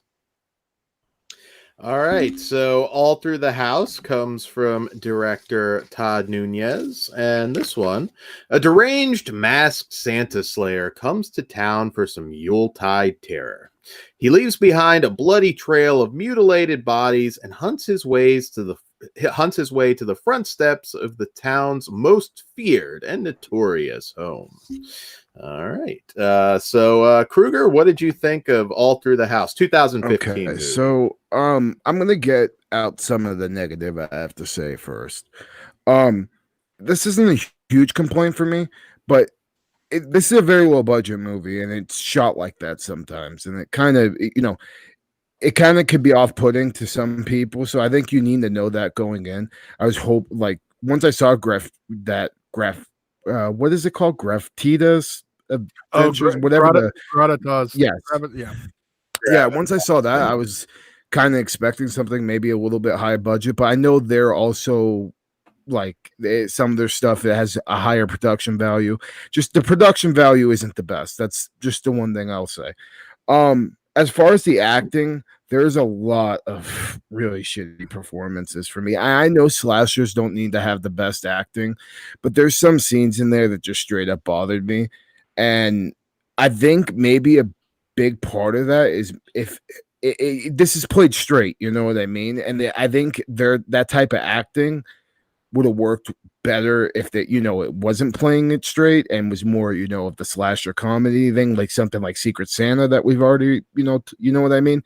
But other than that, but then, that wouldn't have worked with the story. So it just, one of my things was I love the story on this a lot. There's a lot of things that I really enjoy about this movie. And I feel like if it had better acting, it wouldn't have took away from so much that I did enjoy. Because the story itself has its moments, especially with what's going on with the character Miss Garrett, and how twisted everything, story is. I thought that was pretty well written. But all the other characters in this movie, man, I just did not care for. I mean, I think it could have been the acting. I just want to see, everybody get fucked up by our cool ass killer Santa and luckily they did, or else this review would be a little bit different. But the one thing I will say is our main character, Rachel, I didn't particularly love her. I mean, her acting was fine, but there wasn't enough in the story for me to really care about her. But let's get into the kills. Like, the kills go right away, and the opening kill, lets you know that the slasher is here to fucking play and not pull any punches.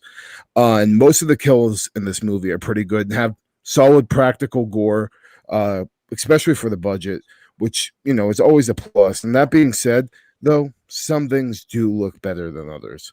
And you do feel the budget there.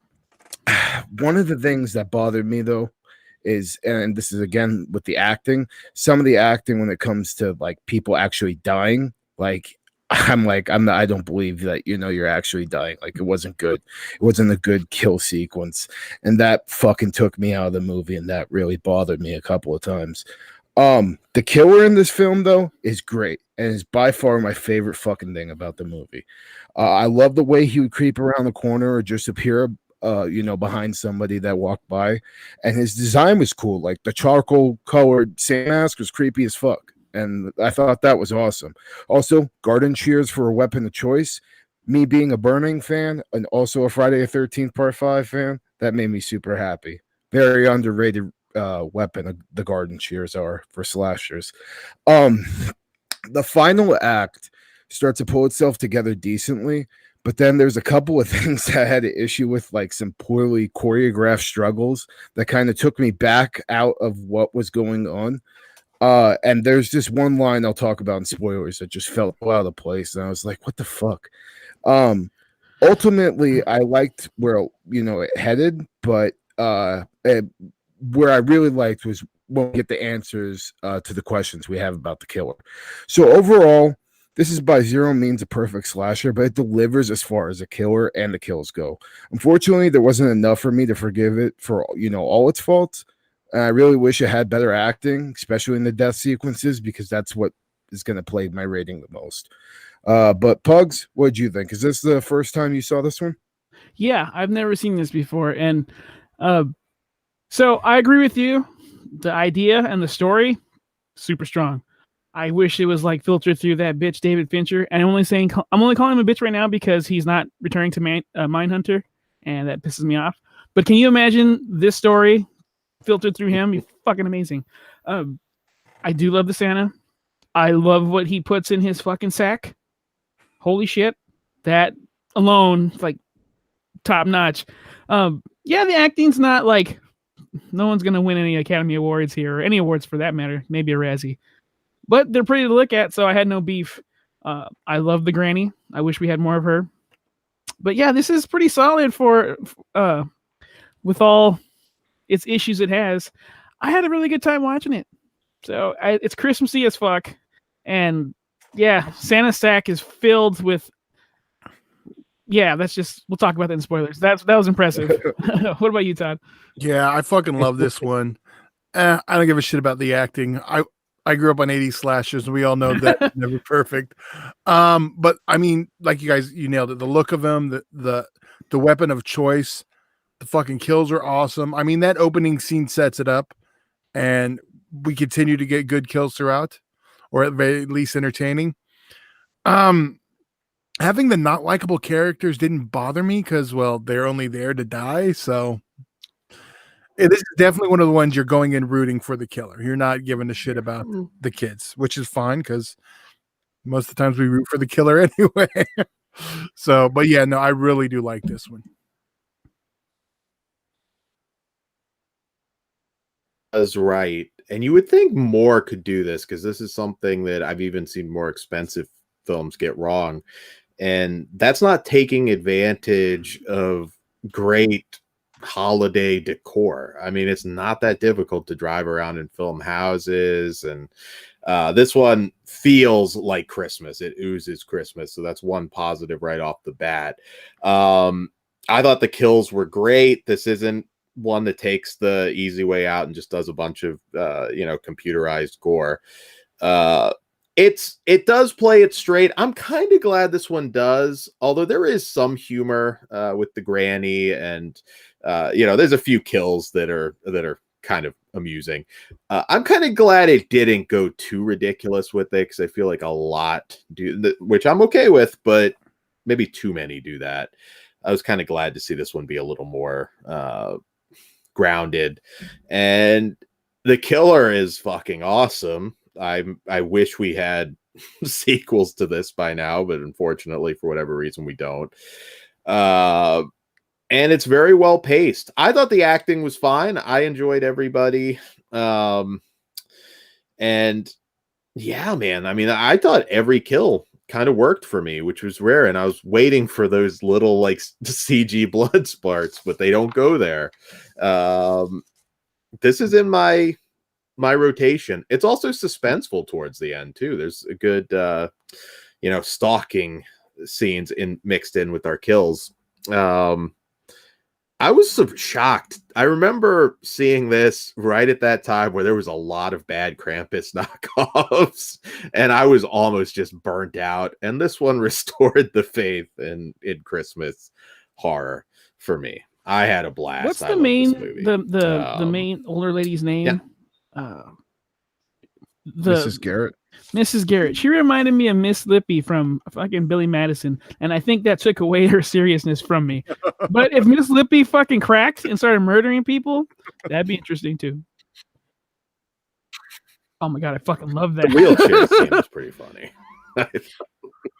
So there are a few laughs. I mean, again, all right. Well, let's just rate this. Kruger, what do you got on this? I'm a 3 out of 5. I'll rewatch it probably next year, but I was kind of left, a little disappointed. So 3 out of 5 for me. Like I said, the killer and the kills are awesome. So watch it for that for sure. For me, it's a 3.5 out of 5. It's just a little too. It's not enough at times, but that idea, fucking strong as shit. Todd? I'm a strong 4 on this one. I really do enjoy it, and it is also in my annual rotation. I am 4.5. I love this movie. I think. All right, now this should be interesting. Right. Up for elimination: Christmas Evil, Christmas Cruelty, Don't Open Till Christmas, and All Through the House. Kruger, what are you eliminating? I gotta go All Through the House, unfortunately. Bugs? Oh, sorry. You got more? No, you're good. I didn't mean to cut you off.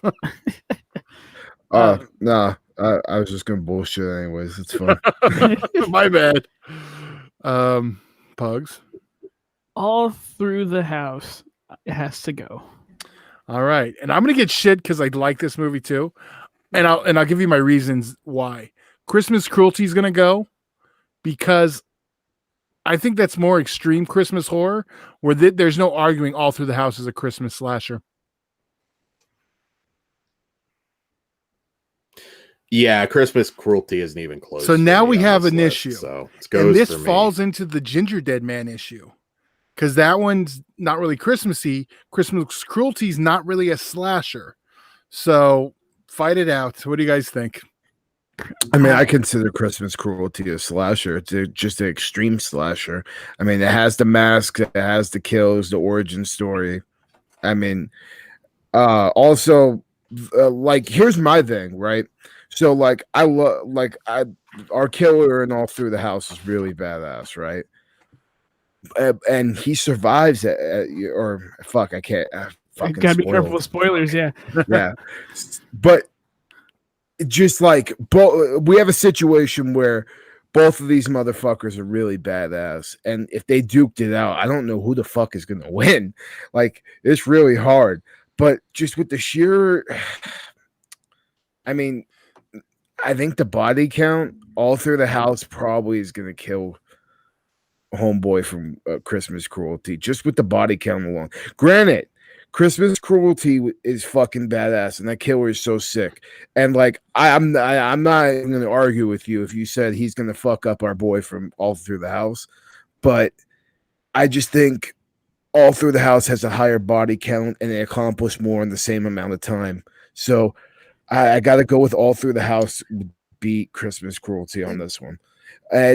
Also, the only other thing I have to say about it is All Through the House is also a little bit more Christmassy, and since we're doing a Christmas slasher list, I gotta go with it.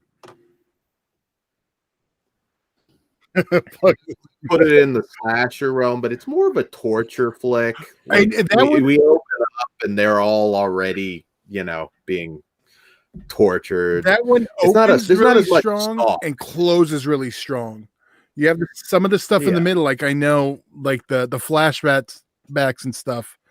Really, it's this one's close because I really like them both, but I think Kruger nailed it. But I'm gonna let Pugs fight the argument. So yeah, let's see. Let's see if I got it in me. Without giving away any spoilers, because that's a big deal. Because I do think Homeboy from Christmas Cruelty would fuck that dude up. He's got the veteran mindset, and he would actually find a way to rape that Santa Claus and every girl in that house, including Miss fucking Lippy. He would torture the shit out of them. They would not stand a fucking chance. I don't know why you're shaking your head, Dan. He's old. A scary old man. He survived some shit. I think he would outsmart the fucking. I gotta be careful with spoilers. I think he would outsmart the Santa and everybody in there. He's a better killer. It's a better fucking movie. I don't know how to argue without spoilers, but I would say Christmas Cruelty. Yeah, but it's a democracy here. If you guys want to be wrong, that's cool. Dan, any arguments there? No, I mean, I think he killed a bunch of stoners for the most part that didn't know he was compared coming. to some fucking teenage the bitches killer that all killed through the house. fuck. Yeah, that's kind of a shitty argument. They are all his fleshlights, just waiting to be fucking killed and used. We're fighting over who kills who, but yeah, no, man, I just got to go with All Through the House. I did too. I thought you guys would like it. I was surprised. We fucking liked it a lot. It's just I thought this one was for improvement. This one was going to be easy, but because Kruger nailed it, it is more Christmassy, and this is a Christmas slasher show. On that's my biggest thing. It's like it sucks because Christmas Cruelty, is technically a Killer Santa movie too, because but like originally when I was watching Christmas Cruelty, I'm like, is it going to be a Killer Santa movie or is he just going to wear the suit, just once? And he does consistently wear it through the rest of the movie. So I'm like, fuck, like this is really hard, man. But I just think for the sure. I just think for the sure fact of the body count, but I know that's a shit argument, but it's just like I think is the body count higher in All Through the House though? Yeah, because I mean, we got the baby. Actually, no, you're right. I didn't count the family. Fuck. Yeah, we got.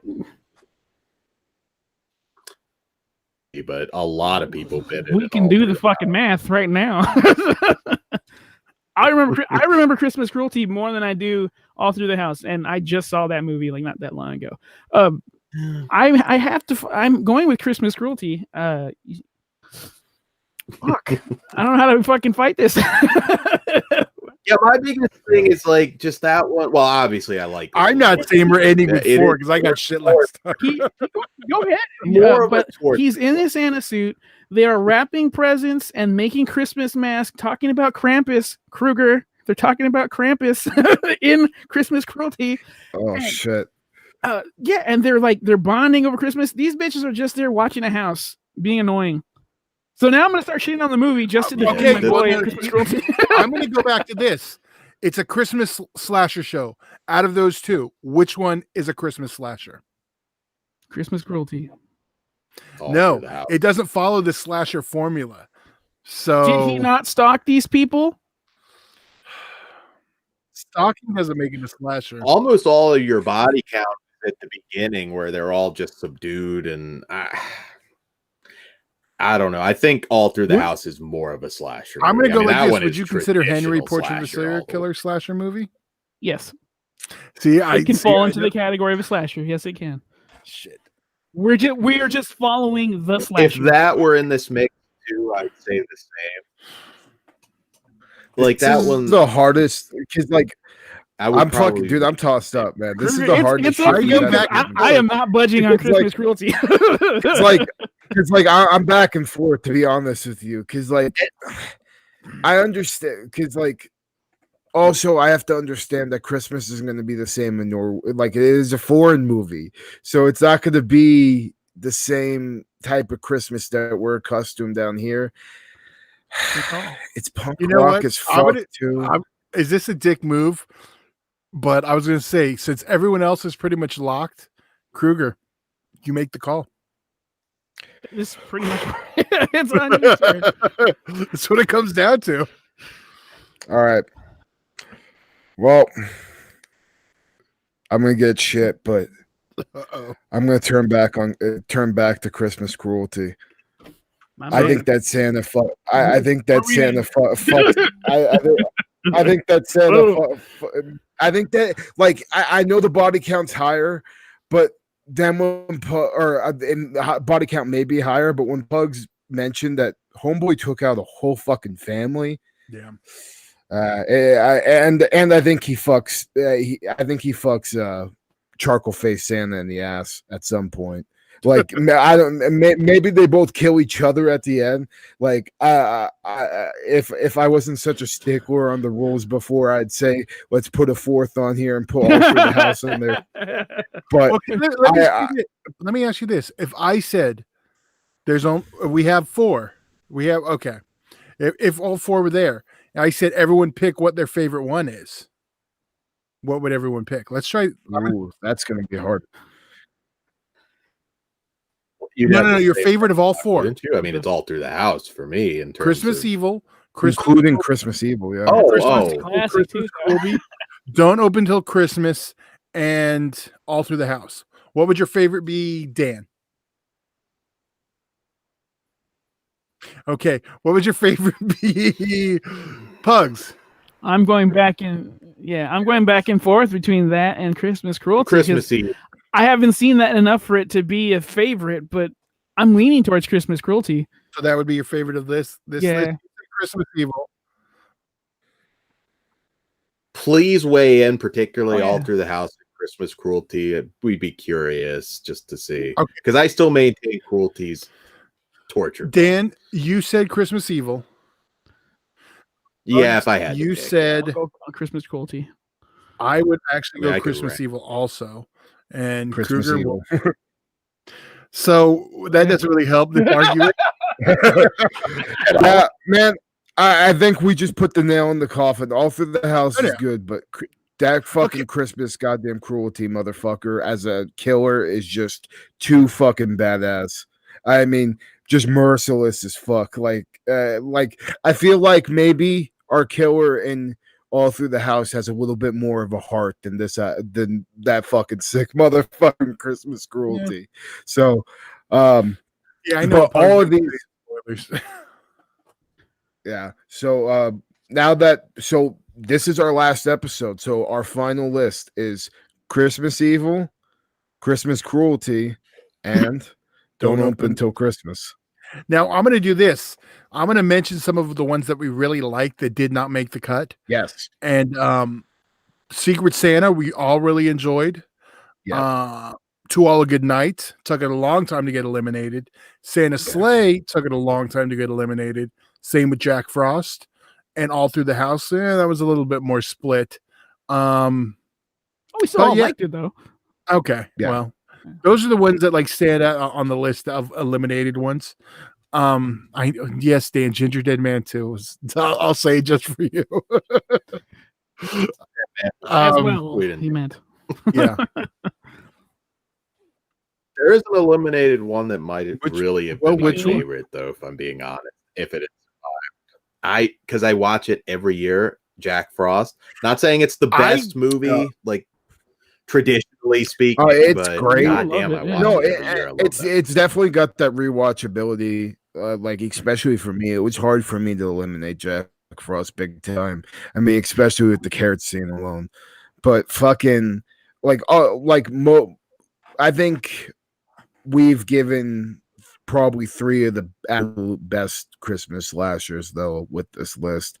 That isn't Silent Night, Deadly Night. So fucking I'm just happy that Christmas Evil is still here, because then I'd start duking on you motherfuckers. That would have had no chance of disappearing. Yeah. I'm glad. So now that this is out of the way, why don't we get into the spoilers for All Through the House? Well, before that, Dan, why don't you send everyone off who doesn't want to hear spoilers? Yeah, be sure to like, share, and subscribe here on YouTube, also fleshwoundfeatures.com, and get on the Horror Cartel Flesh Wound Radio Facebook group, because we'd like to hear from you. Because, again, if you've listened to this whole thing, I really want you guys to. Of course, Dan picks the one that's like the hardest one for everyone to see. Yeah, good luck finding Christmas cruelty. Yeah, it's tough one, but it's the democracy. I think there's more than that, but my argument is that it's not. I'm gonna strangle the fuck out of you. I know. It'll be lovely, but yeah, but we're across all the social media bullshit, so look for us around there, and we are on Patreon. So if you'd be so kind, it is Christmas. You want to donate to a good cause? We are that cause, and you can donate just starting at $1 or however much you want, and you'll get early access, exclusive content, and most importantly, uncensored. And you can watch uncensored the 2019 Black Christmas with us being complete dicks. So enjoy it. just Dan.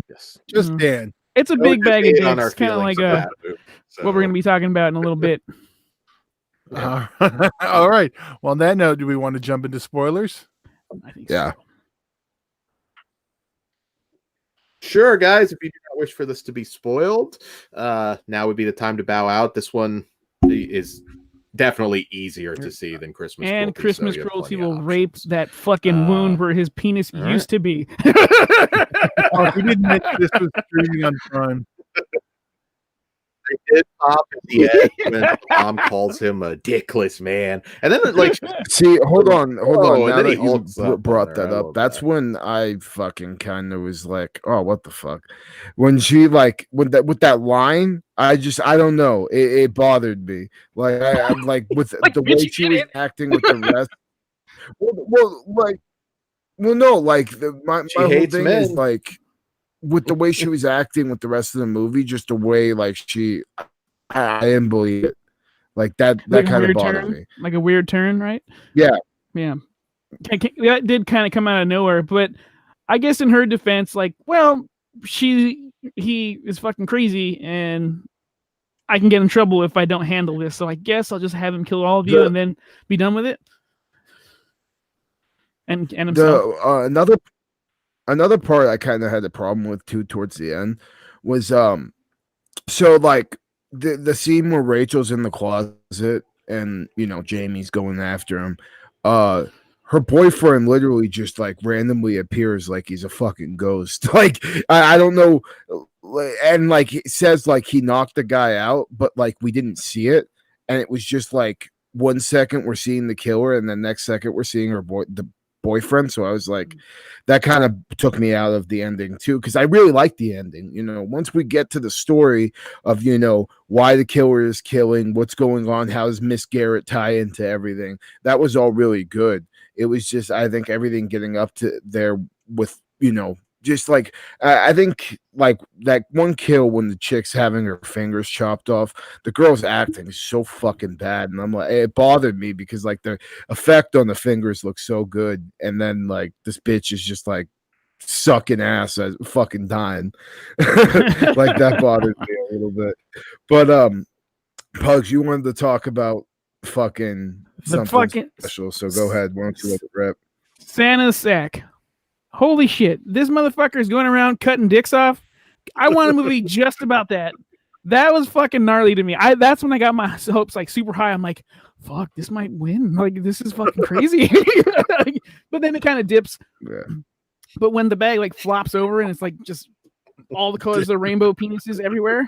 I'm like, you're giving me amazing shit. So Merry Christmas, Lorena Bobbitt. Is it I kind of love racist that like he was able to find a pair of garden shears at a Mexican lady's house? Thanks, Lupe. Yeah, for the most part, this movie's fucking awesome. He keeps she keeps the girl in a cage. Like, I love that. Fucking dicks in a bag, and we see it. I don't. Yeah. Do they show it chopped off? Either way, I got enough of it to where I tighten my legs, so it's very convincing. Yeah. Oh yeah. First Yeah, black no, and dude. like that. Well, yeah, that opening kill. Well, first, when he takes out the girl in the shower with the garden shears into the fucking eyes, like that shit was awesome. But I loved how he started cutting her titty first. Like That's I was so- like, of course you Oh, can yeah. cut titty. That's so Friday the 13th Part 5, the eye kill. Yeah, no, and that's what like I really was like, oh, we're here to party. And then the castration on the husband was awesome, the black guy you were talking about. Yeah. Because like you hear it and then you hear it hit the floor and then you hear the blood start going and you're like, oh shit. And then you see it and you hear him starts to scream. My only complaint, of course this is fucking weird me complaining about this, but was that maybe some of the penises looked a little too fake. Like some of them look good, but some of them That's a look a dead little complaint, fake. by the way. Yeah, I know.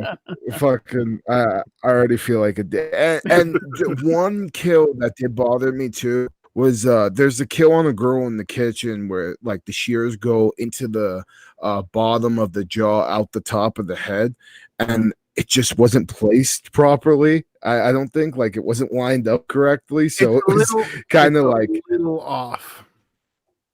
Yeah, and that kind of took. I was just like, that's. I'm gonna complain about that just a little bit, but for the most part, I mean, for the fucking, for the budget, like that kill when he gets her in the eyes, I was just like, fuck, that looked like really, really good.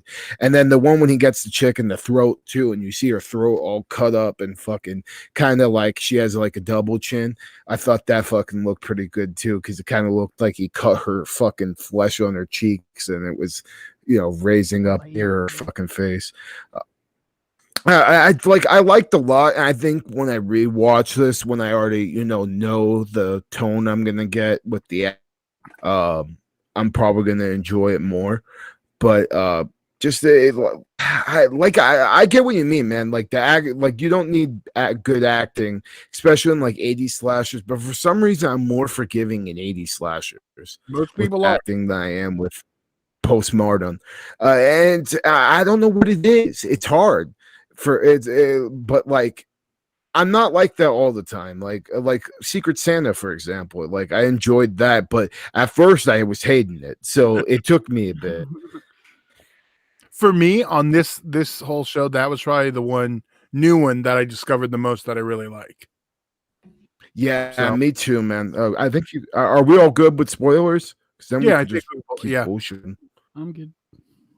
Yeah, no, Secret Santa fucking surprised the hell out of me, especially with me not liking those super low budget, super low budget over the top slashers. It was just too goddamn good, and the gore was too goddamn good not to just like kind of fall in love with it. And I kind of already want to watch it again. Yeah. Yeah, I get what you mean. I think overall this was a good run of our 12 days of SLASHmas. This You has been guys- a blast. I'm fucking stoked that we did all these. Yeah. I mean, 15 Christmas slashers, and honestly, like Without we the did heavy have hitter? a couple of, without the Silent Night. Well, and two heavy hitters, Black Christmas too. Yeah. Fucking. But I just think like out of everything, like we honestly like there's maybe like 3 or 4 of them that I like really disliked, but other than that, there's a lot of new ones I like, and like. There's even some that were middle of the road that I want to see how I feel about next year. And like, I'm just going to throw into rotation, see if they're worthy enough for another year. I just hope that we find enough Christmas slashers for next year's SLASHmas. In the meantime, I have a feeling it's going to be a little bit different concept next year. Like Christmas monsters or some bullshit. I don't know if we're going to be able to find another 12 slashers. But we'll figure that out. We got a year. We'll burn that cross when we get there. That's Dan's show. Right? Yeah. No, he just likes nailing them to it. Oh, that's fucked up. Hey, Merry Christmas. It makes He's sense a Jew? Yes, Merry Christmas. We hope you enjoyed the 12 days of SLASHmas. Yes, Merry Christmas. Happy whatever the fuck you celebrate. We really hope your day is going great, and thank you for checking us out on Christmas or whenever you happen to join in. We appreciate all of you. On the real. And I'm going to throw in there, all of our Jewish listeners, don't feel left out. We did review Hanukkah earlier this year. Just search in our archives, and you can love that fucking movie. And yeah, you can check that out. So see, we have horror for all types of years. Unfortunately, Pugs was upset Black Christmas was not about Kwanzaa, but we'll talk about that. Haven't they suffered enough horror movie? There should be. Dude, we need a Kwanzaa horror movie. There should be. Like, what the fuck? They're all comedies. Make that happen. To me. All right. Well, I guess. Anything else? Yeah, follow us on all the social media bullshits like we normally do. But yes, most importantly, happy holidays to everybody. Everyone, say good night. Ho, bitch. Bah humbug. And yeah, fucking, we love you.